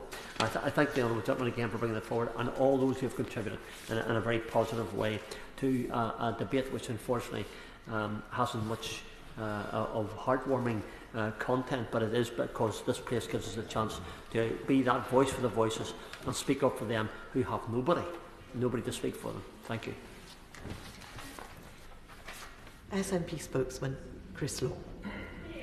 Thank you, Madam Deputy Speaker, and may I thank all the speakers who have come previously for what's really an important and timely debate, given the ongoing current situation in Sri Lanka, and also particularly to the Honourable Member for Kilshalton, Wellington, who's been impassioned and very detailed and evidenced for what he's demonstrated through his speech, so thank you again. Madam Deputy Speaker, whilst governments and politicians bear responsibility for most of the woes affecting the country, it is ordinary Sri Lankan citizens who are suffering because of policies out with their control. The economic crisis has resulted in severe shortages of imported goods and rampant inflation, pushing millions of people into poverty.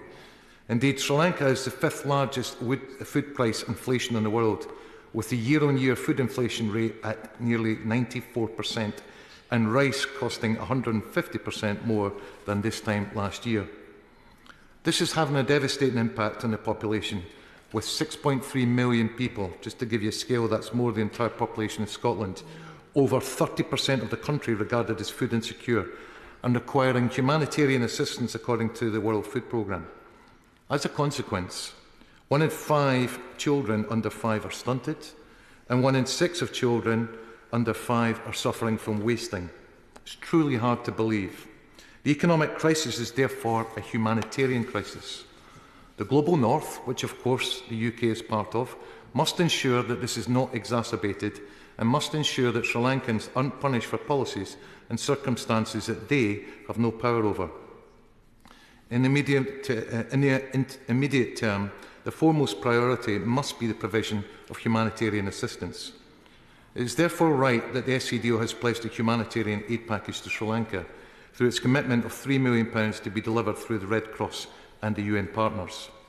Though we in the SNP welcome any increased aid commitments, given the acute crisis in the country, current levels of financial support will barely touch the sides. Given that the UK spent significantly more in Sri Lanka in the past, and that the situation has worsened, with the country now facing its worst economic crisis since its independence in 1948, there must be a dramatic increase in bilateral and multilateral aid commitments. Furthermore, the UK Government must pledge to include and consult local and grassroots NGOs in all bilateral talks on UK ODA to Sri Lanka to ensure that aid can be spent most effectively for the greatest gain for local people. All this, of course, will only be possible if the UK Government categorically rules out any possibility of a further cut to the aid budget and reinstate it to 0.7% of GNI. That means that next week's budget needs to see a restoration, as too many lives are being lost already. To allow the Sri Lankan economy to reform without crippling fiscal pressure, we in the SNP believe that more radical support is required rather than debt restructuring or debt relief, and call on Sri Lanka's debt to be cancelled, so that funds can be input into local communities rather than transferred directly to repay debts from the Global North. While economic mismanagement by successive governments has weakened Sri Lanka's public finances, external forces which have exacerbated the crisis cannot be ignored. Sri Lanka's tourism sector was deeply affected by the 2019 Easter bombings, many of which, as many of us in here saw on our screens or perhaps visited since then, and has never really fully recovered before the COVID-19 pandemic brought about this industry to a complete standstill.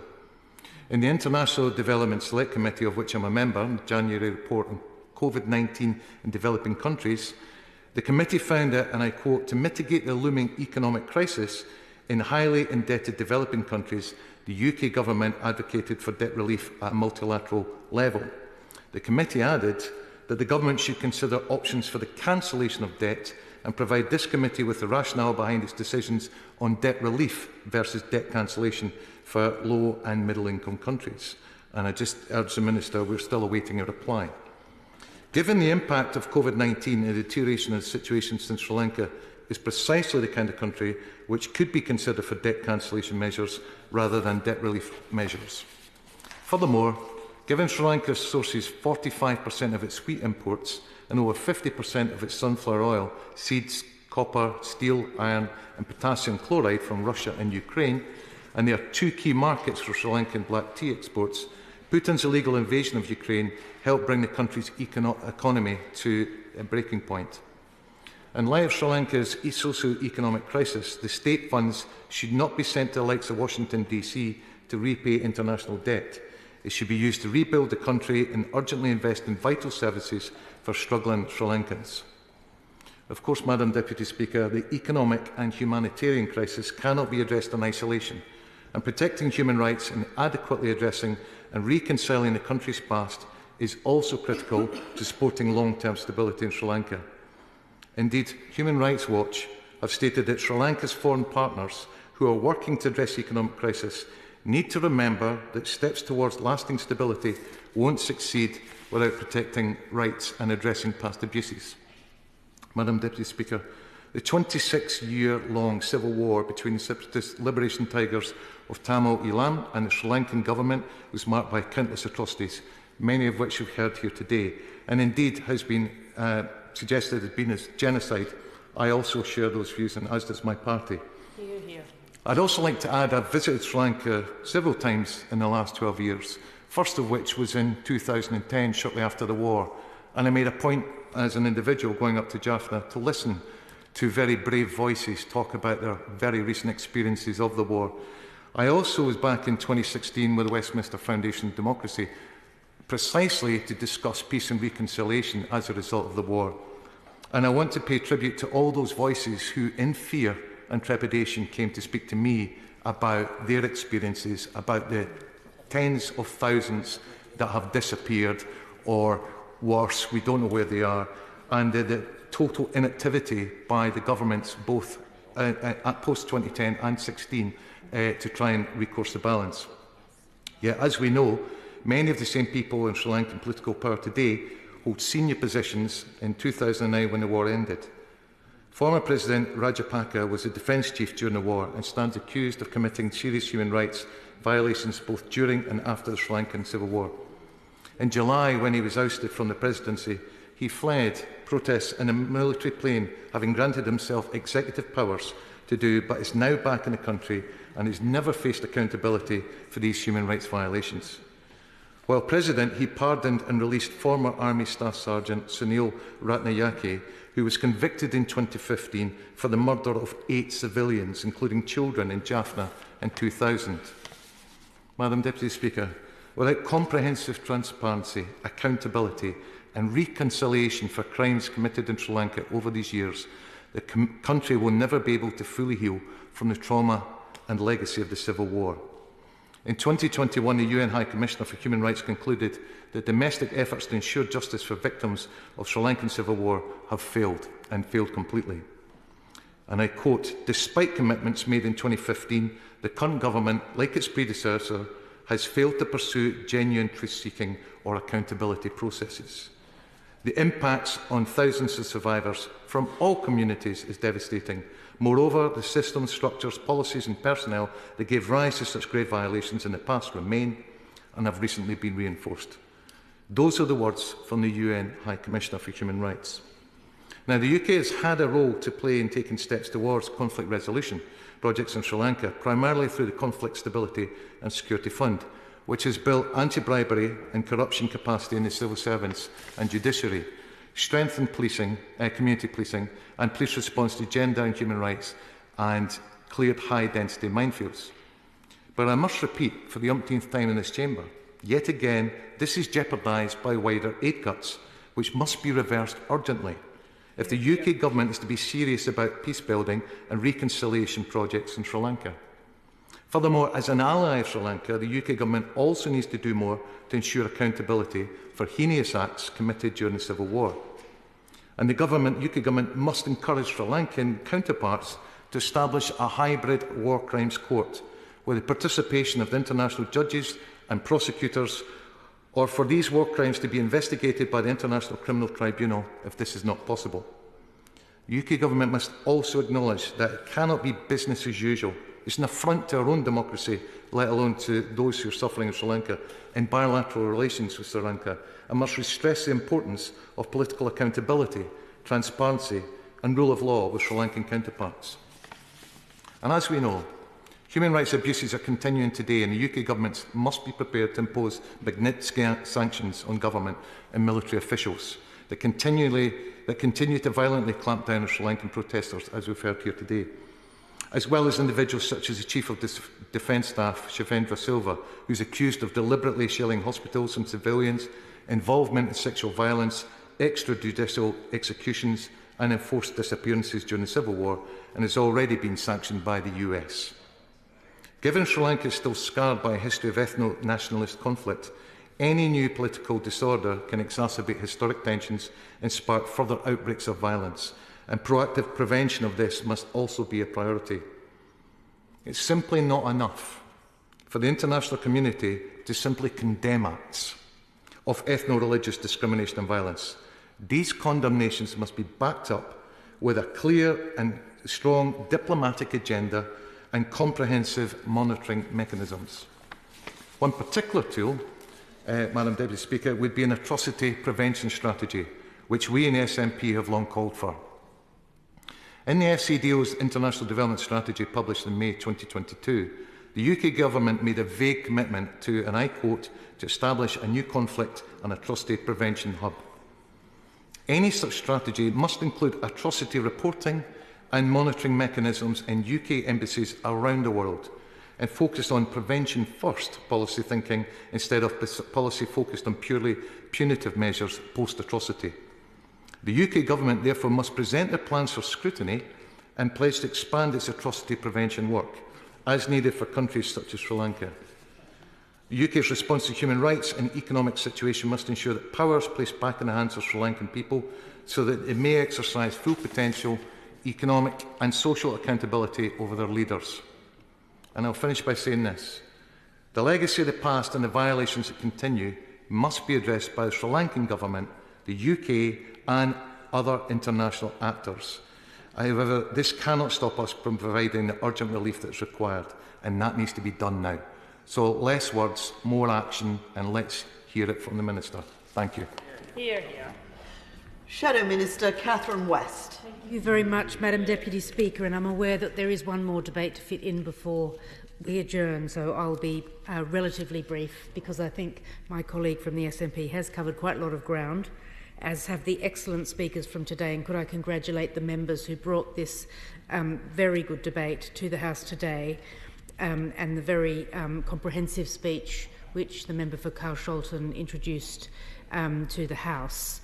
There were a couple of points I wanted to emphasise. The long-standing campaigning role that the member for Mitcham and Morden has always had on this issue, and the fact that she's always been a champion for her Tamil constituents in that regard.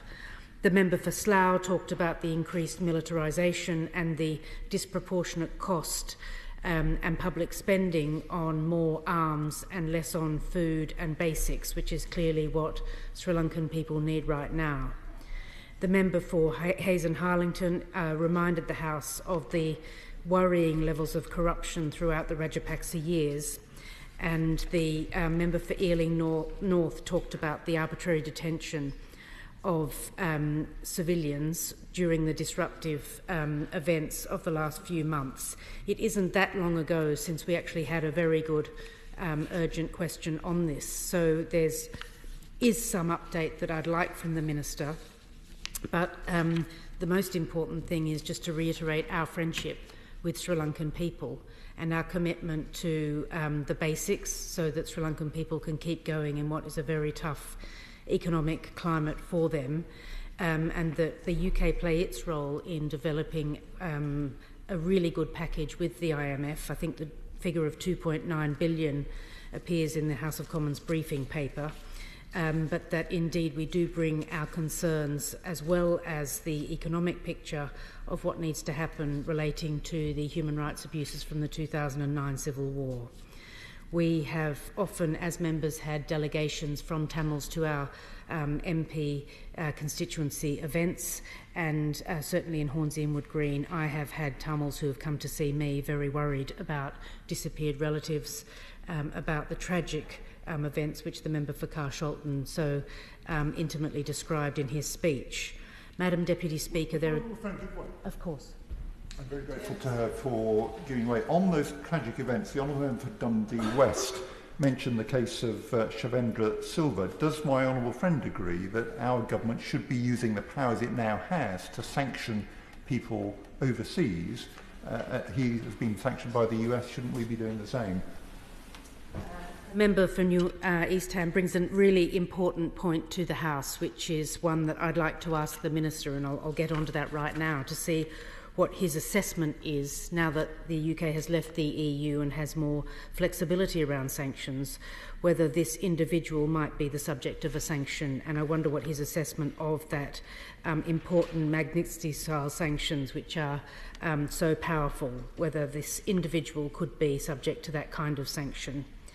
Could I also ask the Minister what recent engagement he or other colleagues within the FCDO have had with the government of Sri Lanka, both on the economic situation so that the crisis can be concluded and that Sri Lanka can get back to being the tourist destination which it relies on so heavily for its economy. Secondly, whether the British government has proposed conditionality on the IMF funding so that we can reflect back what the concerns from this House are within that discussion about finance. Thirdly, what steps the government's taking to support measures to bring to justice those accused of human rights abuses. Madam Deputy Speaker, I believe this afternoon we've had an excellent airing of the debate. Throughout the last 6 months, we have had urgent questions as well on Sri Lanka, and we await the Minister's assessment on those key points. And I wonder whether I could press him as well to convene with the Minister in the other House, Lord Ahmed, who I understand is intimately aware of all these issues as well, to really press the 2 points, the economy, which comes up in this motion, and I note that the government is accepting the motion as it stands, and secondly, on these important human rights issues which Tamil constituents have brought to our surgeries and which we want to hear answers on, and whether he would also put anything else in the way of detail in the House of Commons library so that we can send that on to our constituents and they can be assured that we have had a full debate about the human rights picture and a full debate about the desperate economic situation facing the people of Sri Lanka. Thank you, Madam Deputy Speaker. Minister. Thank you. Well, thank you very much indeed, Madam Deputy Speaker. And I'm very pleased to respond to this debate, and I thank the Honourable Member for Carshalton and Wallingford for leading this debate, and the Honourable Members for Richmond Park, East Ham and Chipping Barnet for securing it. And we've had a number of very moving contributions reflecting the deep humanitarian and economic crisis afflicting the country of Sri Lanka, and I'm very grateful for those contributions. Additionally, we heard from the Honourable Members from Mitcham and Morden, the Right Honourable Member for Kingston and Surbiton, Richmond Park, Ealing North, Leicester East, Strangford, and of course the opposition spokespersons from Dundee West and Hornsey and wood green. I should say, Madam Deputy Speaker, that of course Minister Anne-Marie Trevelyan is now the lead government minister on our relations with Sri Lanka, but I'm pleased to take this debate on her behalf, and I will briefly reflect on the activities of Lord Ahmed, who until now has held that brief, in my following remarks. Of course,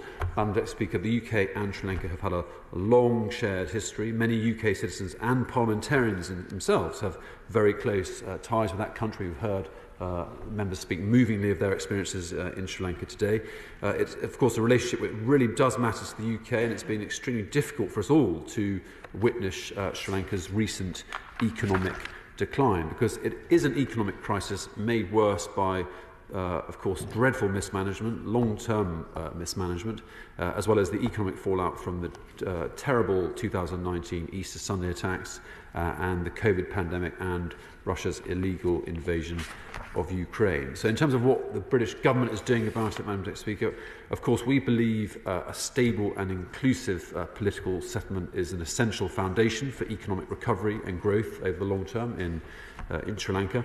And my honourable friend, the Naval Lord Ahmed of Wimbledon, made this point to Sri Lankan President Wickremesinghe in July and to the Sri Lankan Prime Minister Gunawardena in August. And of course he urged progress both in terms of human rights and accountability, as well as economic reform. Because, Madam Deputy Speaker, the UK is providing economic support through a number of institutions, including the IMF, the World Bank, the United Nations, the Asian Development Bank and the Paris Club. And as has been mentioned here today, we welcome the initial September staff level agreement with the IMF for a 4-year support programme of some $3 billion. Now, of course, while this agreement represents a positive milestone for Sri Lanka, continued negotiations are needed to achieve final programme approval and a route to restore macroeconomic stability and debt sustainability. Today, the honourable members, some honourable members have proposed conditionalities on IMF assistance. Of course, the IMF does not have the ability within its governance structure to impose political or human rights-linked conditionality, only conditionality that is linked to economic policy. But of course, we want human rights progress to advance in tandem with economic progress, and we will use other mechanisms to hold the Sri Lankans to account and progress human rights in that regard. Very briefly, I'm happy to indulge her very briefly. Can I emphasise that these international bodies, if they're allowed to impose conditions in relation to economic matters, should be imposing conditions in relation to military spending and cronyism and corruption? These are reasonable asks of any bailout. So comments, but we seek to have conditionality interlinking to our approach in international multilateral forums with regard to human rights. We're using the UN to essentially push forward human rights. So in addition to our economic support through institutions, the UK government has also provided humanitarian assistance. Madam Deputy Speaker, we announced £3 million of humanitarian support in September. This will be delivered through the Red Cross and United Nations partners as part of our ongoing humanitarian response. It is of course important that humanitarian assistance reaches those who need it most, wherever they are in the country, and that's something we want to see. We are also providing support through the United Nations Central Emergency Response Fund. The UK is the largest donor to the United Nations Central Emergency Response Fund, contributing more than £1.7 billion since its inception in 2006, and the fund has already provided $5 million to Sri Lanka. Now, I would like to address the question raised by the Honourable Gentleman for Kingston and Surbiton about conditionality with regard to trade discussions. Now, of course, the generalised scheme of trade preferences, the EU scheme to which he referred, that will be replaced by our new developing countries trading scheme in early next year. And under this new scheme of preferences, the UK will retain the power to suspend a country on the grounds of human rights violations. So I take his point, and I'm pleased to confirm that we will have that capacity in the future under our new arrangement. I'm afraid I really can't because Okay, very briefly. Just giving way. I'm afraid I'm not sure if he's read the House from all sides or the motion today. It's not a question whether the government has the capacity to take this, whether they're going to use that capacity to send the message that this House wants to send. We are not prepared to put up any longer with the way the Sri Lankan government is treating many of the citizens, not least from the Tamil community. indeed, I note his intervention with gratitude. And I hope I've offered him reassurance by noting we do have that capacity, and I'm not going to make pronouncements from the dispatch box today about our plans, but I think that is reassuring to members to know that we maintain that freedom of movement in terms of our future trading relationship with Sri Lanka. Now, Madam Deputy Speaker, turning now explicitly to the human rights situation, of course, the comprehensive report issued by the Office for the High Commissioner on Human Rights, which has been mentioned today, highlighted a number of profound concerns. There continues to be a lack of progress on basic human rights and post-conflict accountability. The report also highlights economic crimes and the link to a lack of accountability and the need to ensure the most vulnerable continue to receive support. Minority communities continue to face discrimination and harassment by state authorities. In the north and the east of the country, where Tamils and Muslims are the majority, schemes that emphasise Buddhist hegemony continue to aggravate tensions. And for 2 years, provincial council elections have been delayed under the promise of electoral reform, denying a voice for local and minority groups. Protest leaders have been arbitrarily or unlawfully arrested, and the state of emergency powers have been extensively used. The government of Sri Lanka have made numerous commitments to the international community to address this situation. They have promised to repeal the Prevention of Terrorism Act and implement legislation that is compliant with international human rights standards. The government have also promised to implement a proper accountability mechanism to establish truth, reconciliation and justice. And we will continue to call on Sri Lanka to make progress on human rights and accountability. And we will continue to work with international partners to hold the government of Sri Lanka to its promises. We have supported efforts to promote human rights and peace and reconciliation in Sri Lanka for many years. And of course, in October, we worked with partners in the UN to agree the new resolution on Sri Lanka, which has been mentioned many times today, Resolution 51.1, to extend the mandate to report on the realities on the ground and to preserve and protect evidence of past human rights violations and abuses for future accountability processes. So this international framework ensures that Sri Lanka remains on the international human rights agenda, and we believe this diplomatic approach is the best way to encourage progress. However, we do recognise that sincere and sustainable progress on human rights and accountability must be led by the people of Sri Lanka. Over the last 3 years, we have spent more than £10 million from our Conflict Stability and Security Fund to support peace building, social cohesion and gender equality, as well as to strengthen democratic institutions. And Lord Ahmed of Wimbledon met Sri Lankan Foreign Minister Ali Sabri in September to urge progress and to renew our offer to work with Sri Lanka. Now, a number of honourable and right honourable members have mentioned sanctions today. Of course, the government would not speculate from the dispatch box on possible designations because, of course, that would reduce their impact. But we keep all evidence and potential listings under close review. To conclude, Madam Deputy Speaker, the people of Sri Lanka are experiencing an unprecedented economic crisis and they continue to face violations of human rights and barriers to justice. In response to the economic situation, the UK government has provided direct humanitarian assistance, financial support through multilateral institutions, and we continue to pursue options for debt relief through all of this, ensuring the poorest and most vulnerable continue to receive support at this time is absolutely critical. And we will continue to support the Sri Lankan people in their pursuit of justice and accountability and for progress on human rights, including at the UN Human Rights Council. Sri Lanka is an important and valued friend of the United Kingdom, and this government will do all we can to help the Sri Lankan people achieve the prosperous and peaceful future they deserve. Thank you. Elliot Colburn. Speaker, I'm aware there's a very important debate to follow, so I'll just be very brief. I would like to again thank the Backbench Business Committee for granting us the chance to discuss this today, and can I thank all colleagues who co-sponsored and spoke throughout the course of today's debate. I would urge the government to revisit their strategies when it comes to trying to promote human rights on the island of Sri Lanka. Many Tamils will feel like we've been here before. We really do need to see bilateral action from the UK in order to secure the action, the peace, the accountability and the justice that Tamils have been waiting for. Madam Deputy Speaker, I beg to move the motion. Thank you. The question is, as on the order paper, as members of that opinion say aye. Aye. Of the contrary, no. I think the ayes have it. The ayes have it. Order. Order.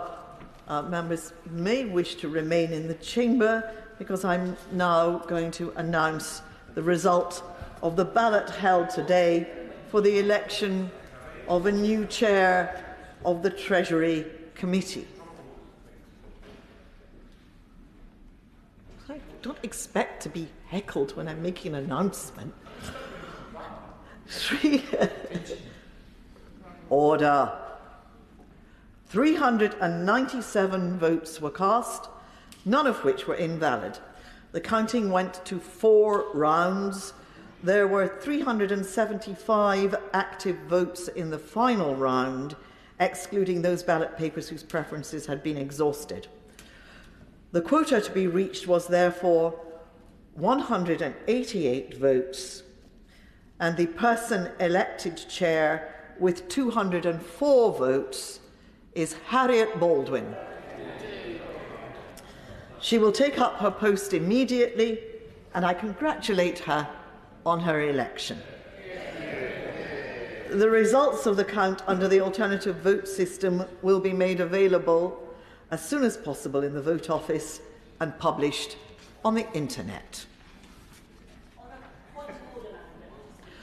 On a point of order, Mrs. Baldwin. On a point of order, Madam Deputy Speaker, can I put on record my thanks to all of the clerks who organised today's ballot. Also to pay tribute to the wonderful campaign that my esteemed colleagues ran for this committee chairmanship. I have genuinely enjoyed the campaign and getting to know their priorities better, and I thank them so much for the campaign being held in such a very polite and friendly fashion.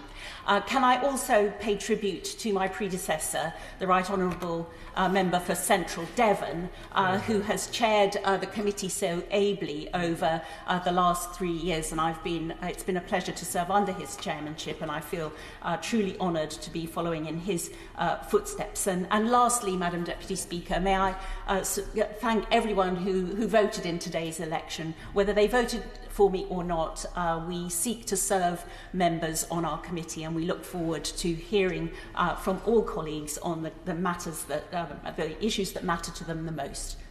Thank you.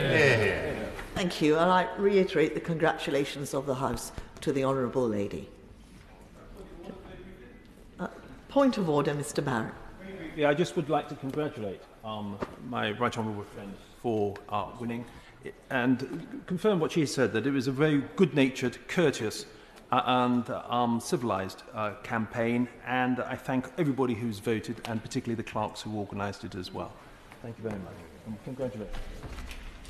Thank you. We now come to the debate on levelling up rural Britain. And just before I call the Honourable Lady to move the motion, well, it is obvious that a great many people are seeking to catch my eye and that we have a limited amount of time this afternoon. I expect there to be a time limit in the region of 6 minutes for backbench speeches. I hope that will allow people to prepare accordingly. I call Selene Saxby to move the motion. Thank you, Madam Deputy Speaker, and thank you to the Backbench Business Committee for granting this important debate. And I'm delighted to see one of the new deluxe ministerial team here today, as in my mind, far too much of levelling up rural Britain is seen to be the home of DEFRA. Yet the economic challenges of rural communities are immense, and the increase in the cost of living disproportionately impacts these communities with their reliance on private cars for transport, longer journeys and older, poorly insulated housing stock, often in exposed and windy locations. I'm going to call on my own experience in Devon to illustrate my words today, but I recognise these are replicated around the country. Much of rural Britain also has productivity issues. The excellent Levelling Up the Rural Economy, produced in conjunction with the CLA, goes into great detail on these issues, much of which is connectivity. I took the chair of the All-Party Parliamentary Group for Broadband and Digital Connectivity on arrival at Westminster, because getting broadband done was second to only getting Brexit done in my rural North Devon constituency. It is hard to be as productive a community as you might be if you have to wait for the circle of doom to clear before being able to connect to the internet.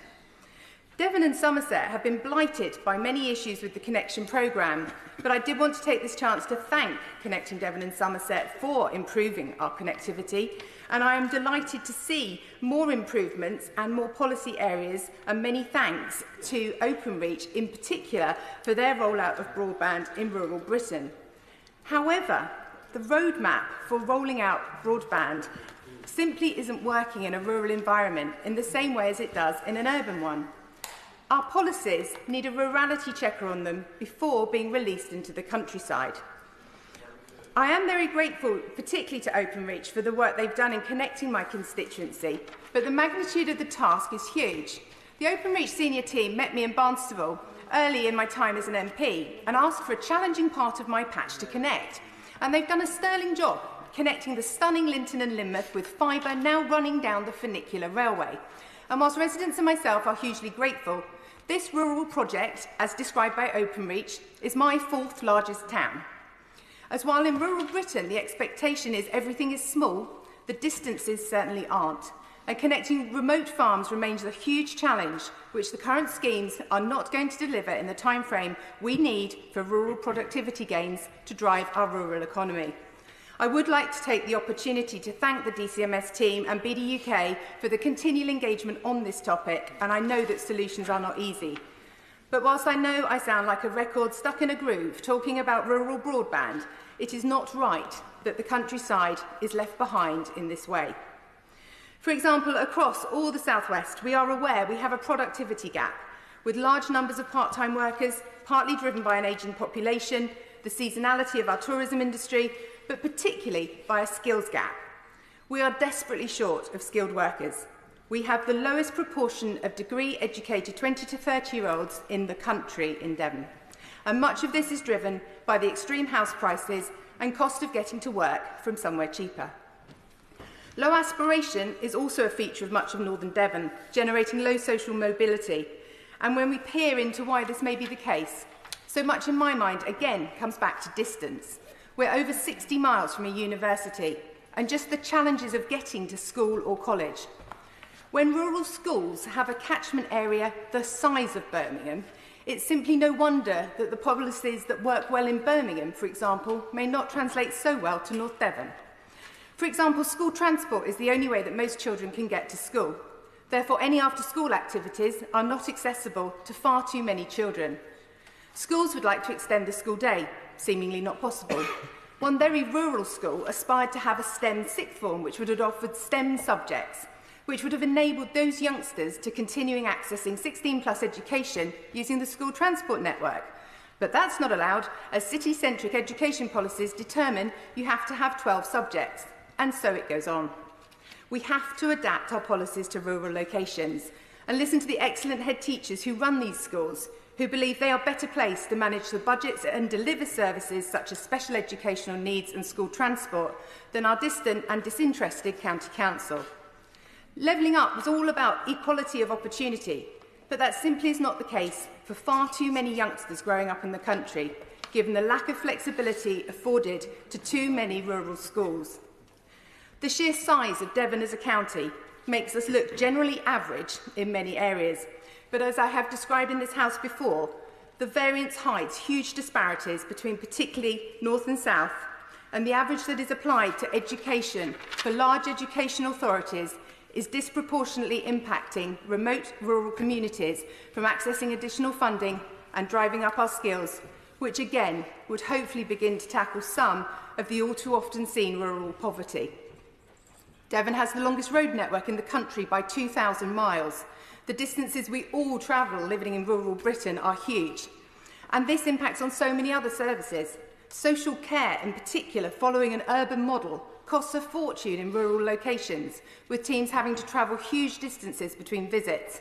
And with fuel costs soaring, councils urgently need help with budgets. Although, having spoken with the chief exec of my hospital on Friday, we both feel it's not just money that is needed. We need to rethink social care in rural communities. Even if we had the money at this point in time, we don't have any staff to work in social care, mostly because of the complete lack of affordable housing.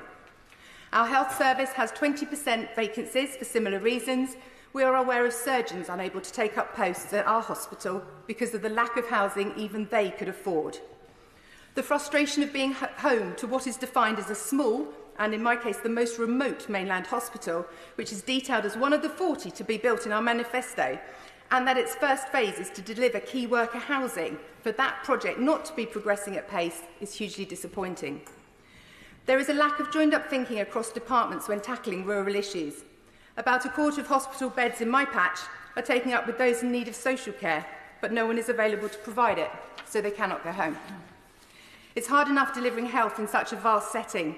I know ambulance wait times are a challenge, but when the distances they have to travel are so great, just getting to people takes time.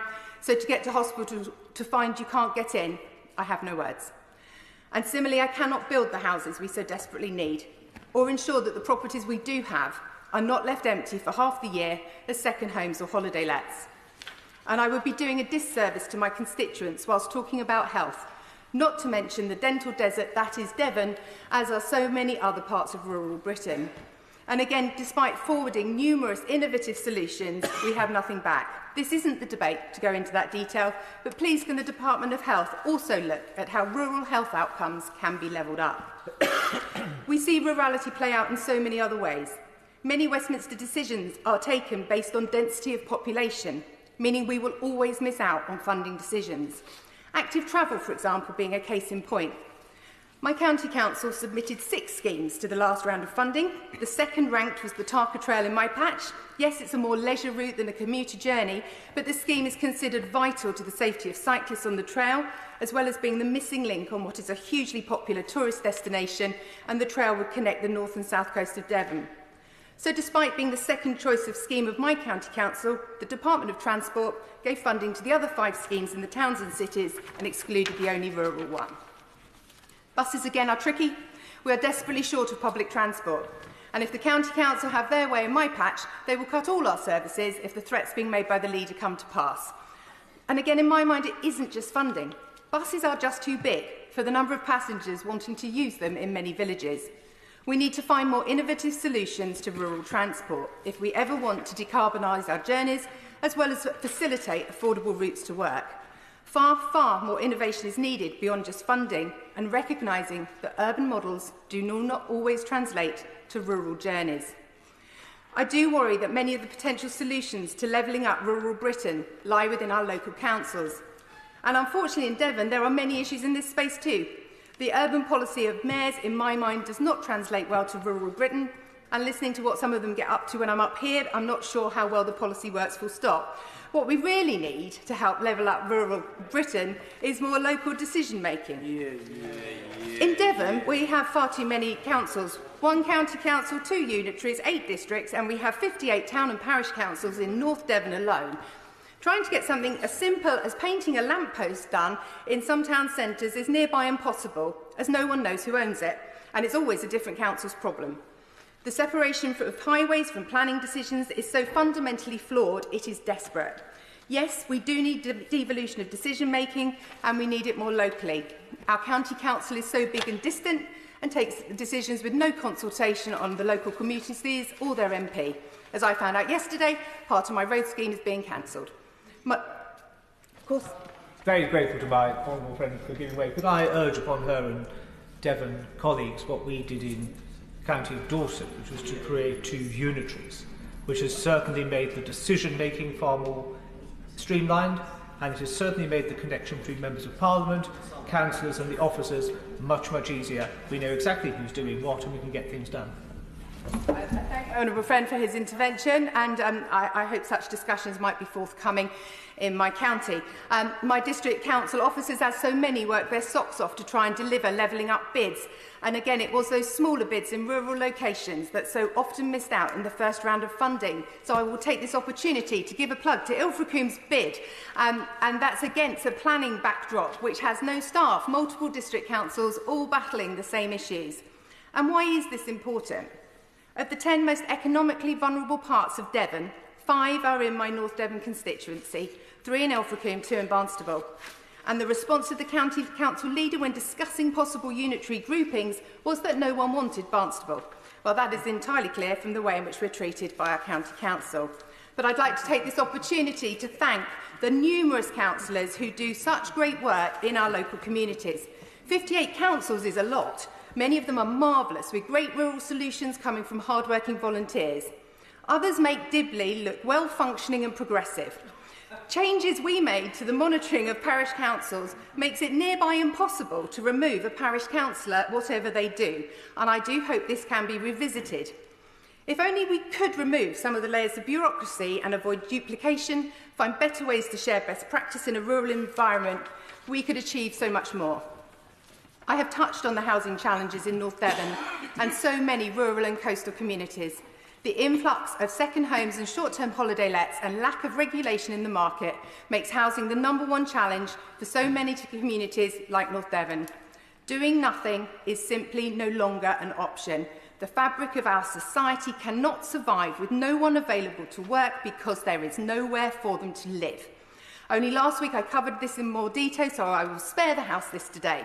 But I very much hope that the proposed amendments to the Levelling Up Bill will be adopted to begin to tackle these issues alongside the long-awaited consultation at DCMS on registration schemes for Airbnbs.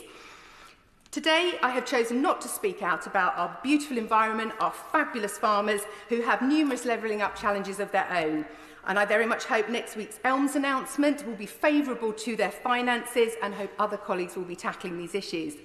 I wanted to highlight some of the realities of rural living behind the chocolate box facade. We have to find ways to join up our thinking here at Westminster and to recognise if we want to level up rural Britain, it is not just DEFRA that can deliver that.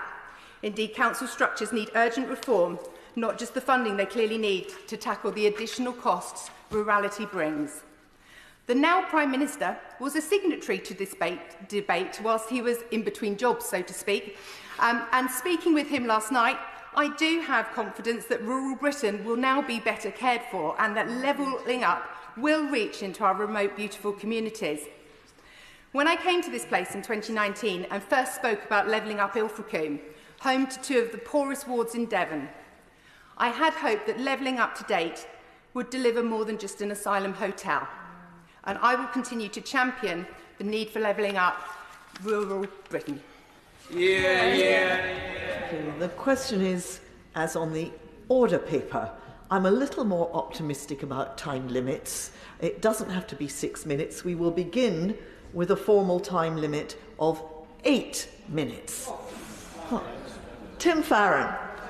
Deputy Speaker, pay tribute to the honourable member for North Devon who set out a very important case. To be blessed to live in a community like Cumbria, Westmoreland, to enjoy the beautiful scenery of South Lake and of Eden, of the Dales and of the Lake District, is something which I feel hugely privileged to be able to enjoy. And nevertheless, it's important to say, it's a bit of a cliche, you cannot eat the view. And there are many people in our communities who are struggling, now more than ever, to make ends meet, and public services struggling to do the same, because we know that in rural communities, public services cost more money to run.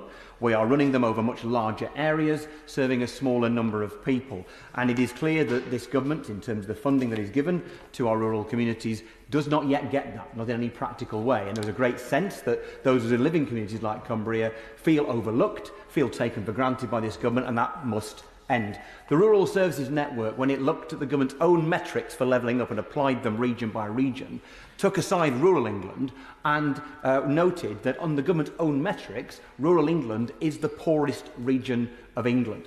So let's start on housing. In a community like mine, where we have seen in the last 2 years an increase by more than a third of the number of holiday lets, you can see a clearing out of the long-term private rented sector, which means that families and individuals are being not just evicted from their homes, but ejected from their communities. And that means that hundreds and hundreds of people who are coming to me for help are in a situation where they are unable to work, they have to take their children out of school, they move out of the area altogether.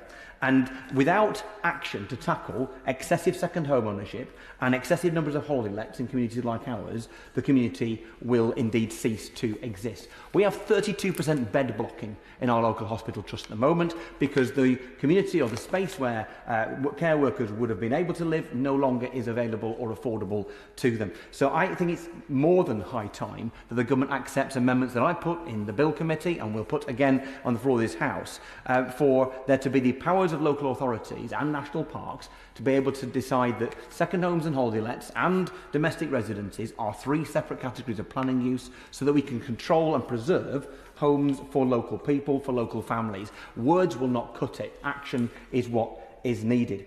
Let's move on to health. In our community, in South Lakeland, we've seen a 16% reduction, in Eden a 17% reduction in the number of GPs serving in the last 6 years. So when we see huge waiting times for people to see a GP, it's not the GP's fault. Let's not have it levelled at their door. It may be the fault of the government for removing the minimum practice income guarantee, which makes surgeries like the Central Lakes surgery in Ambleside and Hawkshead unsustainable, so that the GPs have handed back their contract. Unless the government will consider proposals such as mine for the Sustainable Small Surgeries Fund that will allow small surgeries to survive, then we will see more and more GPs leaving our area, and we'll see more and more rural communities without a GP. There is not a single dentist place, NHS dentist place, in the whole of Cumbria at this moment. We know that only a third of adults and barely a half of children have seen a dentist in the last 2 years. It is obvious that the unit of dental activity treadmill that is applied is pushing dentists out of the NHS, particularly in rural communities like mine. Let's move on to cancer services and realise in South Lakeland 41% of people with a cancer diagnosis are not getting treatment for more than 2 months, and in Eden, in the north of Cumbria, it's 59% of people with a cancer diagnosis not being seen within 62 days. And that is in no small part down to the government's failure to invest in not just the diagnostics but the treatment that is needed. They could very easily put, as we've been asking for years, a satellite radiotherapy unit at the Westmoreland General Hospital in Kendal that would meet those people's needs and save lives. Levelling up means nothing if it doesn't actually deliver services that will save the lives of the people who live in rural communities. Let's look again then at transport. Again, one of the features that I think probably unites us in rural communities is the fact that it just takes a long time, huge distances to get from where people live to the place where they work and study and the services that they use. And so it's all the more important that we recognise that the government has to take action to ensure we do not have failing rail services. You know, it's one of the reasons that many of us are probably still here at this time on a Wednesday is because we couldn't reasonably get home because of the failure of West Coast Rail, the Avanti service at the moment. But let's look also at what it means for rural stations. So the footfall comparatively for rural stations such as Staveley, Grange, Windermere, Oxenholme, Penrith, Appleby, Cark and Cartmel is relatively small, and therefore funding for them is hard to get hold of. Staveley Station has 28 steps to get up to it. It is totally and utterly inaccessible for anybody with a pram or who has a disability, yet no form of funding pot that exists already will ever see a station of that kind receive the funding it needs to make it accessible for the people who live close to it. And so if levelling up means anything, it means recognising that you have to provide funding for those kinds of services, or else we just won't get them. Let's think also of the threat to our ticket offices at Oxenholme, at Penrith on the main line, at places like Grange and Windermere and Appleby. These are vital ticket offices for the people who use those stations, and yet because they're relatively small and because the Department for Transport continues to give sanction to the rail companies to look at scaling back those ticket offices, those places are under threat. And the government, if it was committed to levelling up rural communities, would recognise there's a special case for communities like ours and put an end to that. I will say something about farming. The fact is that the movement towards ELMS, Environmental Land Management Scheme, is a positive thing. At least the aim of it is. But the fact that only 1% of farmers have got sustainable farming incentives so far shows you that the transition is bogged down, and it is forcing farmers out of the industry altogether. And that is why the government needs to plough ahead with ELMS, but make sure it's fair. and to make sure it's accessible to everyone, to make sure that active farmers get the money, not wealthy landowners who do not farm, to make sure that we're not having a situation where people lose their basic payment before they get the new payment. Because it's a wonderful thing to be a farmer. What do you do every morning? You wake up and you have on your to-do list to feed the country and to save the planet. What an awesome, awesome task that is that we give our farmers, and we should be grateful to them. And yet the government's botching of the transition to the new system, and they're signing up of unfair trade deals that throw our farmers under a bus, shows how little this government values our farmers. And a final word about schools. Rural schools are smaller, their budgets are smaller to start off with, and the fact that we have unfunded pay rises and unfunded increases in energy costs means that every single one of the schools that I've spoken to in my constituency over the last week are planning staff reductions, and that is only going to hurt our children. If the government doesn't understand that they need to support rural school funding, then it's only the children who will suffer. We have fewer than 500,000 full-time residents in Cumbria, more than 20 million visitors, and we are not funded to pay for the services that those visitors use. We're pleased, delighted that the visitors come, but if levelling up is to mean anything, then the government must respect places like Westmoreland, the Lakes and the Dales, the whole of Cumbria, so we can have the resources to meet the community that lives there full-time and those who visit. Rachel McLean. Thank you very much, Madam Deputy Speaker, and for the opportunity to make this contribution to this vital debate. And I very much thank my honourable friend for North Devon for securing this debate. It is a fact, Mr Speaker, Madam Deputy Speaker, I apologise, that many of my constituents may wonder what I'm doing speaking in a debate about rural Britain.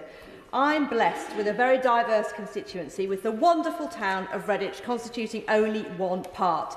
And I'm privileged to represent parts of the Wychavon district, including the Lenches, Cook Hill, Abbots Moreton, Inkborough, Stockham Bradley Green, Hanbury and parts of Feckenham. And assuming the boundary changes go ahead as set out this week, in the future, the constituency will also include the wards of Harvington and Norton and Dodderhill, which will mean the MP for Redditch will represent Lenchwick, Upton Warren, Wychbold and Stoke Works. So I believe it's vital that when we speak about levelling up, we do not confine ourselves to a mythical north-south divide, but we consider inequalities within constituencies and the rural-urban divide. Even areas which look prosperous, and in fact are prosperous on the surface, can hide considerable deprivation that we ought not to be afraid to care about. It's the right thing to do to help the most vulnerable in my constituency wherever they live. And in fact, within the new constituency boundary area, there is a ward with the most deprived 20% nationally, that is in Harvington and Norton. And so while my remarks could cover a plethora of subjects important to my rural constituents, such as healthcare, the environment, planning, crime, education, speeding, agriculture and nature, to name but a few, as I have only limited time, I will concentrate on three key pledges I made to my constituents. Firstly, rural transport. Bus services are absolutely vital for my constituents to access work, leisure and education, and these services are still recovering from the impact of the pandemic all over the country.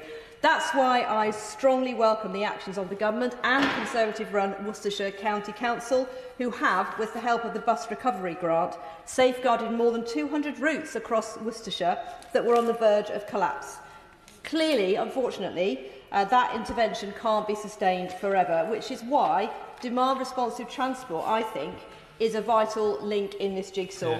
The plans are to expand that to include rural areas in 2023, but unfortunately the County Council doesn't have any specific support from government to do this, so it will have to be a trade-off between subsidising services and investing into demand-responsive transport. So it would be really helpful if the government is able to revisit the bus service improvement plans funding, as Worcestershire got nothing for ours, but the urban West Midlands, just up the road, got more than £86 million for theirs.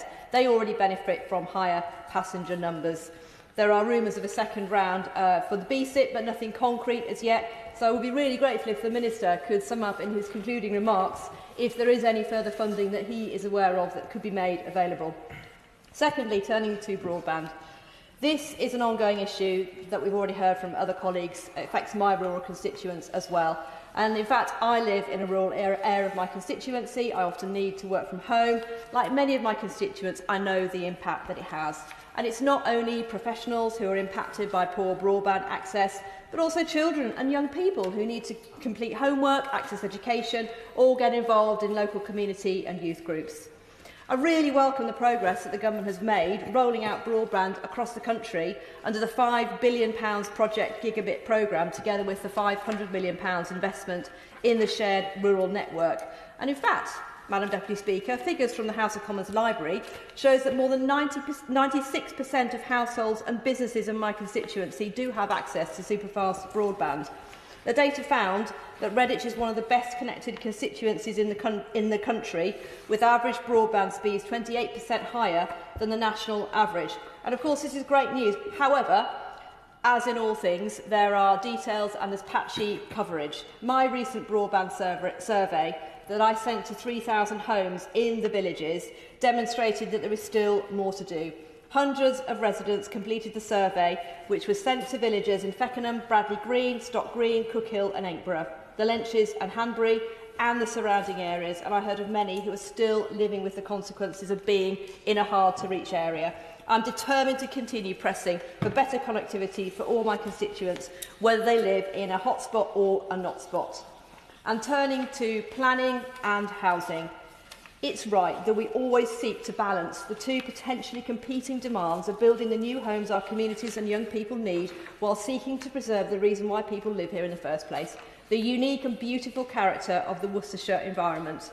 So I pay tribute to Wychavon District Council, who are working with the renowned organisation Create Streets, with an aspiration for Wychavon to become a leading rural authority for good urban design. But I must say a word about the proposed solar farm development at Roundhill. This, I'm afraid, is not an example of good design, placemaking or sustainability. This proposal would plonk 287 acres, 140 football pitches worth of solar panels on good agricultural land. I've worked closely with the members of the Roundhill Solar Farm Opposition Group, and as a result of hearing their concerns, I carried out a survey of hundreds of residents living in the local area to gauge their views. The overwhelming majority, of course, support renewable energy, but they are opposed or strongly opposed to the development for many reasons. In my view, very good reasons. This land ought to be used to grow food, especially at this time of war in Ukraine, when we as a nation should be shoring up our food security. No one is opposed to renewable energy, but it should be installed on rooftops, car parks, office buildings or brownfield land. I want to thank the campaigners for all the hard work they're doing, to let them know that I will continue to stand up for them. And I don't believe our levelling up agenda will be served by solar farms of this scale and size. And finally, whether they live in Redditch or the villages, everyone's worried about the cost of living and the impact on the most vulnerable. So I welcome the investment from Wychavon District Council in the form of targeted interventions for the most disadvantaged children, including speech and language hubs, after-school clubs, specialist help with maths, breakfast clubs and social mobility grants, which help those not in education, employment or training with opportunities to progress and enter the jobs market. Madam Deputy Speaker, as we look to the budget next week, I urge the Chancellor and the Prime Minister to ensure they continue their commitments to levelling up in rural Worcestershire as well as our town centre. Levelling up rural Worcestershire and my constituency and the villages is not done to the detriment of Redditch Town Centre. It's not a zero-sum game, quite the contrary. By making our wonderful villages attractive, accessible and desirable, we encourage people to come to our county, use the facilities in Redditch Town Centre. It's a win-win, creates a virtuous circle of growth and prosperity, more business for local shops, leisure facilities, more residents paying taxes to fund the vital public services we all rely on, such as the ALEX especially. Rural local authorities still receive 37% less in settlement funding assessment per head compared to urban areas, so it's clear that we need to continue focusing on levelling up the whole country and ensure that rural Worcestershire is not left behind in this essential mission. Helen Morgan. Thank you, Madam Deputy Speaker. North Shropshire is a really lovely place to live. Beautiful countryside, historic market towns and warm, welcoming people. And I would encourage everybody to come and visit. But behind the bucolic scenes, North Shropshire and indeed large parts of the rest of rural Britain are beginning to fall behind their urban counterparts. Now, levelling up was the second most popular catchphrase, I think, of 2019. And while it had not a lot of meaning for the northern towns it was aimed at, it had virtually none at all for rural Britain. If we want our rural communities on a level playing field with the towns in the north and indeed the south, we need to address the causes of the problems that have led to dysfunction in many sectors of the economy and society. We have young people leaving rural areas in search of work at the same time that local employers from all sectors are struggling to fill vacancies. Our hospitals are full to capacity, with ambulances queuing outside the front, while beds are taken up by people who could be cared for at home. We have pensioners and young people desperate to get out into the towns and spend their money, but they've got no car and they have no other alternative to get there. On Friday, I visited the excellent Robert Jones and Agnes Hunt Orthopaedic Hospital in Gibbowen near Oswestry, and it's a good example of how dysfunction can affect a place like that. It's undoubtedly one of the best hospitals in the country, with a fantastic reputation, excellent patient satisfaction, and some of the world's finest surgeons. Most medics would be honoured to work there, and yet has a vacancy rate of 14%. And the reasons behind that? Lack of affordable housing and lack of public transport to the hospital are two of the key ones. The nurses who work there are unable to get home after a 12-hour shift because a hospital with world-class facilities is being let down by a fourth-class public transport system. And if they make the move to work in this top-class hospital environment, they'll struggle to find a flat to rent. Not because they're too expensive, but because there simply aren't enough furnished flats available on the market. People of working age obviously need to be able to find a secure home in the area they want to live, and they need to be able to access all of the public services that will give them a decent quality of life. But those services are being cut because local government budgets are taking the strain of the pandemic and, frankly, of Conservative chaos. Our councils need to be properly funded, but the local government authority is reporting that local authorities face a funding gap of £3.4 billion next year and £4.5 billion in 2024-25, and that's just a standstill. So improving those services seems a distant prospect. Shropshire Council is now reportedly spending 84% of its budget on social care. The population gets older, the pressure on services gets higher, more young people leave, and the cycle continues.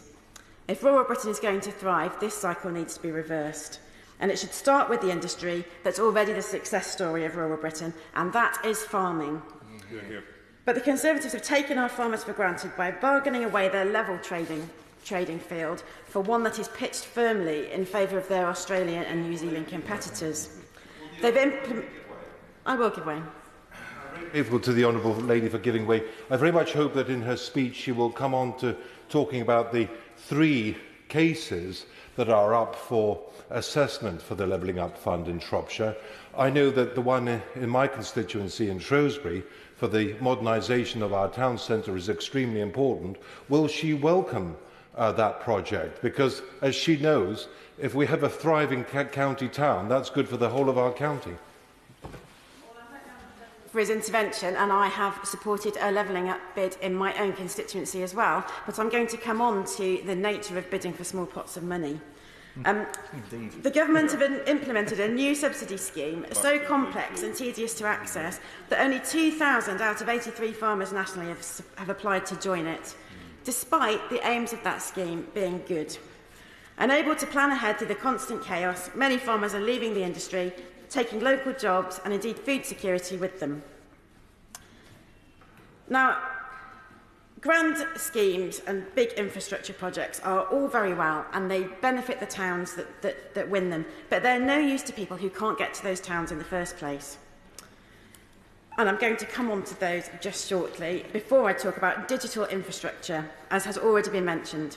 It's not surprising that the UK is one of the least efficient countries in Europe, when in 2022, 1 in 10 of my constituents still can't get internet speeds above 10 megabytes a second.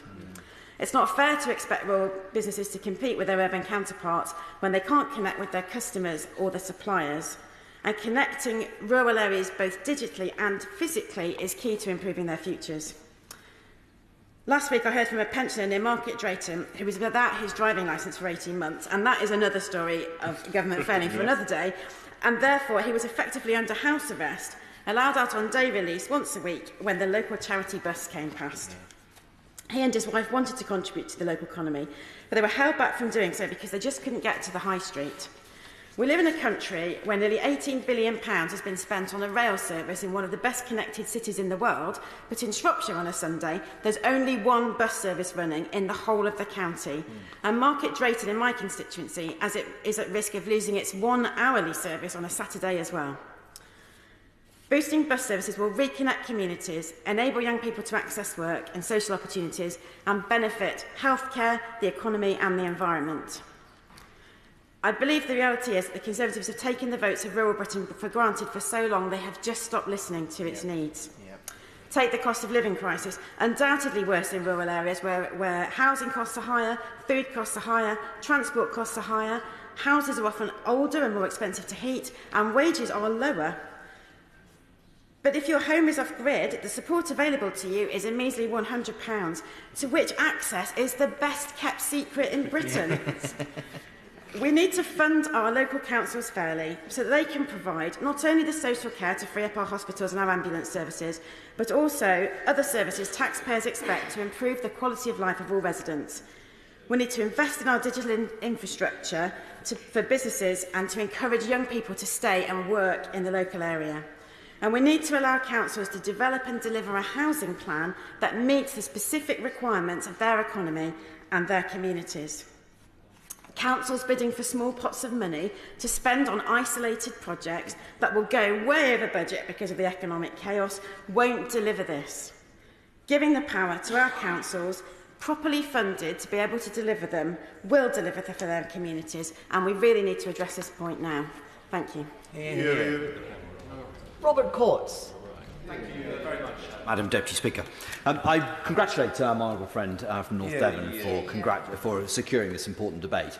And I think there's so many things that many of us will be united upon as we discuss the issues today. That whether you come from the north of England, from the Lakes areas, from Shropshire, or from Devon, or indeed from Oxfordshire, so many of the issues that we are discussing will be common to all of us. And it may be that rural areas will often feel that they don't get quite the focus from government that they ought to have. And it may be that it's only because 17% of the population of England live in rural areas, or it may be the phenomenon that I think many of us have alluded to, that rural areas are the places we go on holiday, aren't they? And they look so beautiful. The countryside is fantastic.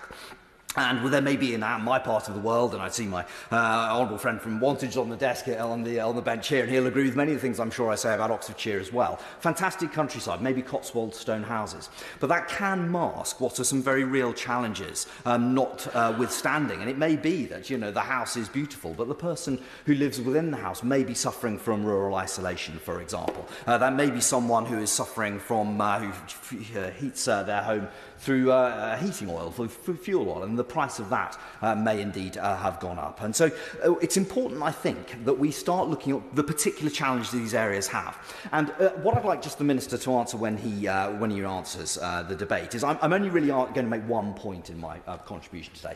There's so many things we could talk about. We talk about housing, we talk about connectivity, of course. We talk about health services, we can talk about education. I could take a debate on just each of those itself. But there's one thing I'd particularly like to concentrate on, which is that we are talking about levelling up here. We're all agreed that levelling up has to mean not just the north and the south, but the rural areas as well as the urban areas. It has to essentially mean that everywhere, wherever you live, wherever you come from, you make sure you're able to have your fair crack of the whip as well. You're able that some of the differences in productivity are ones that there shouldn't necessarily be any difference between a rural and an urban area. For example, financial and insurance activities make up 6% of output in predominantly urban areas outside London, but just 2% of output in predominantly rural areas. Information and communication businesses show a similar difference, 7% in urban areas and 3% in rural areas.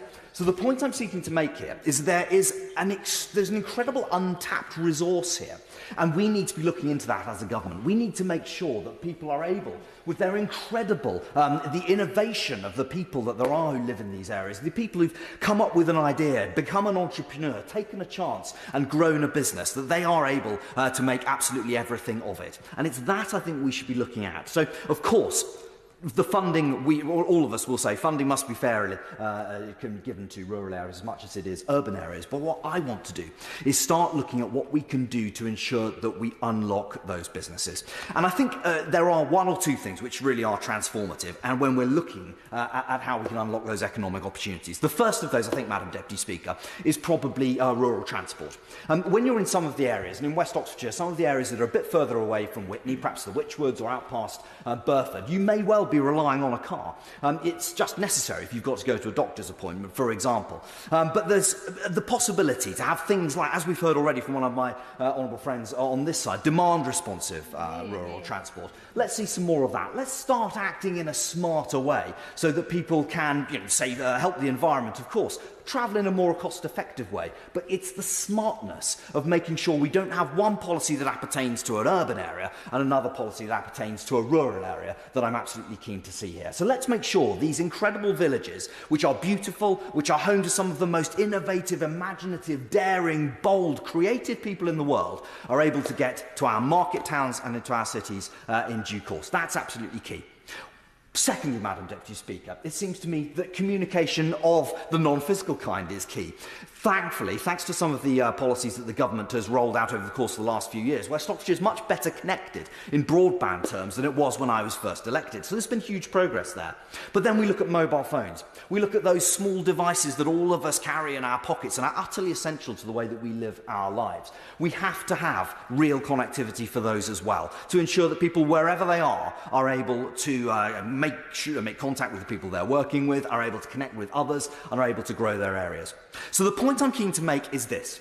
There are challenges, of course, in rural areas. There are areas where we need to make sure people aren't left behind. It is absolutely right that if someone lives in a relatively remote Oxfordshire village or a much more remote part of the United Kingdom further afield, that they are able to get all of the benefits of living in the UK through notwithstanding where they live. But it's more than that. It's the fact that there is enormous untapped economic potential in these villages, which can be, if we are strategic and smart about the policies that we have here as a central government. And it seems to me that connectivity, both of the digital kind and the physical kind, is absolutely key to making sure our rural areas are, in the last couple of words before I finish, I'd be delighted. Also has a part to play in semi-rural areas. So in Hertfordshire, we're looking at putting a light railway in between Welwyn Garden City and Harlow, and I think in North Hertfordshire I'm arguing we should eventually have a link between Buntingford and Stevenage, because these are not as expensive in a rural context as they would be in a city. Yes, it's a very good point. And of course, rail of all kinds can have a real importance in connecting rural areas. And it depends, of course, and my point about being smart about what we do is that each area is different. What may be right for his area may not be right for mine, may not be right for another member's. And in my area, for example, I'm very keen to see further redoubling of the Cotswold line, which the House will have heard me speak about before, to make sure that up to Hamborough, which is at the start of my constituency, my local station, has faster, more frequent services to Oxford and then through into London. Because if we are able to do that, we then can use Hamborough as a hub for West Oxfordshire's transport, to ensure that we have regular bus services coming into that area. We can have cycle paths coming into that station, to ensure that what works in that area is faster transport to Oxford as the nearest major city, and then, of course, in due course, through to London. So he's absolutely right. Flexibility and smart policy will make sure that our rural areas have all the many benefits, economic and social, of being part of modern Britain. Thank you. Philip Dunn. And it's a great pleasure to follow the honourable member for Witney, who's been such a powerful campaigner to improve the quality of water in our rivers in his constituency in West Oxfordshire. So great to hear him speaking on these subjects. And also to follow my neighbour, the honourable member for North Shropshire, who I think made a very powerful speech earlier. I'd like to start by congratulating my honourable friend, member for North Devon, who is a member of the All-Party Parliamentary Group for Rural Services, which I chair, and I'm grateful to her for securing this debate.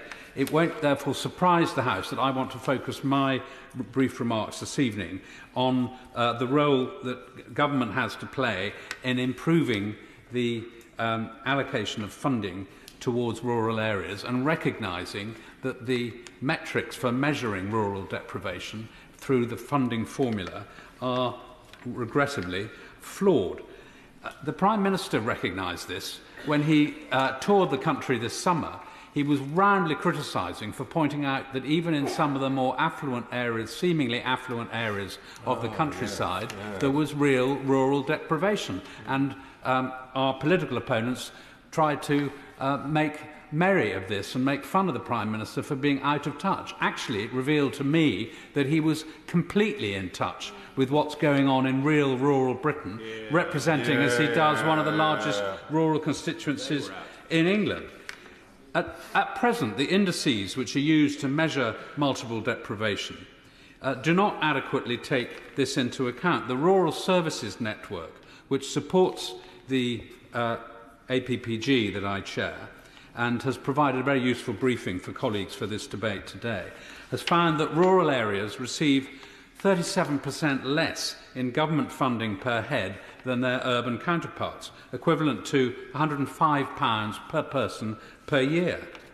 And while receiving poorer services, as was so ably pointed out by my honourable friend from North Devon, rural communities also suffer from lower wages, about £2,500 less on average per head, and face significantly higher costs. On average, rural residents pay 21% more per head in council tax bills, some £104 than their urban counterparts, due to the way in which the government grant is distributed in favour of urban areas. Weekly transport costs are about £40 higher, so that rural families spend 4% more of their disposable income on transport each week. And of course, in many of the larger rural areas, in particular in Shropshire, public transport is very thin on the ground. So people have to rely on cars, and with the energy prices going the way they have been, that figure of £40 is an underestimate. It was prior to the energy crisis. And nowhere is this more apparent than in my own constituency of Ludlow. Ludlow is currently the 6th largest geographical constituency in England, and following the Boundary Commission proposals announced yesterday, will become the 5th largest geographic constituency in England, gaining 100 square miles from my honourable friend, the member for Shrewsbury and Atcham, who I'm very pleased to see is supporting this debate. Of course, rural areas have their own inherent beauty, and the lack of people and the sparsity of the population is one of the reasons why they are pleasant places to live and people choose to live there. But the density of population is the fundamental problem when it comes to allocating funding from central government, because it's based around people, and with just 56 people per square kilometre within the Ludlow constituency, we have one of the lowest densities of any constituency in England. Other members have touched on... In fact, Will my right honourable friend give way? Very briefly. I'm very grateful to my right honourable friend. I just wanted to point out to him also that, of course, we have a disproportionately elderly population in Shropshire. Adult social care costs are going through the roof. 83 pence in the pound by our council is spent on adult social care costs. Will he agree with me that in addition to levelling up, the government needs to do more to support our councils in this area? Well, I think the pressures of social care costs on areas which have got demographics where that is particularly acute is becoming at crisis level, and we noticed that in particular in Shrewsbury, and the point was made by an honourable lady opposite. We also suffer from poor broadband provision, as has been said by others, and although the accessibility to broadband may be there as a result of the government's gigabit programme, the speeds in rural area are about a third slower than in urban areas. We have problems with accessing public transport, as I've mentioned. The fewer than half of rural residents have access to a further education site within 30 minutes of their home via public transport. So access to both employment and education is a challenge. Rural residents are now more reliant on off-grid energy generation in many cases facing huge rises in costs for domestic heating oil this winter, as around 1/3 of households in Shropshire are not connected to the gas grid. And that's why it is so critical that the government continue connecting rural homes to superfast broadband, support rural transport provision, and urgently clarify how off-grid homes, including residents of park homes and others who don't pay their own electricity bills, can access support with their energy bills. I would strongly encourage the Minister to look again at the funding formula.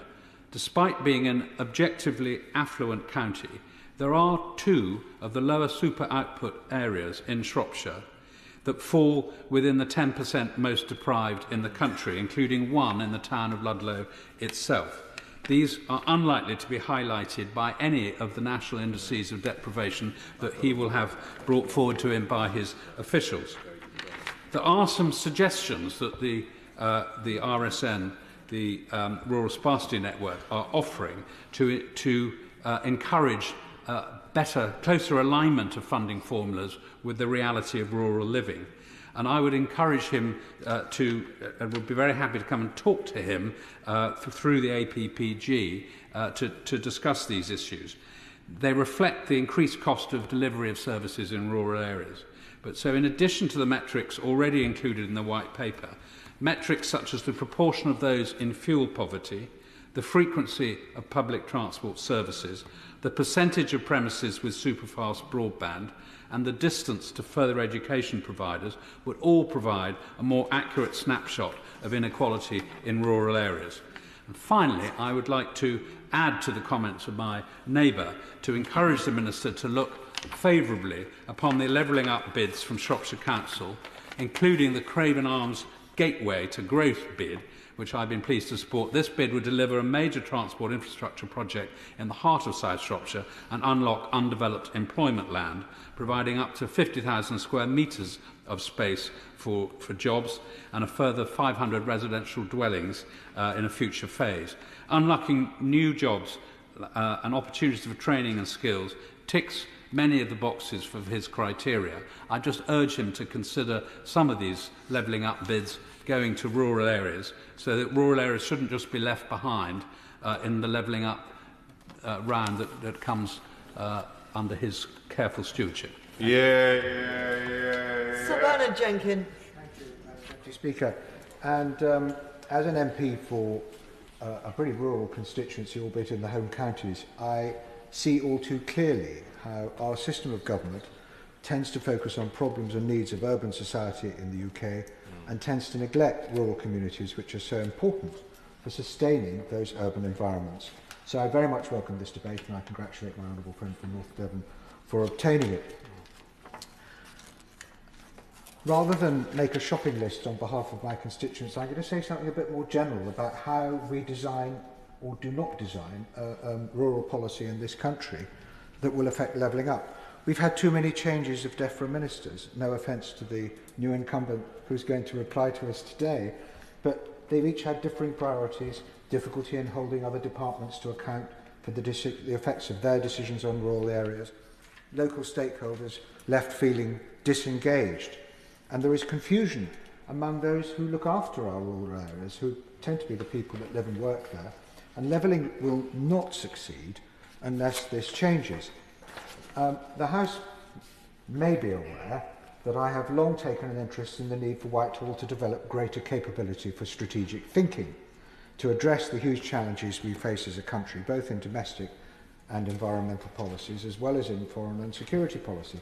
And as chair of PASC and then the Public Administration and Constitutional Affairs Committee, we did 3 inquiries on this topic over a period of 9 years, and I continue to take an interest in this subject with an informal group that held a conference at Ditchley Park recently, attended by the Cabinet Secretary.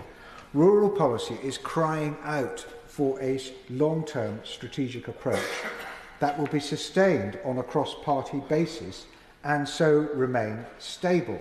It's slightly unfortunate. Well, it's nice for us that there aren't many Labour MPs cluttering up this debate. Well, there aren't any. But it's unfortunate that there is not more engagement from the Labour Party of this. There is one front bench spokesman, and I hope he will rise to the There's a whip there, look. I think this counts as an intervention, Madam Deputy Speaker. It should be added to my time. I hope that the honourable gentleman will rise to the occasion. The Ukraine war has exposed how the global food supply system is very vulnerable to disruption. We cannot continue to rely on the ability to buy food on the global market cheaply.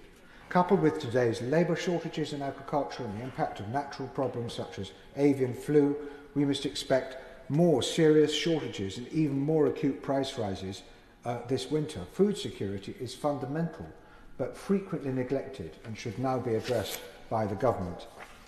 In passing, I would add that the Rural Services Network recently reported that the cost of living crisis is worst in rural areas. Food and energy price increases are already putting rural food banks under huge strain. Brightlingsea Food Bank in my constituency is extremely well led and coordinated by Wyn Pomeroy, and it offers incredible support to the most vulnerable people. But let's be clear, this is a fire engine dealing with a crisis in many of our constituents, and I'm sure every member will want to support their local food banks. The main point, however, is that the changing nature of life in rural communities is outpacing the ability of our relevant institutions and policy processes to adapt and stay fit for purpose. Rural areas need a responsive, adaptable policy-making and strategy process to handle the complexity caused by a combination of the increasingly rapid and profound changes in the wider world and of the competing demands we place on our countryside. These include the need to optimise food production, to improve food security, to reduce emissions and greenhouse gases, to increase carbon sequestration, to adapt to cope with climate change threats, drought, flooding and so on, to enhance the well-being of the whole UK population by improving leisure and sporting access to the countryside, and to improve conditions for wildlife and biodiversity, leaving a better natural environment and landscape for future generations. And in coastal constituencies like mine and the Honourable Lady who opened the debate, to rewild our coastal waters, to revive wild fish stocks, to restore saltings, seagrass and kelp forests, to revive their massive capacity for carbon sequestration. I do commend this book by my constituent Charles Clover of Blue Marine Foundation, which is called Rewilding the Sea, which was launched in the House of Commons yesterday. This is all incredibly ambitious, but very important for the whole country to reconcile these often competing demands. But it is not only essential, but also well within our grasp to achieve. Government must, however, take the trouble to work with rural communities across the UK rather than prescribing for them, which is how most rural inhabitants see their situation today. Rural communities, in their turn, need better processes to make their voices heard in Whitehall and to ensure that Whitehall draws upon the unique experience of local knowledge and local expertise in both formulating and delivering policy. Now, DEFRA's forthcoming ELMS, the Environmental Land Management System, replaces payments from the EU, Common Agricultural Policy, and this is due to be fully implemented in 2024. Its success is crucial to the effective functioning of rural policy and levelling up. I'm afraid the handouts from the government for levelling up, I mean, they're sticking plaster. What we need is a comprehensive approach to the rural economy. But during its current trial phase, the ELMS has been taken up by only a tiny percentage of farmers because what it offers is not actually very attractive to farmers. DEFRA now needs to work closely with individual farm businesses to ensure that ELMS can become fit for purpose. Very briefly. I thank my right honourable friend for giving way. That's precisely why my select committee, the EFA select committee, is currently starting a report on the implementation of ELMS and how more effectively it could be delivered. Well, I'm delighted, and I will recommend a friend of mine to submit evidence to my right honourable friend's committee. And it's his work I'm going to be referring to later. The government needs to empower and support farmers to undertake a wide range of practical routine tasks, which are currently the responsibility of national agencies, but which those agencies are actually unable to deliver because they don't have the local expertise and knowledge. For example, the Environment Agency used to clear watercourses annually on lowland floodplains, but now have abandoned this practice, resulting in disastrous flooding over what is often the most productive agricultural land in the UK. farmers could be paid to do this work subject to effective regulation. Local groups should also be encouraged to take charge and work in collaboration with each other and with the appropriate central and regional authorities. For example, encouragement of wildlife is frequently focused on transforming or flooding or wilding separate individual locations. It would be far more effective to recruit farmers and landowners across a whole area to collaborate on creating wildlife oases and corridors, to link them with wooded, hedged or specially planted wildlife corridors, work for which again they could be appropriately reimbursed. Now is the time to improve the policy delivery process, harnessing local knowledge and ability in conjunction with scientific expertise and bringing them together with the responsible government bodies. The top of the civil service should work on enhancing cross-departmental governance processes in Whitehall, including repairing Whitehall's broken policy strategy-making mechanisms. And I can vouch that permanent secretaries are keen on this. From the bottom up, we need to encourage pilot projects which, when successful, can be scaled up and applied nationwide beyond appropriately amended to local conditions. One such pilot is being developed in the area of South Cumbria, in the constituency of the Honourable Gentleman for Westmoreland and Lonsdale, by local farmer and businessman John Geldold, and I'm pleased to say the Honourable Gentleman is giving him appropriate support. Mr Geldold is best known for championing the selling of high-quality local produce in supermarkets.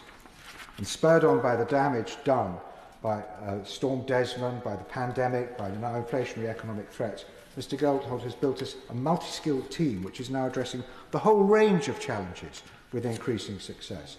For example, as part of this project, he's got a senior policeman improving local policing. I must stop now. But our population, the Honourable Gentleman. Very briefly. So, very grateful for raising the point. And the area that Mr Geldold farms in, the Lythe Valley, is often subject to flooding. And it's a reminder that sometimes we need to invest in infrastructure to allow good quality agricultural land to operate as good quality agricultural land. Otherwise, we won't be able to feed ourselves as a country, and we won't be able to do the good work that is surrounded with on biodiversity that Mr Geldold is so very much an example of. Most grateful to the Honourable Gentleman, and I would add that the policing initiative is being led by a retired local police officer and is transforming the ability of the countryside to police itself and deal with rural crime in a more effective way, and I've been trying those initiatives in my own constituency as well. I just end by mentioning we're not scrapping all the regulation. There will be regulation, of course there has to be regulation, and some of that rhetoric's got a bit overtaken by politics. But the thing is, our population may be overwhelmingly urban, but England, and I would say the whole of the UK, sees its countryside as its shire, embodying an ideal of harmony between humankind and nature. This national feeling is a force to be reckoned with. Governments who trifle with this do so at their peril. David Mundell. Thank you, Madam Deputy Speaker. And as the member with the largest rural constituency outside the Highlands, larger than any constituency in England or Wales, I'm very pleased to be called to speak. I won't take up the 8 minutes by reading out the over 100 communities that make up that large and diverse constituency, but I'm very grateful to the member for North Devon for bringing to the floor of the House a debate about rural issues and rural issues across Britain, because this House too rarely, in my experience, debates rural issues and has become, I believe, far too metropolitan and urban focused, which I think is a facet of our society generally. And sadly, I find it little different in our Scottish Parliament. So I think it is very, very important that members across Britain can debate the issues. And when I heard the member, my honourable friend from Ludlow speaking, the issues that he raised are equally applicable in Lead Hills in my constituency, and the member for North Essex set out what I think was the right prognosis, that we do need to have a strategic approach if we are to maintain rural communities and a rural way of life. And the one part which I don't think either touched on, although they did in relation to funding, is that the most important department we could have had here today is the Treasury. Yeah. Because my experience is that it is the Treasury that is the greatest impediment to investment in the rural parts of the United Kingdom. And that flows into the very welcome levelling up initiatives that are taking part by the Honourable Gentleman's department, and I'll obviously touch on those in my own constituency. But the first point which I want to raise is that, and having raised it before, many rural local authorities, smaller local authorities, are very ill-placed to put forward complex bids. Now, the Treasury came forward with an initiative to put certain monies into certain local authorities to allow them to take that forward, but their capacity is limited and their experience of doing so, their direct contact with Whitehall is limited. And it is very, very important that if we are to go through these processes, that rural and small local authorities are supported. The second thing is that it's actually quite difficult to spend £20 million on a single project in a rural area when you come to do the analysis. And there has been, in relation to levelling up and other proposals, a lack of flexibility. Ultimately, I was able to negotiate, partly because my constituency unusually covers 3 county areas, that the project that was put forward was in three separate parts, but there was a lot of resistance to that type of project. And the final point is that even when projects go forward, what tends to happen is it's the usual suspects who are favoured. So whilst I very much welcome community renewal funding that came to the south of Scotland, the organisations that ultimately received that funding had the capacity to make professional bids for it. And they would not, I would say to the Minister, have been the choice of my constituents in relation to that funding. And I think that, if we are going to say that we have community renewal funding, we've got to listen more to communities and what it is that they want to do. And ultimately, what that needs is a loosening of the Green Book rules. Now, there has been various announcements at various times that Green Book rules from the Treasury were to be loosened, and they need to be if we're going to successfully invest in rural areas. I was very struck by what the member for Westmorland Lonsdale had to say, because his constituency in Cumbria is very similar to mine in the south of Scotland, and that's why I very much welcomed the Borderlands initiative, which has brought the south of Scotland, Cumbria and Northumberland together to try and create a sort of a capacity to take forward important rural projects. And of course, Carlisle, for example, although in the north of England, is very, very economically important to my constituency. So that is an important initiative. And I recognised many of the problems. And although I'm sure we'll hear from the member for Perth and North Perthshire that there is some utopia in Scotland, I can confirm that if you are a resident in Dumfries and Galloway, you have no access to an NHS dentist. And indeed, NHS Dumfries and Galloway 10 days ago was overwhelmed by patients that it couldn't manage the situation. So many of these issues are very much the same in Scotland and need the same sort of innovative approaches which the member for North Essex spoke about. If we want to sustain rural communities, we've got to think innovatively how we are actually going to do that.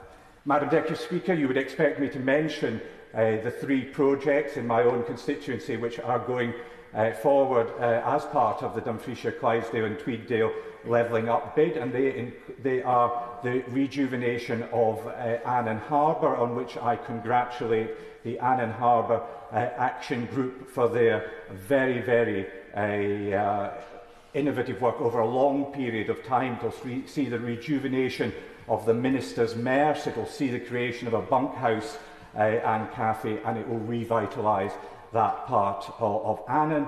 There is the rejuvenation of the Chambers Institute, which is the equivalent of the Town Hall right in the heart of Peebles, and there is the Clydesdale Walkway, which will look to bring together various existing walking and cycling trails in the south of Scotland, so as to create the possibility for people to walk from essentially Stranraer to Eyemouth, which I'm sure Madam Deputy Speaker appeals, and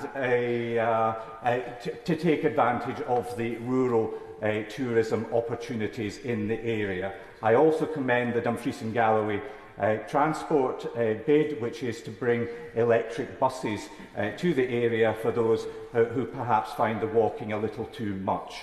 I think, though, in summary, Madam Deputy Speaker, the important point is that right across Britain we need to take a new and more urgent approach to tackling rural issues. It's not just about single one-off bids and funding. They are very, very welcome. But if we are going to sustain rural communities the length and breadth of the United Kingdom, we're going to have a different approach, and the Treasury and changing their attitudes is central to that.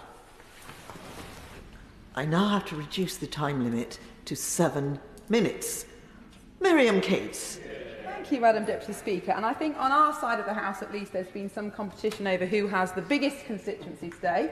I can't compete on size, but I do believe I have the most beautiful constituency in this House. So from the rugged splendour of the Midop Moors to the picturesque village of Cawthorne, the classical setting of Wentworth Castle and the stunning landscapes of the Derwent Valley, my Penistone and Stocksbridge constituency is a wonderful place to live.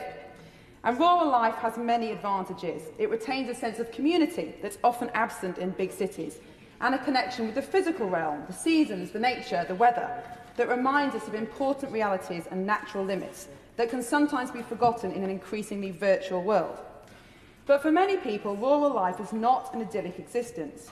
My constituents share many of the challenges with urban areas, like the rising cost of living, access to affordable family housing.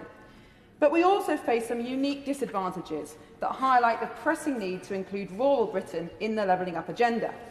And to state the obvious, and as other members have said, the lower population density of rural places means that service models that work in urban areas are much less viable in our communities. And my honourable friend, the member for Ludlow, and the honourable member for Westmoreland have put this very eloquently, that the metrics that are used to describe viability of urban services just don't work in rural areas. They have to have special cases. But I want to speak particularly about bus services, which over recent months have declined significantly in my constituency. And residents of Stocksbridge, Grenoside, Chapeltown, High Green, Ecclesfield, Warncliffeside, Outerbridge and other villages have seen services reduced or even disappear altogether, cutting people off from jobs, training, education, healthcare and leisure. And the impact of this on everyday life can't be overstated. The old are left stranded at bus stops, the young arrive late for school, and workers are forced to pay for taxis to get to work. Local employers offering good jobs have told me of the difficulty they have in recruiting because their premises are no longer served by bus. The vision of levelling up is to spread opportunity evenly around the country. But, Mr Deputy Speaker, it really doesn't matter how much opportunity there is if you can't get to it. So what's gone wrong in South Yorkshire, in rural South Yorkshire in particular, and how can we fix it? Well, services were struggling even before COVID, but the post-pandemic environment has been a perfect storm for rural bus services in South Yorkshire.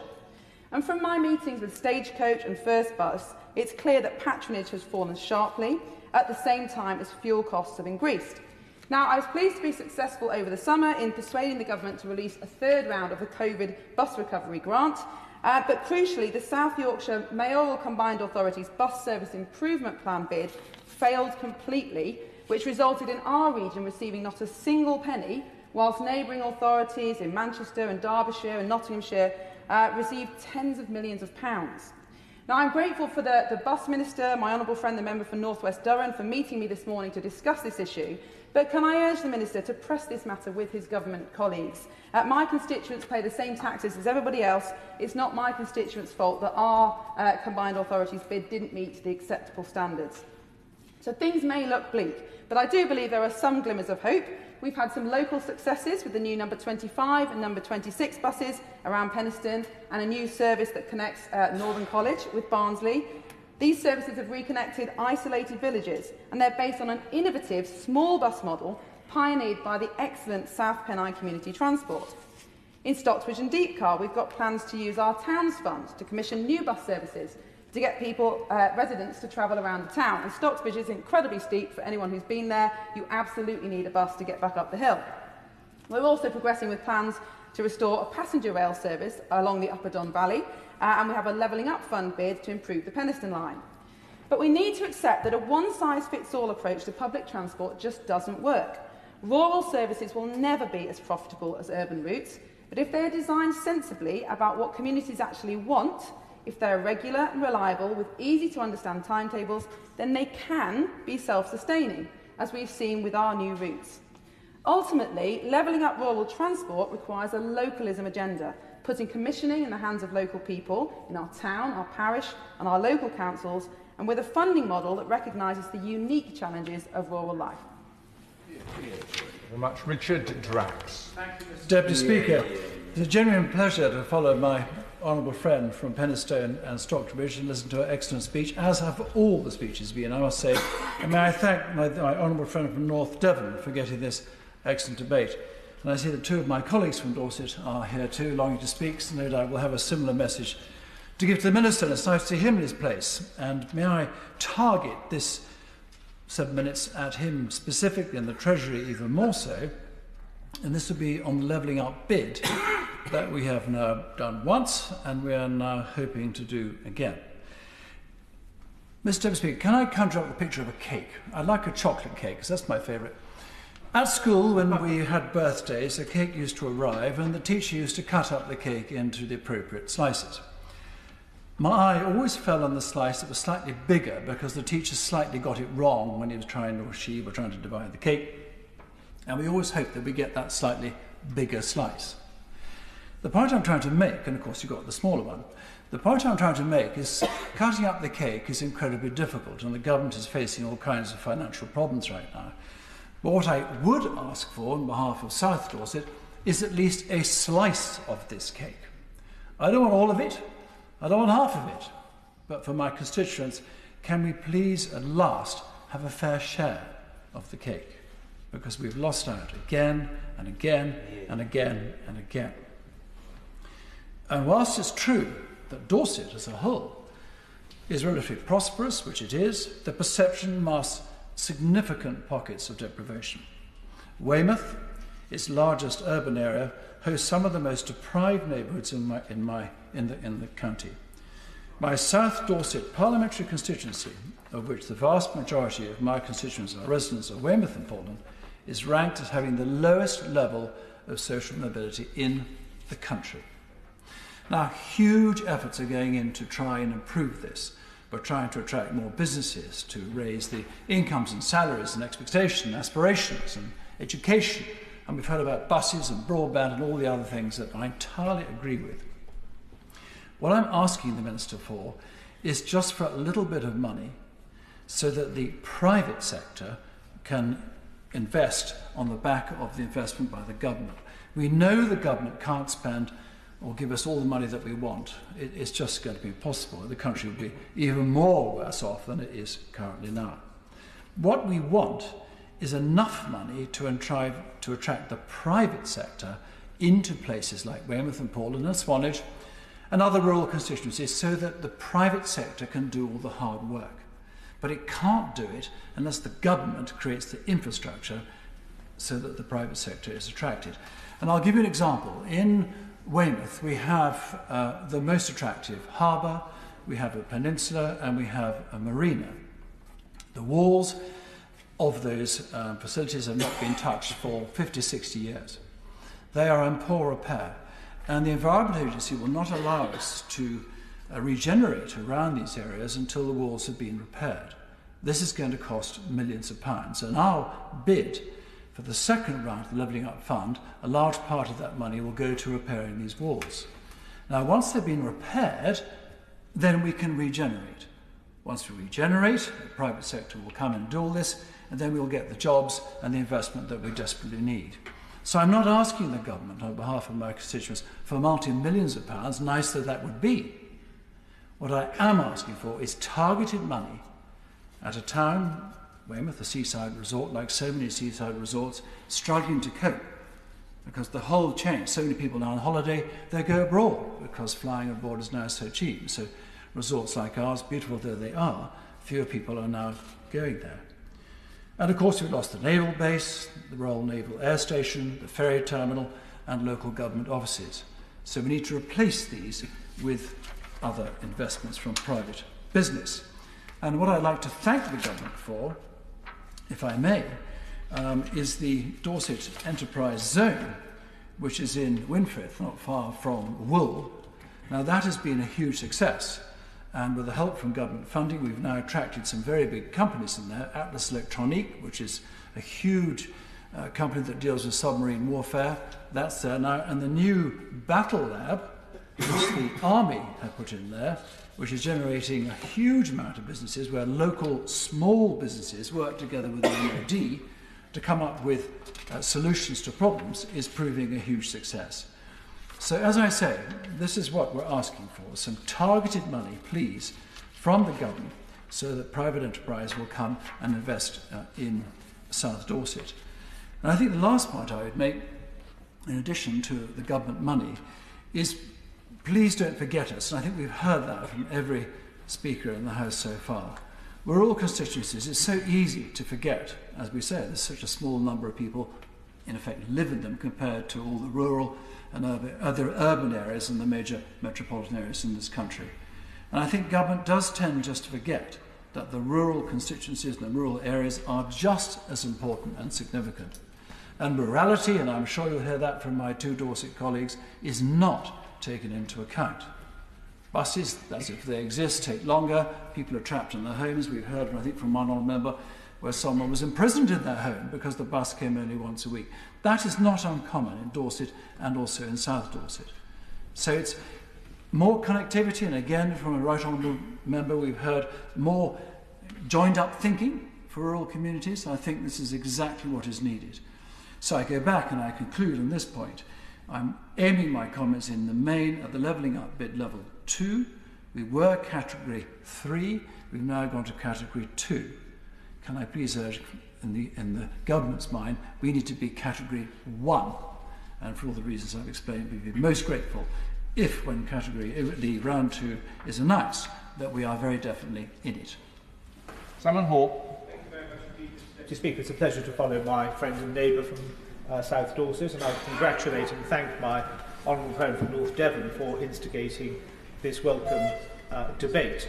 As a number of people have already noticed, and I don't make this as knocking copy, the only Labour voice we will hear in today's debate is from the front bench. Able and articulate, I have little or no doubt.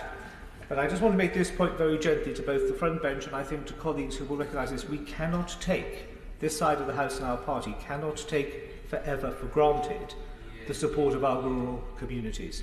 We need to pay back their support. Now, levelling up is, of course, welcome, but I do think it needs to be broken into chunks, digestible chunks. We need a sort of post-industrial, urban levelling up set of initiatives. Likewise, as my honourable friend for South Dorset has referenced, one which features the coastal areas for levelling up, and clearly the kernel of this debate, rural. Could I also, just in passing to the Minister, echo most strongly my cri de coeur from my honourable friend from North Devon. It is time his department put in place the regulations whereby town and parish councillors can be removed from office if they are not doing their job. I have one case in my constituency which is a perpetual headache and the Council can do nothing at all about it. As many have said, Mr Deputy Speaker, visiting rural areas across our country, many would be forgiven for thinking that all is well. But we have deprivation, there is need. It's just not located in one area or one ward. Because we cannot make it, because we cannot do that, because we cannot take people to one place or one area, it makes delivery of improvements very harder. And could I suggest we need some sort of rural czar, or perhaps rural squire might be better, to coordinate across government rural proofing. I want to talk about formula and funding formula. This is not a rob Peter to pay Paul debate. It was Mr Blair's government that took money away from the county shires and gave it to the urban areas. What we need is additional funds, or a fairer formula, or a rural proof formula, in order to ensure that my honourable friend gets the slice of chocolate cake that he desires. I have to say seed cake is my favourite. I'd like a larger slice of seed cake, but there we go. But we do need a review of the funding rubric and the assessments of rural deprivation. We must try to be striving for parity or equality. Who can be against that? A child educated in my constituency, I would suggest, requires as much money spending on their primary or secondary education as somebody in central Manchester, Bristol, Birmingham or Southampton, because this is, in the terms of education, a UK PLC initiative. Let me just look briefly at Dorset Council's areas. 29.4% of our population is over the age of 65. That compares to 18.5% in England. 1 in 12 are currently over 80. That's due to increase by 10% by 2032. Being rural, as many have mentioned, our service costs to deliver services are much higher than urban areas. Just, for example, in terms of school and care travel alone. 46% of Dorset residents, that's Dorset Council area, Mr Deputy Speaker, 46% of Dorset residents live in the most deprived areas for access to services in England. And despite all of this, Dorset Council receives only £2.5 million per year for rural service delivery grant. 85% of Dorset Council's expenditure is generated directly by the council tax, compared to the average unitary authority, which only has to find 65%. We receive no revenue support grant, where others get 4%. Hospital discharges. Adult social care costs on hospital discharge in 2019 cost Dorset Council £4.1 million. This year, it's £15 million, with no concomitant increase. And it's not just local government that we need rurality taken more into account. The rubrics for the Environment Agency, for road funding, for police, and as I've mentioned for schools, also need to be refreshed. The easiest case to make, let's just take the Environment Agency for a moment, spend £200,000 on a flood relief project and it benefits 10,000 people in a community. Well, you can make the business case stand up very well. But a scheme which has the same sort of costs and delivers the qualitative benefits for a community, albeit much smaller, or more sparsely populated and further flung, will never pass the rubric assessment because it's been written in Whitehall by people who only have an experience, dare I say, of living in or around central London. Many have mentioned that rural PLC needs broadband and phone signals. We also need grid capacity. If anything is holding up development, it's the grid. It's a sad indictment that there is not a single consented business park in the Dorset Council area that could be fully developed out today, and that's only because there is not capacity of the grid to provide electricity. Sturminster Newton in my constituency would like to see some sustainable new numbers of housing. Can't be delivered because of an absence of electricity. Last few seconds, let me just touch on probably the thorniest issue. I don't do it because it's the last few seconds and nobody could intervene. But talking to my local businesses, it's access to workforce. I've already said we have an older workforce. We have virtually zero unemployment in North Dorset. And fortunately so, we've had that for many years. Could I ask the Minister to make sure that the Home Office, when sculpting immigration policies, perfectly properly over which we have control in this place, that there is a focus on the rural needs of the economy to ensure that farming, innovation and the entrepreneurs of our rural areas can create that investment, can make those jobs, can pay into the exchequer, can create the opportunity of aspiration, excuse me, and therefore level up rural Britain. Loader. Thank you, Mr. Deputy Speaker. It's a pleasure to follow my honourable friends and neighbours from both North and South Dorset. At risk of repeating what they've said, I hope the House will allow me. I'd first of all like to congratulate and thank my honourable friend from North Devon, who I think we've all thoroughly backed her quest to have this debate. And it's very important because it is very clear to me, Mr. Deputy Speaker, that this House does not give enough time to debate and to discuss the rural issues of the day, because we have some important questions to ask ourselves. Why is levelling up not focused to rural areas in the same way it is to urban areas? Why does rural hardship not seem to matter in the same way that urban poverty does? Why do rural jobs attract less pay than in urban areas? Why does TfL get £1.7 billion of government money to bail them out, yet Dorset Council can get hardly anything? Especially when we have, of course, the worst frequency rail line in the country. I'd just like to let the Minister know that. But we should also ask ourselves why are we still in the position that the Treasury Green Book, and I don't want it to prioritise rural areas, I want it to give fairness to all parts of the United Kingdom, including rural Dorset. Why do sixth formers, that's 16 and 17-year-olds, in rural Dorset, have to pay to get on the school bus when you do not have to do, when those youngsters do not have to do so in urban areas? Social mobility in West Dorset, indeed I think across the wider Dorset area, is amongst the worst in the country in certain pockets. And the real levelling up required in this country is in rural Britain, which is why I'm so delighted to be able to contribute to this debate. My honourable friend, and neighbour, the member for North Dorset, very clearly articulated some detail, some very good statistics that I also had in my speech that he's pinched. But I just want to focus on a couple of those, if I may.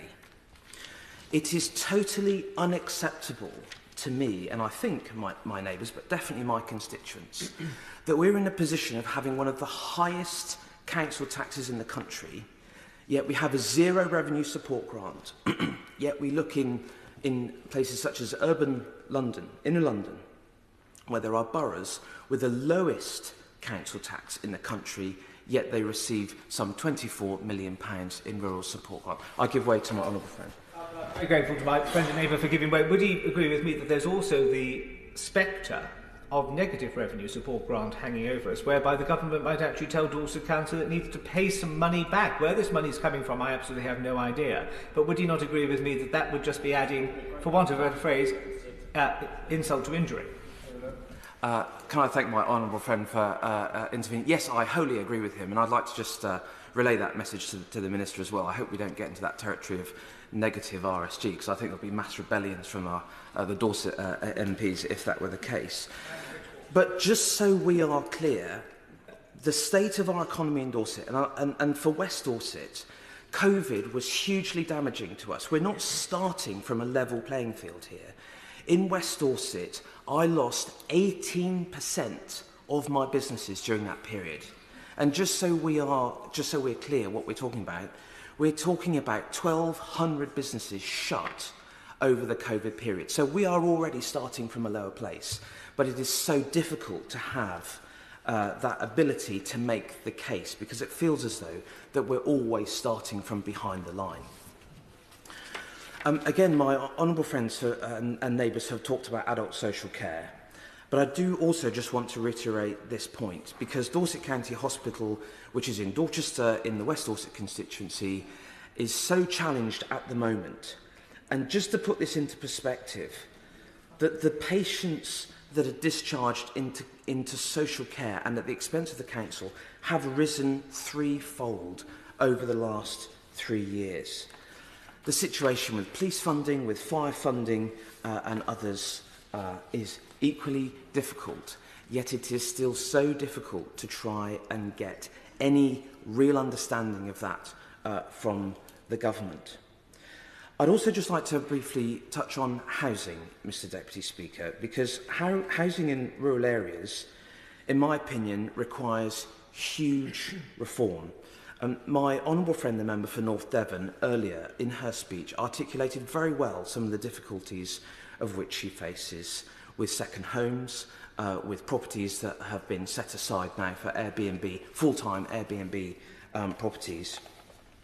That has caused the most enormous difficulty in parts of West Dorset, so much so that there are some villages where you could walk through one evening in the winter and you'd almost think you're in a ghost town because there are so few properties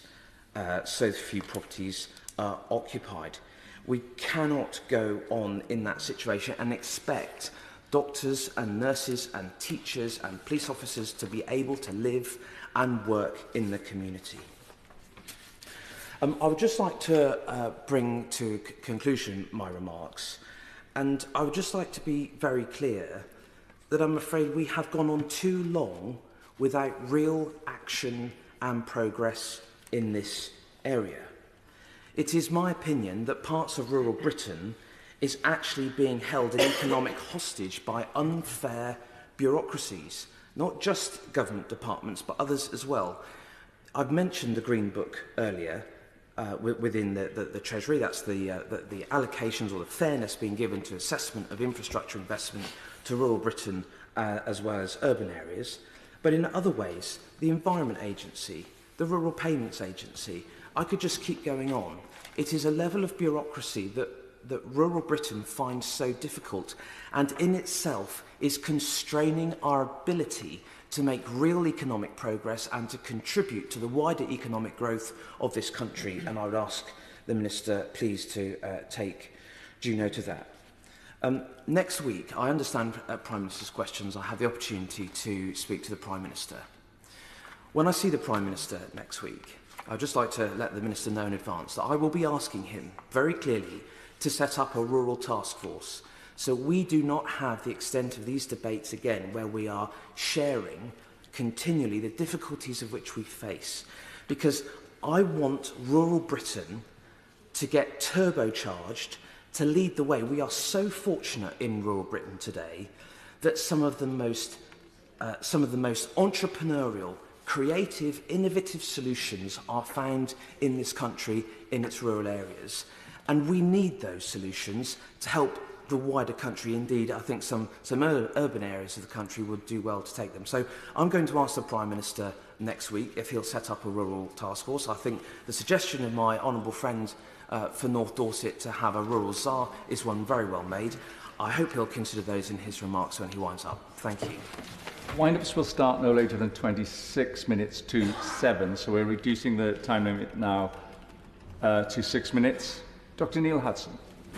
Thank you, Mr Deputy Speaker. It's a great pleasure to follow the jazz odyssey that is 3 Dorset contributions on the bounce. Can I take the House from the deep south back up to rural Cumbria? First of all, can I thank my honourable friend, the member for North Devon, for securing this vital debate. As we've heard tonight, levelling up is not just about towns and cities. It has to include rural areas. And the rural communities need more support more than ever now that the cost of living crisis has become more acute, even more so than when I raised this in the adjournment debate on levelling up rural Cumbria just a few months ago. At the heart of the issue is the potential of our rural communities, and we really can unlock that if we level them up. The key theme is that rural areas are not London and Cumbria is not London.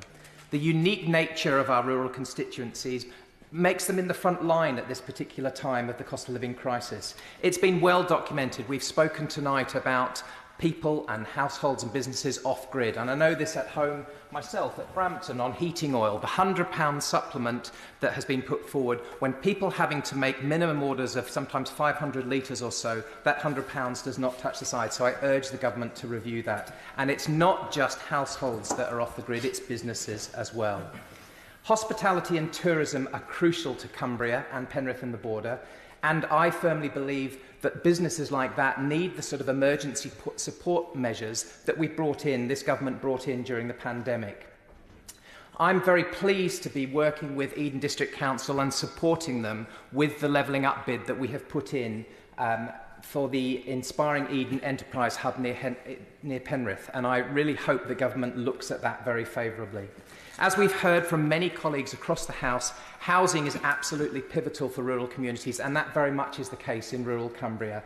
For families, young people to get homes, for people working in agriculture and tourism and hospitality to be able to live and work in the areas that they work. And I think that's so important. So we desperately need more accommodation in rural areas, and we need government to look at some of the amendments that can be made to the planning processes and actually to tackle this issue in terms of second homes and short-term lets. In terms of agriculture, I'm proud to stand up for our Cumbrian and British farmers who are the best in the world, who farm to the highest standards, to the highest animal welfare standards. The agriculture sector is in the front line in this terms of crisis, in terms of fuel costs, animal feed costs, fertiliser costs. And I firmly believe that we as a government need to look favourably on our farmers who produce food for us whilst also supporting our environment. Our Environment and Food and Rural Affairs Select Committee have been looking at this with a food security inquiry and, as we've heard, the Elms Transition Inquiry as well. So I firmly believe the government needs to look at this, review the schemes and make sure that our hard-working farmers who produce fantastic food for us are supported moving forward. We've heard much tonight about connectivity.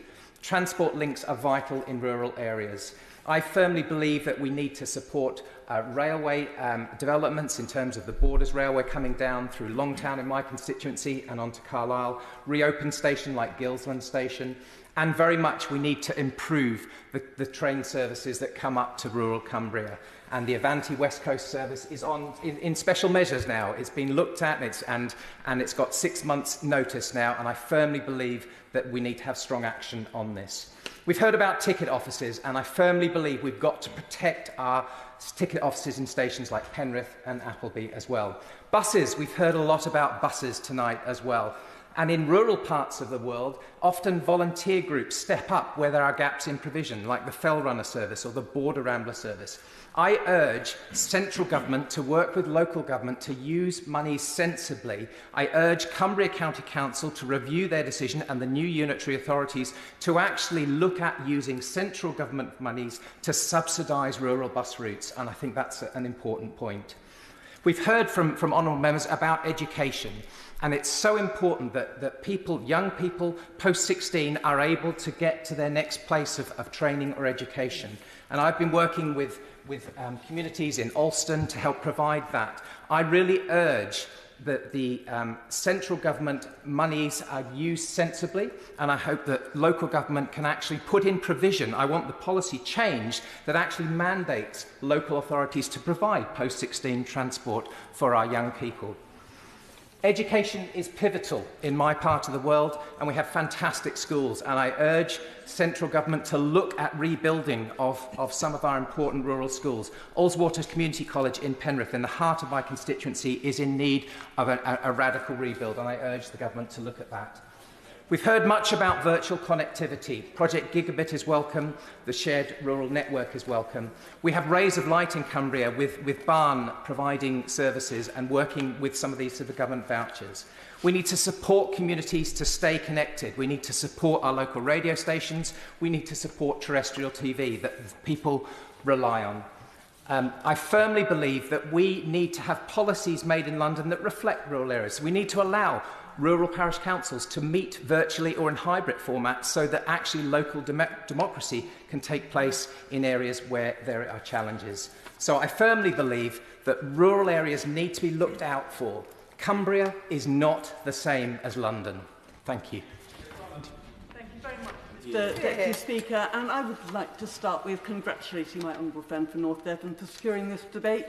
And I know that much of what she spoke about is common in rural areas around the country, so I would urge everybody to read your contribution in the first place.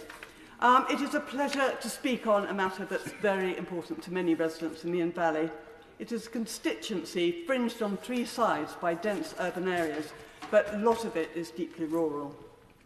And because we're limited on time, I'm going to focus on just a couple of issues on levelling up. And the Minister won't be surprised that the first one of that is public transport.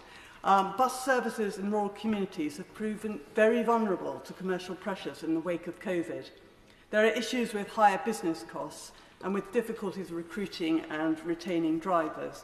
Additionally, Hampshire County Council is facing enormous financial challenges, and this is affecting its ability to support services vulnerable people depend on. And there's a lack of transport, as others mentioned, particularly for young people getting to school, but also getting to their Saturday jobs. For instance, in my constituency, going from Bishopswaltham to Whiteley is proving incredibly difficult. So can I ask the Minister to look urgently at the support of transport authorities like Hampshire? Hampshire County Council is already doing as much as it can, but budgets are steadily reduced and there's no more fat to trim or salami to slice. The second priority, as others have mentioned, is broadband and telephone. I was pleased that the Department for Culture, Media and Sport intervened over the plans to cut the existing public switch telephone network as part of the digital switchover, because like many of my constituents, I was concerned about the proper safeguards that isolated households in the event of a power cut. So can we ensure that we have a proper solution to these issues? I'd like to give an assurance to my constituents well before any move is made to switch off PSTN. However, I fully understand that the future is digital and wireless. I was delighted with the gigabit broadband scheme as enabling places like Osselbury in my constituency to get up to speed. I know there's work going on with the scheme in Cheriton and a few other villages to help the residents there too. And it is another area where Hampshire County Council have provided brilliant support for residents through its broadband voucher scheme. However, there are still some remaining pockets of very slow speed in the Inn Valley, and I hope the procurement DCMS is engaged in at present can quickly bring all the benefits of better broadband to them. So I welcome everything that's done so far. However, we're going to need to fill in gaps in 4G mobile phone coverage, as well as rolling out 5G as fast as possible into rural areas like mine. We must support our rural communities, and especially our farms. Farming is increasingly a high-tech, data-driven business, and farms need better broadband connections and good mobile coverage to make the most of the opportunities. There are also small businesses, some of which in my constituency are world-class, and they're dotted around the constituency which will benefit from fast broadband, so I hope the Minister will prioritise those as well. If we're really, truly levelling up those who live in rural areas, and we need to make sure that they have access to transport and broadband and technology, if we do not, we run the risk these areas are going to be left behind. As others have said, many people think that countryside as an idyll. But they're pockets of deprivation just as serious as those in inner cities. As my honourable member for North Dorset, I think, mentioned, they are just not as obvious or as big. Any government policy regarding levelling up in rural areas must have this reality at front and centre if they're going to be successful. Thank you, Mr Deputy Speaker. Thank you, Mr Deputy Speaker, and I commend my honourable friend for North Devon for successfully bringing this debate and her excellent speech. There is no doubt that the government is delivering for rural communities, including £5 billion for Project Gigabit and the £1 billion shared rural network deal with mobile operators. And my constituency, beautiful Hastings and Rye, has benefited from these investments. However, there is more to do. The productivity rate in rural areas has fallen behind the England average. Digital connectivity remains worse than in urban areas. Rural public transport is bitty and expensive to run, impacting on residents' access to educational work and even GP and NHS services. Median earnings are lower for those working in rural areas, and house prices tend to be more expensive than their urban counterparts relative to local earnings, and poverty is more dispersed, hidden amongst the better off, making it more difficult to identify and tackle, especially as regards fuel poverty. Research commissioned by the Rural Services Network in 2021 shows wages are lower in the countryside, but many of the living costs are higher: fuel, travel and heating costs. It's also more expensive for local authorities to provide statutory services due to geography, demographic and density of population. Local authority funding formulas do need to be reconsidered. But it's not just about targeting more money to rural communities. Financial constraints are an issue globally, so we need to be much cannier about how taxpayers' money is spent. Less must go further, so more can be achieved, much more, if local authorities work with local enterprise partnerships, the voluntary civic sector, local businesses, local colleges and schools. Partnership working across our social infrastructure prevents doubling or quadrupling of efforts and resources, and working in silos. Communities driving levelling up. Rural and coastal areas have many similarities as regards levelling up. The Levelling Up White Paper follows the Inquiry into Rural Health and Care, which launched on the 1st of February, highlighted the significant problems experienced by many rural communities in accessing health and social care services, and the factors that contribute to these access problems, ranging from poor digital connectivity to lack of public transport services and lack of affordable rural housing. In the same way, the Chief Medical Officer's report into health disparities in coastal communities highlight very similar underlying issues. It is the underlying factors of poverty, deprivation, which need to be sorted, especially housing, education, skills and connectivity, including transport, and I echo the calls of honourable members about bus services. Affordable housing for residents who live and work locally is vital in rural areas, including more homes for social rent, and levelling up rural areas economically and socially will not happen without addressing the housing issues, as my honourable friend for North Devon has highlighted.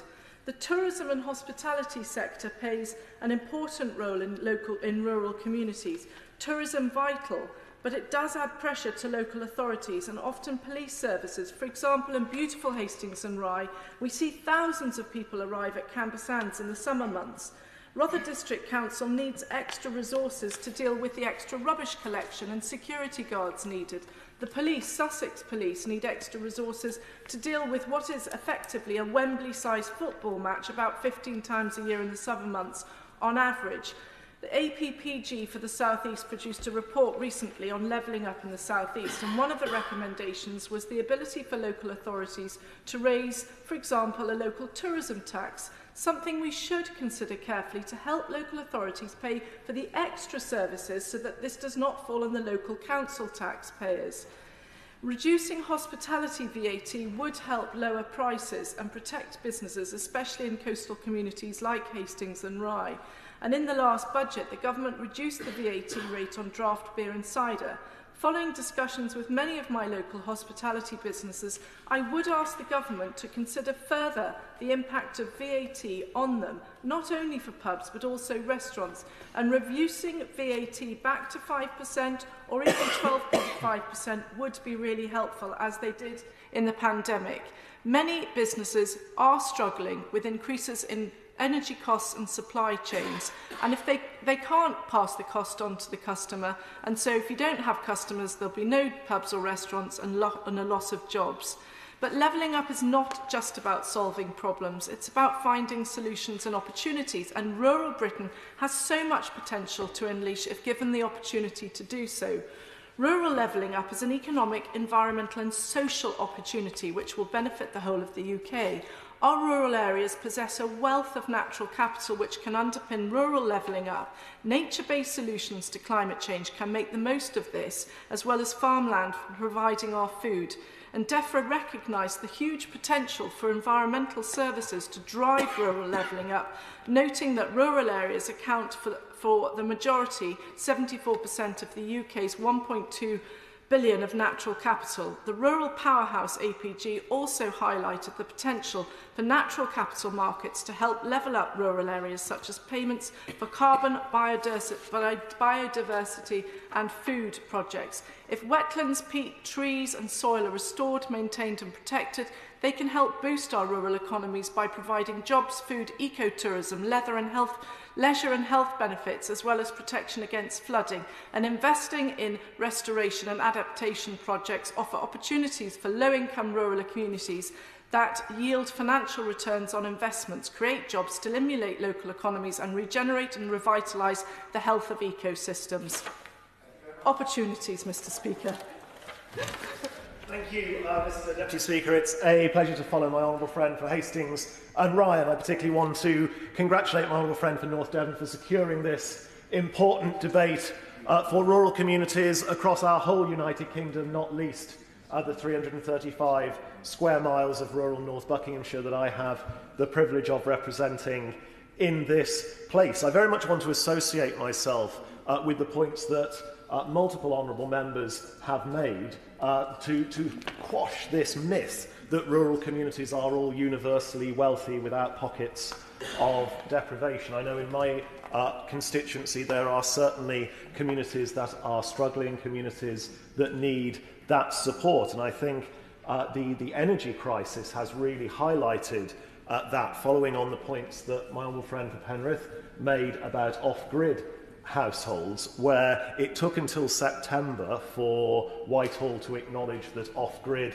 existed, and we have got a scheme, the £100 scheme, that is too universal, and it doesn't actually address the real fuel poverty that exists in off-grid households, not least those households that aren't on oil and don't have the space to have an LPG tank, that are on the 47 kilogram LPG bottles, which I believe are up to something like £88 plus VAT a bottle now, and on full burn only last for 19 hours. That is something that I do urge my honourable friend on the front bench to take back to the Treasury, because if we don't get the basics right for rural communities, it is very difficult to level up rural communities and to deliver for everyone. I was struck by the figures that my honourable friend for Ludlow gave, that rural communities see for their public services 37% less than their urban counterparts. That clearly isn't right, and it is something that we absolutely need to address to ensure that every community across our United Kingdom gets, as my old friend for South Dorset said, their fair slice of the cake. And for communities like mine, when it comes to public services, it isn't just that core funding that is a challenge. It is also things like the way that we remunerate the expenses of some of the lowest paid but most vital and important public servants, people like carers who have to go often in their own cars to visit patients, to visit those that they are caring for, who often don't even get the 45 pence a mile that is set out by HMRC, which, as we all know, with rising prices at the fuel pumps, doesn't actually cover costs in the first place. That is something that we do need to urgently address. But for my constituency, there is something that does need to be tackled very, very urgently, and that are projects that are done in the name of levelling up that do anything but level up North Buckinghamshire. I have two railways being built through my constituency, one that is totally toxic, a destroyer of farms, of the countryside, of our very way of life, which I have spoken many times in this House in total opposition to, and that is HS2, and also East-West Rail, which, whilst we welcome that railway that will bring vital connectivity, those responsible have made, if I may put it in such a way, a bit of a hash of building it. And it is the unintended consequences that I think do need to be resolved by a cross-governmental working to ensure that where these big infrastructure projects are being built in a welcome or not manner, they are not allowed to disrupt the day-to-day lives of those communities. So, for example, it was only this morning that I learnt that the Crooked Billet pub in Newton Longville has closed its doors for the last time and being handed back to the brewery because of the endless road closures from East-West Rail that have starved them of their trade. When the Addison Road Bridge in Steeple Claydon was closed for months on end earlier this year, the Prince of Wales pub there was £2,000 a week down on takings. That is a devastating amount of money for a rural village pub to lose. No compensation, nothing whatsoever. WG Hill, just outside Marsh Gibbon, have effectively been shut down by East West Rail, replacing a bridge next to that facility, that business, that they can't actually now legally get their HGVs underneath. All of these businesses have essentially been allowed to fail in the name of these levelling up projects, and it is something that I urge my honourable friend the Minister to look at very carefully as to how we ensure in the future, when infrastructure projects are built, we don't allow communities and businesses to suffer in this way. And that is not to mention the state of our roads that have been literally ripped up by the sheer volume of HGV movements around these large infrastructure projects. Buckinghamshire Council are doing their best. They've got a £100 million programme to resurface roads across the county. But when others are doing the damage, it is not fair that council taxpayers have to pick up the bill. I do welcome the infrastructure first moves that the government are bringing forward, but in my constituency, when it comes to GP access, there needs to be some retrospective action in that. Long Crendon lost their surgery last year. They secured land through a development but desperately need the funds to build the new surgery. That needs attention. And likewise in the Kingsbrook development, just to the east of Aylesbury, the ICB are now trying to claw back the 106 money for that to spend it on other surgeries. I would urge my honourable friend the Minister to take urgent action to ensure that the infrastructure first can be retrospected too. Thank you so much, Mr Deputy Speaker. It's always very good to be called last in these debates because it means that I get to listen to everybody else's speeches. And I've enjoyed it enormously. Very edifying it's been, particularly listening to everybody boasting about how big and beautiful their constituency are. Of course, mine constituency of Devizes is as big and beautiful as any, but more importantly, it's the oldest place in England, I suggest. In fact, I can confidently say 1066. My goodness me. In my part of Wiltshire, we were trading in the 4th millennium BC, as evidenced by archaeology recently discovered near Amesbury, near Stonehenge. There was the body of an archer discovered there who carbon dating and testing demonstrates came from somewhere in Central Europe in about 2000 BC. They obviously had some freedom of movement arrangements, which I obviously disapprove of. Didn't turn out well for the Amesbury archer, who died near Salisbury. Anyway, I mention that because we have been an economic entrepot since the dawn of time, and particularly through the Middle Ages. My part of Wiltshire was incredibly prosperous. Rose the great wave of prosperity from the wool trade, particularly. And then by about 1800, when Devizes, the town was a very important centre of the wool trade, at which point it started slowly to decline as industrialisation happened, and as the Kennet and Avon Canal that comes through the town was dug, and as Brunel was building his railway out to Bristol. These amazing industrial innovations were actually the harbinger of the economic decline of our areas. The people moved from the land into the cities.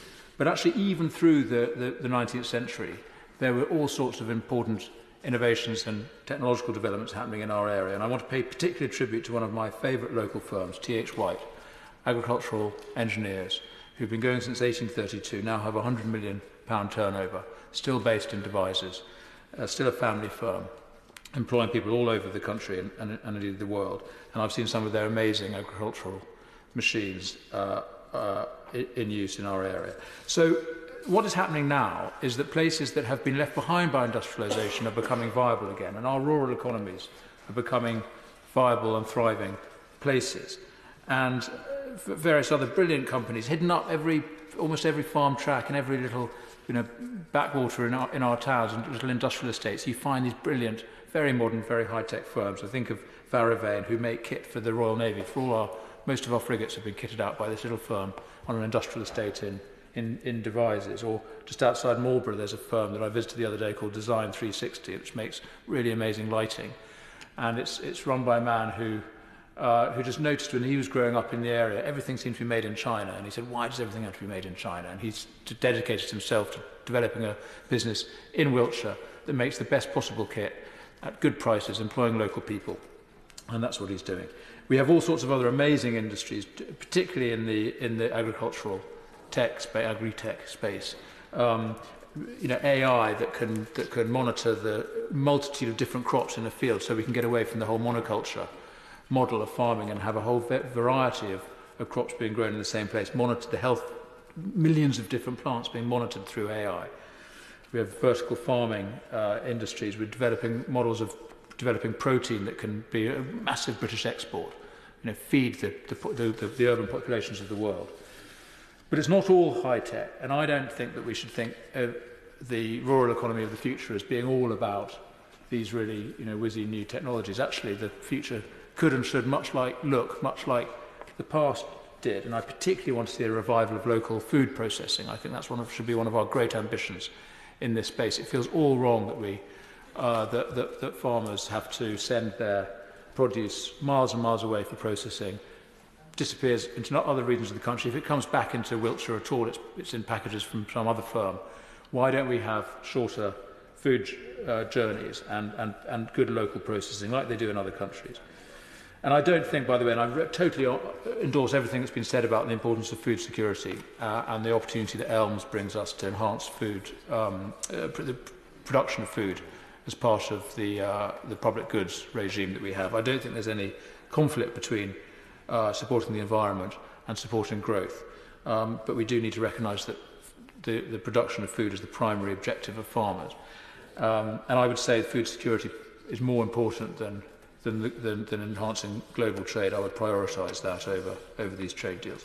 So to summarise or to conclude quickly, Mr. Deputy Speaker, how to help. There's everything I agree with about the importance of supporting through energy, talk about VAT and rates relief, particularly for pubs and brewers. But I want to mention a few things very quickly. Skills. We export too many young people. We have a culture of HE. We should invest more in FE.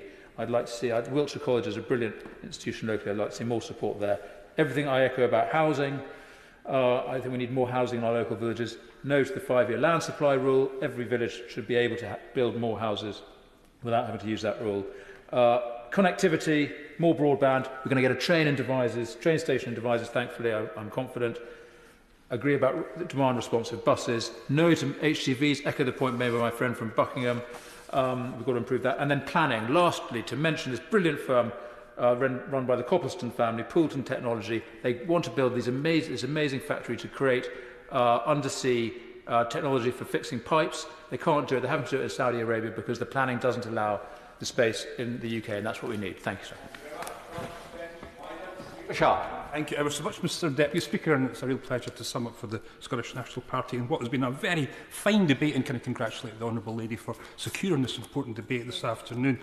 But I have to say, I don't know where to actually start the summing up of this particular debate, because we actually still all believe that there's something called levelling up going on across the United Kingdom, and that this levelling up is somehow going to sort of, I don't know, like be part of the rural economy. They actually still believe that there's some sort of agenda that will pour vast sums of money into some of the most under-resourced regions and sectors across the UK without even more being taken out. Levelling up, I suppose, a little bit is like, I don't know, the Emperor's New Clothes, where the Emperor even starts the whole process entirely naked. At best, Mr. Deputy Speaker, it's barrel politics, pork barrel politics at its most gratuitous. That's something I want to come on to in a minute. In fact, it would give porcine-type containers a bad name. And how dare this government talk about levelling up when the latest figures this morning that I found from the House of Commons Library have shown that benefit claimants in Scotland have seen their benefits, their income slashed by 16%. As a result of a decade of Tory austerity. There isn't levelling up going across the whole of the United Kingdom. It's, in fact, levelling down, a razing to the ground, if you like, of the living standards of everybody across this country. We're now entering austerity 2.0 with cuts to budgets, poverty and inequality growing. You can only really sort of laugh at the suggestion of levelling up and feel grossly insulted at this fiction on behalf of our constituents this evening. And there's one word that's missing from this whole debate. I don't know if they know what it is. I'll give them a clue. It begins with Brex and ends with it. Where levelling up might be a fiction about how it's applied to the rural economy, Brexit most definitely is not. Brexit is impacting on every single rural constituency across the whole of the UK. This disastrous hard Brexit has hammered rural Britain, costing it millions of pounds, causing exports to plunge, imposing labour shortages across every single business in the rural economy. We cannot get people to work in our hospitality businesses just now because of what they've done to freedom of movement. This is causing real difficulty and real damage and causing good rural businesses to close down. And the fact is, it's only going to get worse. Now, the OBR estimate that only 2/5 of the Brexit damage has been inflicted so far, and they reckon that every person across the United Kingdom will face a bill of around £1,200 because of what they've done. So instead of perpetuating a myth of levelling up, let's look at the real issues facing our countryside. And we know that because I'm disappointed that the chair of the Rural Committee is not here just now, because we heard it from the NFU yesterday that the real issue is the cost of fertilisers, energy costs and the real difficulty they've got. And I listened to honourable members here today that represent constituencies such as Dorset, Shropshire, Oxfordshire, Buckinghamshire, Hampshire, Sussex.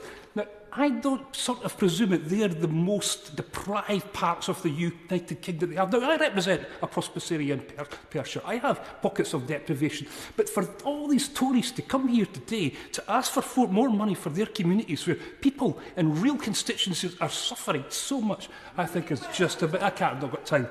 And let's look at where this largesse is going. Now, I don't know if they're surprised about this. Of the 49 council areas in England were considered more developed but are now priority places, no fewer than 35 have Conservative MPs or a majority of Conservative MPs. So this is where this is actually going just now. And lastly, Mr Deputy Speaker, how this impacts in Scotland. Levelling up is not about levelling up when it comes to Scotland. It's about taking powers away from the Scottish Government. Under EU structural funding, what happened was that the Scottish Government, together with the EU and local authorities, designed these projects. Now it's at the whim of Whitehall. Levelling up, Mr Deputy Speaker, is an utter myth in these days of austerity and a Tory cost of living crisis. And the sooner they get the message about this, the better we will all be. Keep the money then. Thank you, Mr Deputy Speaker.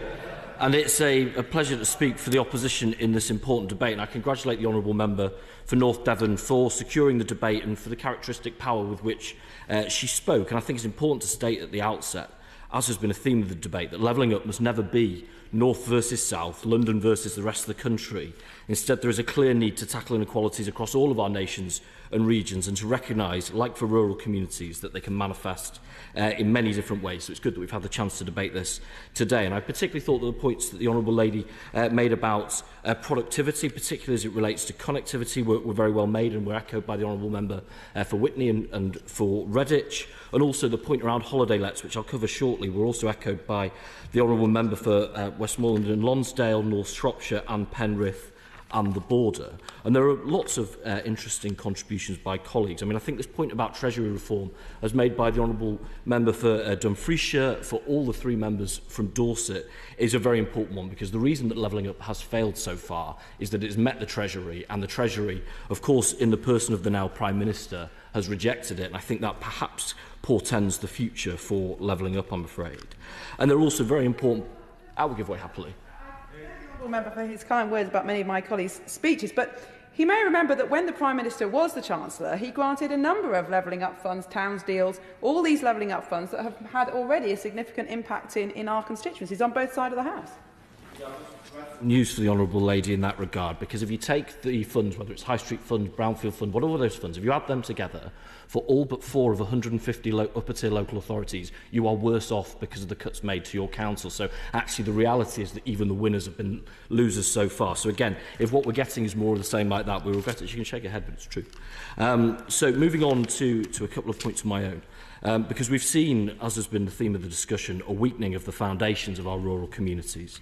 Unaffordable housing for younger generations, cuts to transport funding, GPs and dentists stretched to breaking point, and community hubs such as village shops, post offices and pubs closing. And these are issues that have plagued rural areas, and of course they reflect in many ways problems that have been faced across the country, but that impact is more harshly felt in our rural towns and villages, because if you lose that cash machine and it's the only cash machine, well, of course that has a very significant impact indeed. And the net result means we know that young people have had to get out, to get on, moving far away from their homes and their loved ones to find decent opportunities, and they take with them the spending power away from towns and villages, which costs us our high streets, our pubs, our banks, our post offices, that social fabric that binds us. And it's left people growing old hundreds of miles away from children and grandchildren, and they feel the aftershocks in every part of their life, declining prosperity, an eroded sense of community and a growing sense of insecurity. And the evidence is clear, as we've heard from colleagues, that we need a levelling up settlement that works for rural Britain. 50% of the rural population lives in areas that have the poorest accessibility to services based on minimum travel times, and that's compared with just 2% of the urban population. And the average weekly household expenditure on transport costs in rural areas is £114 compared with £76 in urban areas. And as the honourable members for Ludlow and for West Dorset have said, the median workplace earnings are lower in rural areas than in urban areas by £2,500 per year. So the case for change is strong, and we would argue on these benches that our problem has been a model that has meant that we're flying the aeroplane on one engine, that we back a small part of this country and we haven't invested enough in our communities across the country to build thriving cities, towns, villages and coastal communities. Again, a very important point made by the honourable member for Hastings with regards to coastal communities, so that they can all reach their potential. So I'm going to make three suggestions, because I know the time is short and I'm very keen to hear the Minister's response, but three suggestions from these benches that we believe would make a significant difference to rural communities and provide a bit of the alternative, I think, between us and the government. So first of all, we've pledged the introduction, along the lines of, as we're already doing in Wales, of a licensing system for holiday lets in communities in coastal and rural areas, so we can protect the community's local character but still allow them to reap the rewards of thriving tourism. And a stronger licensing system will allow genuine holiday lets to be identified, but end the injustice of young people being priced out of their own neighbourhoods just for those homes then to stand empty for months on end.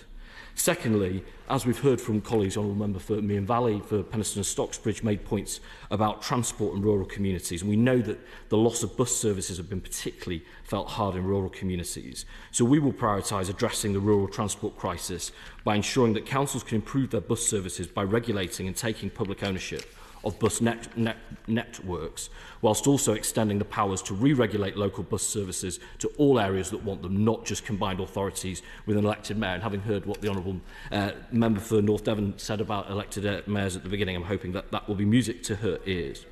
Happily. Transport Secretary, when the great John Prescott was Secretary of State for Transport, Environment and the Regions, and he said he was going to do all sorts of things to revive rural buses, but rural bus services still went into decline. Can't he move forward and think about the community bus services and the digitised hopper mobile bus services that we need to completely rethink rural transport. Going back to regulated bus services is not the future of bus services in rural areas.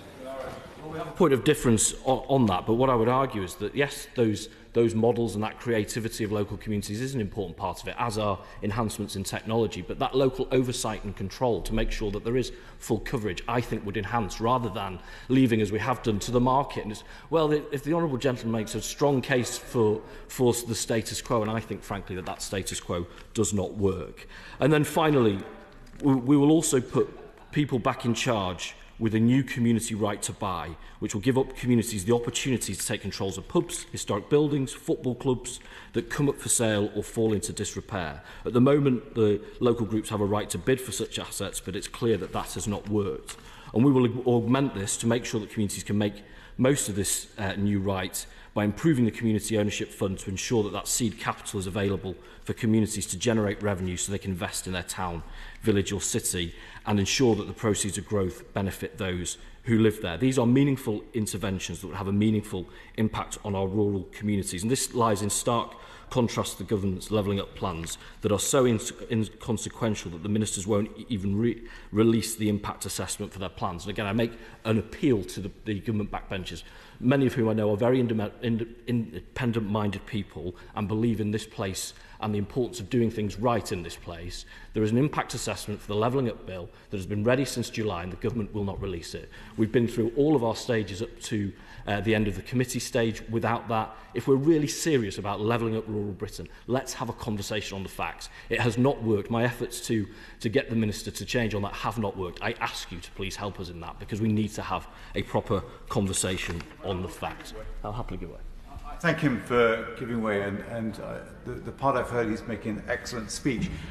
Just a point about community or pubs, losing pubs and shops in our rural areas, and just how fantastic the community shop is in the village of Barford, and also the community pub in Norton Lindsay, and how the communities come together. But when I just wanted to ask him to comment was I saw that the title of today's the debate, Levelling Up Rural Britain. I was really concerned that this was about the village of Barford and the prospect of literally levelling the village for a quarry. It's a long intervention, and also I don't really recall.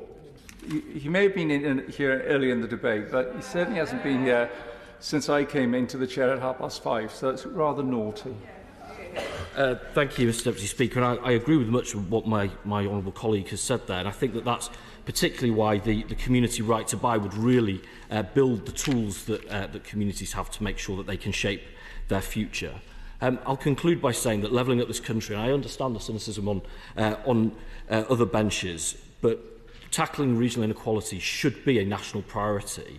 And people in our rural communities need to know that this place is delivering meaningful change across all of our nations and regions. I don't think that case can be made at the moment. I think that's been clear from the debate, but they deserve better. We've had a series of suggestions there. I hope the Minister is minded to address them and other points from the debate. Thank you very much.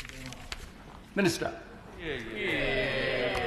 Thank you, Mr Deputy Speaker, and it's a pleasure to be able to contribute to a very important debate, and I'd like to congratulate my honourable friend from North Devon, along as all my other colleagues have done, for her willingness to put forward this debate and to give us the opportunity to talk about that today, given the importance and the salience of the issues which have been highlighted both by my honourable friend and all colleagues which have spoken. I think we've had a good debate, and one which has shown the breadth and the depth of the discussion and the importance of this for so many colleagues all around the country, and we have had contributions from middle of Scotland all the way down to the bottom of the southwest, demonstrating the importance of this subject for so many people and so many communities all around the country. And the government agrees with that, and we agree with that because we published in February, I think by common consent, and I wasn't in the department at the time, but by common consent, one of the most deep and profound analyses of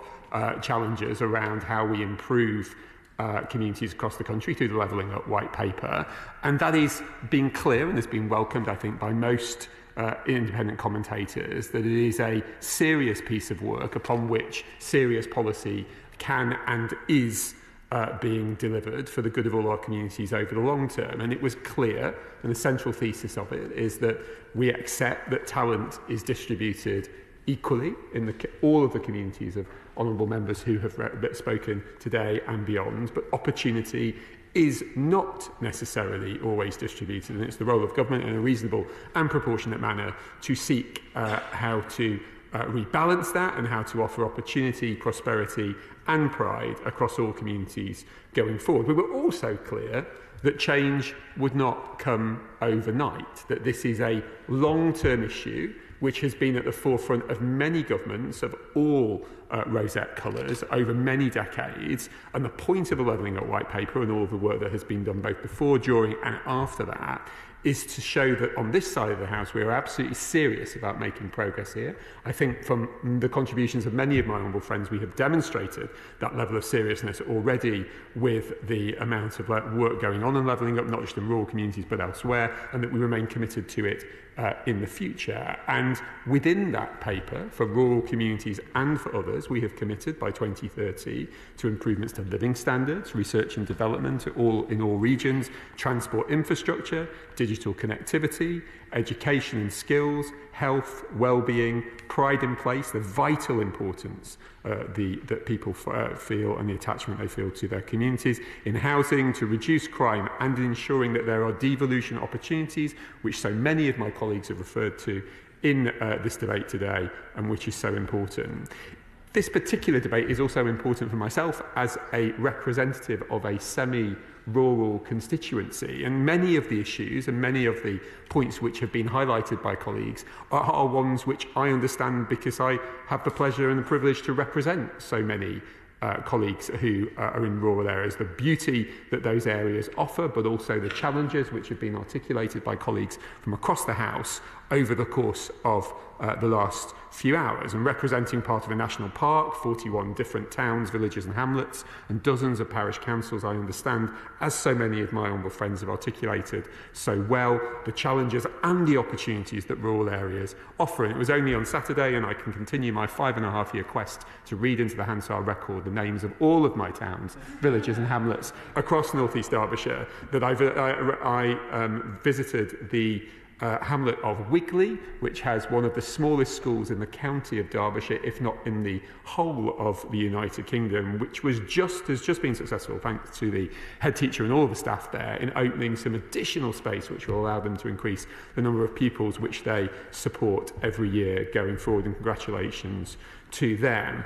But what this demonstrates is that when we talk about levelling up, we talk about it not just in the sense, we must talk about it quite rightly, not just in the sense of those traditional areas where there has been more discussion about levelling up in places like North East Derbyshire or northward, but quite rightly, which has been highlighted by colleagues, that every single part of the country we need to have this discussion in rural areas and in semi-rural areas and elsewhere, because there will be pockets of deprivation in every part of our communities, which it is vitally important that we try to resolve and improve and mitigate. And I could not disagree more profoundly with the Honourable Gentleman from Perth and North Perthshire, where he seemed, I believe, to be indicating that colleagues who simply because they come from an affluent geography, they have no ability to make any statements about this whatsoever. It could not be more wrong.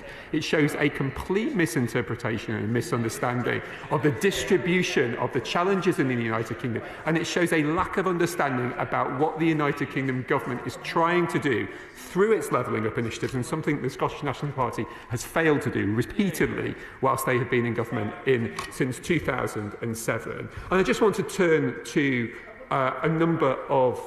I'd be happy to give way to my friend. Also confirmed that nobody on this side of the House urged that we should be robbing Peter to pay Paul. It wasn't a question of take money away from urban and give it to rural areas. It was a cri de coeur for potentially more money or a more equitably rurally sensitive funding rubric, but not to take money away. It's a most frightful slur that the Honourable Gentleman has raised. I could not agree more with my honourable friend, and it demonstrates the level of nuance and depth of the debate on this side of the House and the quite frankly cartoonish response which has been put forward by the honourable gentleman from the Scottish National Party over the course of the debate. I very quickly give way to my honourable friend Marriage. I hope he will also agree that the real problem with the Scottish Nationalist Party is that they don't want the British government to have any relationship with the Scottish citizen, and it is the ability of the British government to assist in levelling up in Scotland. That is why they so resent it. It's because there are many people in Scotland who voted to be British citizens in the referendum, which we won and they lost. I think my honourable gentleman the honourable friend makes a very strong point. But I only have 3.5 minutes left, and so I will try to address a number of the points which have been highlighted by honourable colleagues throughout the debate. And as turning firstly to my honourable friend from North Devon, along with honourable friends from Witney, Reddish, Penistone and Stocksbridge, Penrith and the Border, Meon Valley and others, who raised the point about connectivity, whether it be connectivity of the physical kind in terms of buses and public transport, or connectivity of the virtual kind from a perspective of broadband. They are absolutely right to advocate the challenges that this brings. We all know that there have been challenges around buses over the course of the last few years. When the level of decrease of passenger use is so profound as it has been over COVID, of course we want to try and work through how we can support rural communities, and that is no different in my constituency to theirs, and we have to try and look at the kind of innovative solutions that my honourable friend from Redditch highlighted with regards to demand responsive travel and others, whilst ensuring that people have good quality bus services over the long term. The honourable gentleman from Westmoreland and Lonsdale, who I had the pleasure of discussing on many of these instances, along with the honourable gentleman from the rural Idyll of Nottingham North, in the course of the committee stage of the Levelling Up Bill, makes some strong points about the importance of skills, which is why one of the missions within the Levelling Up White Paper demonstrates our commitment to that, and highlights the importance of trying to make progress in terms of public transport connectivity and accessibility, as he did do so in the committee stage of the bill. I will have to sadly not do that, just in order to be able to cover further points. My honourable friend from Ludlow talked very much about funding formulas, and whilst I am only 10 days into the job, I am very happy to talk to all colleagues about local government finance in general, very keen to understand and learn and to take the expertise that the APPG and others have demonstrated over so many years so that it can assist me in my role in the coming months ahead. And he is absolutely right to raise the importance of park homes, given how important that is for so many of us with rural and semi-rural constituencies. My honourable friend from Dumfriesshire, Clydesdale and Tweedale highlighted the importance of trying to get some of these points right, both in terms of the application processes, to make applications for improvements, and also in terms of central government making sure that they evaluate those in a way which works, and he has made very strong points on that basis. And then the triple tag team of my honourable friends from South Dorset, North Dorset and West Dorset, who made some extremely important points about the importance of enabling the private sector, about ensuring that we have parish and town councils which work for the communities they serve, and also negative RSG. And I have heard all of those points, and we'll be happy to talk to my colleagues with regards to that. My honourable friend from Penrith and the Border made a strong point, and I know he is an important and doughty campaigner with regards to trains in his area, and made an important point about the Avanti service. And my honourable friends from Hastings and Rye, Buckingham and Devizes demonstrated the importance of tourism and hospitality, the importance of consideration of communities when large infrastructure projects come to local areas. And then my honourable friend from Devizes highlighted the immense importance from a rural perspective of remembering the long-term history and the reasons why these communities have developed in the way they have, and the recollection and the acknowledgement of that history is so important in understanding how we develop policy in the future going forward. So, in the moment that I have left, I would like to thank all honourable colleagues, honourable gentlemen and right honourable gentlemen and ladies, for the contributions today. It has been an incredibly interesting and important debate. It demonstrates the ability of us to have a nuanced, detailed and open conversation about the challenges and the opportunities which face our rural communities, and by doing that we have the opportunity to be able to try and make progress in the long term to support these communities as we develop in the coming decades ahead. Thank you. Final words, Selene Saxby. Thank you, Mr Deputy Speaker. And I would like to thank all honourable and right honourable members for their contributions this afternoon, to the Minister for his ongoing engagement in this role and his previous roles in listening to me about my rural issues, and to the Backbench Business Committee for facilitating this important debate. Mr Deputy Speaker, it seems bewildering that the SNP spokesman still cannot grasp the concept of pockets of deprivation. And as a former maths teacher, the honourable gentleman quite clearly needs a lesson in averages and variance, as indeed many of the innovative solutions suggested by colleagues on this side of the House cost nothing at all, as we look to lift our communities up, whilst the SNP policies and rhetoric look to drag theirs down. I very much hope word will reach the Chancellor of this afternoon's debate ahead of next week's autumn statement, and our rural councils will receive the funds needed to continue to deliver vital services which quite simply cost more in rural Britain. As the number of colleagues on this side of the House this afternoon demonstrates, we are quite clearly the party of rural Britain.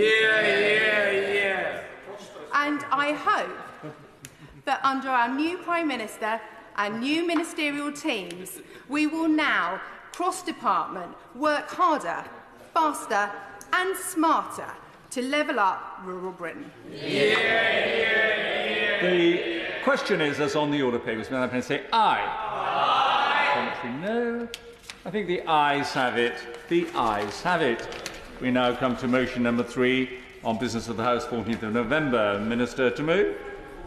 The question is, as on the order papers, Madam President, say aye. Aye. No. I think the ayes have it. The ayes have it. Petition, Tim Farron.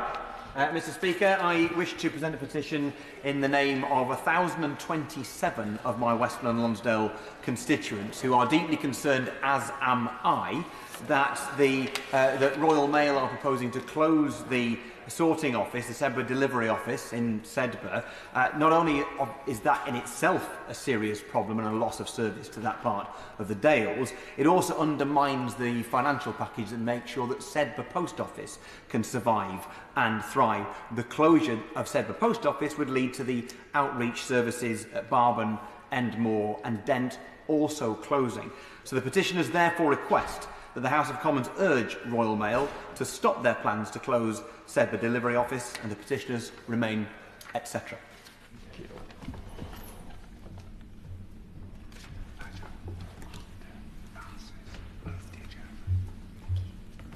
Petition, planned closure at Sedbergh's Royal Mail delivery office. Thank you very much. I beg to move that this House do now adjourn. The question is that this House do now adjourn. Sir Andrew Jones. Thank you very much, Mr. Deputy Speaker, and I have to say I'm absolutely delighted to have been successful in securing this debate to cover such an important subject. It's also very good to see my honourable friend, the Minister, in her place of the dispatch box. She has led many government initiatives on improving our environment, and I strongly support them, of course. Now, there are many elements to the work to improve water quality, but I'm only going to focus upon one specific in this debate. And as colleagues will have seen from the title, I want to see more rivers achieve bathing water quality status. Very specifically, I want the River Nid, the Lido in Knaresborough, to achieve bathing water status. And even more specifically, it's a pinpoint location rather than a stretch of river, because that is the process that we have to engage in. Now, my honourable friend is a knowledgeable and well-travelled lady, but I should detail to the House a little bit more about the Nid. It is a tributary of the Ouse. It rises in the High Dales on Great Whernside, flows down through Nidderdale, skirting Harrogate, going through Knaresborough before joining the Ouse. The upper section is in the Nidderdale area of outstanding natural beauty, then the Nid Gorge, and when it reaches Knaresborough, it is one of the more famous Yorkshire views. I can't distribute pictures, but you just please imagine a castle on a crag, a viaduct over the gorge and homes cascading down the valley side. Knaresborough is a very beautiful town. And just downstream from this famous viewpoint is the Lido, which is a leisure home site owned and run by Meridian Parks and the Maguire family. It's also a popular location for wild swimming. Now, the issue of water quality is not confined to one area, of course, and whilst we have many designated bathing areas around our coast, there are very few inland areas, and those few are overwhelmingly lakes, not rivers. Indeed, looking at the data from the Outdoor Swimming Society, 98% of the bathing water status areas are coastal.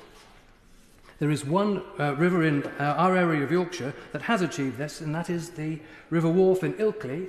And it's good to see my honourable friend from Keighley and Ilkley in his place, and I know he is intending to say a few words and share some insights from his excellent work there in this debate. Because the purpose of this debate, in seeking this debate, was to highlight that many more rivers must be designated with bathing water status right across our country, and of course to promote our campaign for the Nid at Knaresborough. My honourable friend allow? Of course.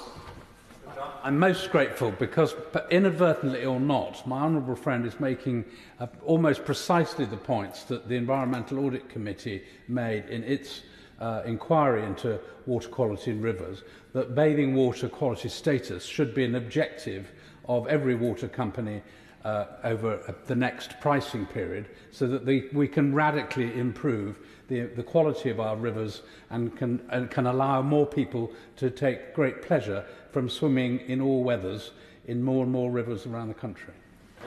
Well, my right honourable friend is absolutely spot on. I have to say I hadn't picked all of the output of his select committee, so apologies for that, but I agree very strongly with everything that he has said this evening, and he is right that there should be an objective, but to achieve that objective, I think that a team approach is needed, a team that involves the local community, local businesses, government agencies, local government, national government. Of course, I'll give way to... Mr. Deputy, thank you for giving way in. I thank the Honourable Gentleman for bringing this forward. I spoke to him before in the tea rooms, so he sort of knows what I'm going to ask, and I'm sure he's well prepared for it. But to achieve bathing water status, that needs the efforts and the input of councils for a start, local communities as well. But it also means that the local councils and agencies on safe swimming in rivers, because it's important that if the waters are right, they have to be safe for swimming.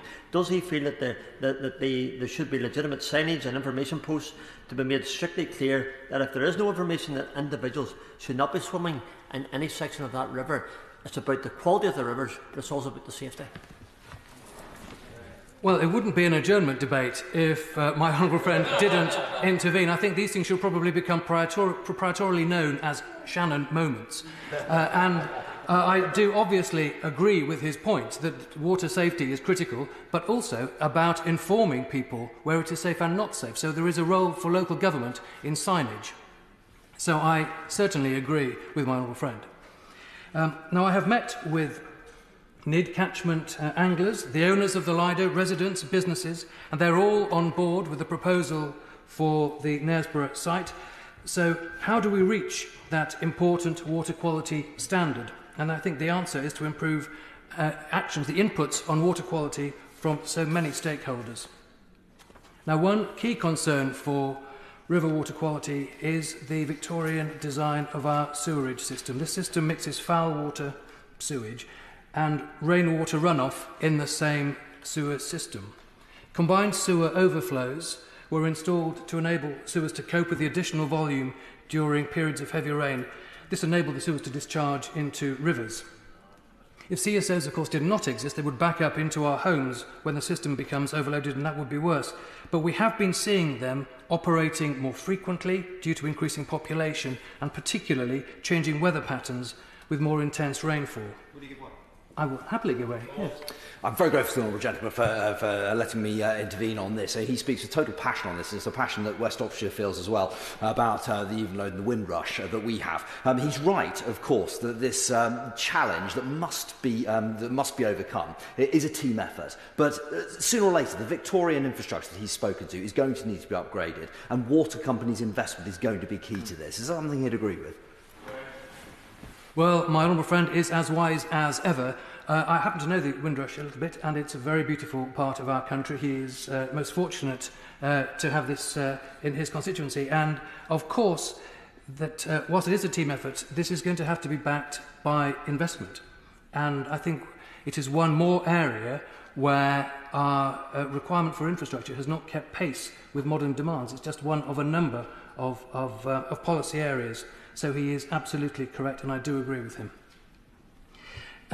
One area where we have seen significant progress is the increased monitoring of CSOs, and that's contributed to greater awareness of the number of discharges. In 2016, only 5% were monitored. Next year, it will be 100%. That is very good progress.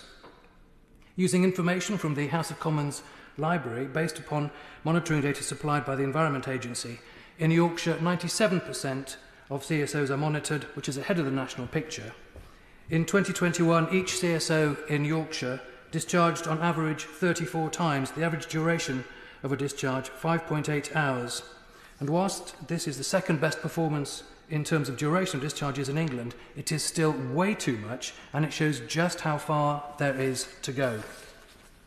In terms of progress on this issue by my local water company, Yorkshire Water has recently announced an additional £100 million investment funded by their shareholders on top of their existing 5-year business plan aimed at reducing their average spills by a minimum of 20% per year by March 2025. And that's compared to a baseline in 2021.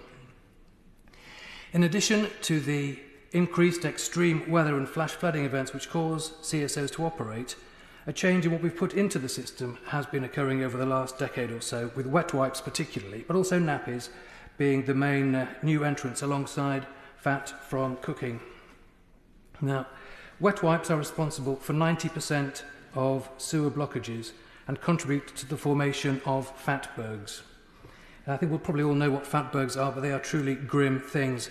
And when the sewers are blocked, the CSOs operate and flush the wet wipes and anything else that's backed up behind them, which obviously will include human waste, into waterways.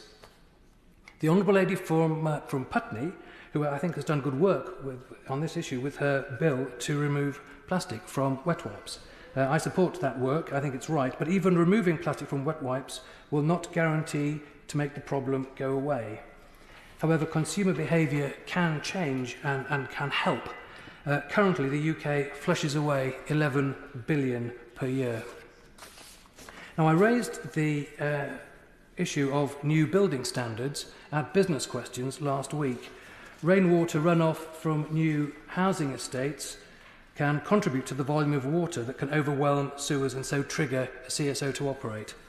In terms of building standards, developers must ensure water is retained on site longer before a gradual release into the system, so attenuation tanks and ponds have a role to play. We've obviously just had an important debate on levelling up rural Britain, and agricultural practices are involved in this matter too. Rainwater can cause fertilisers, pesticides and animal waste to enter rivers and so lower water quality. There are many parts of our country where this is highly significant. And of course there is a major role for us as legislators. There is the Environment Act with its variety of measures in it, but at the heart of that act is transparency. It is legal requirement for companies to provide discharge data to the Environment Agency and to make it available in near real time to the public. This increase in monitoring and transparency has already led to more enforcement action and in some cases fines for water companies where breaches have been found, and quite right too. So I view water improvement as a real team effort. It is not for a single actor to take the actions. It means improved targets, vigilant monitoring, enforcement action, increased investment from water companies, and behavioural change.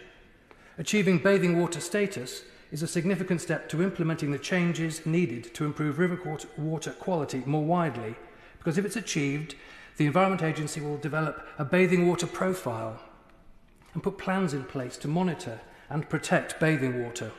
That's why I wanted to bring this complex and long-standing issue to the House, to ask the Minister what more can be done to promote the quality of inland waterways, to highlight that bathing water status in the UK has mainly been a coastal issue up to now, but I think that rivers must be included far more in the future, and to highlight, of course, our campaign to secure bathing water quality status for the River Nid in Knaresborough at the Lido, making one of Yorkshire's best even better. Moore has sought permission from the mover of the motion and the Minister to make a short contribution in this adjournment debate, and they have agreed, and I have been informed. Robbie Moore. Thank you, Mr Deputy Speaker, and I'd like to start by congratulating my honourable friend, the member for Harrogate-Knaresborough, for securing this really important debate, because I know how passionate he is about securing bathing water status for parts of the River Nid in Knaresborough, and I'd like to thank him for allowing me to make a short contribution.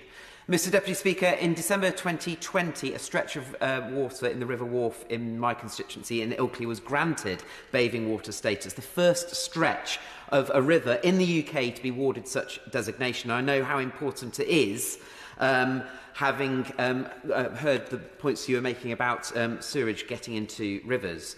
And I would like to just put on record my thanks to the Ilkley Clean River Group for doing such a good job in getting our application off the ground in the first place and continuing with their efforts. And I hope that your campaign is a success. Because why does this matter?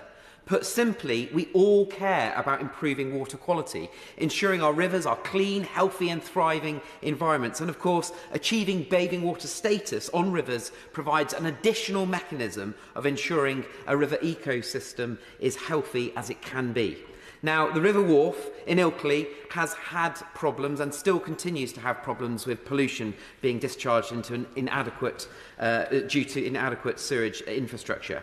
And when it rains, Yorkshire Water sewage treatment works in the surrounding area often spills into the River Wharfe, and residents along Riverdale View will be familiar with this, alongside residents south and downstream of Ashland's sewage plant. And even more damaging are storm overflows, which quite frankly are inadequate to deal with the high percentage of rainfall that we receive. And my honourable friend has already made the comment on the challenges that we have with combined sewage system.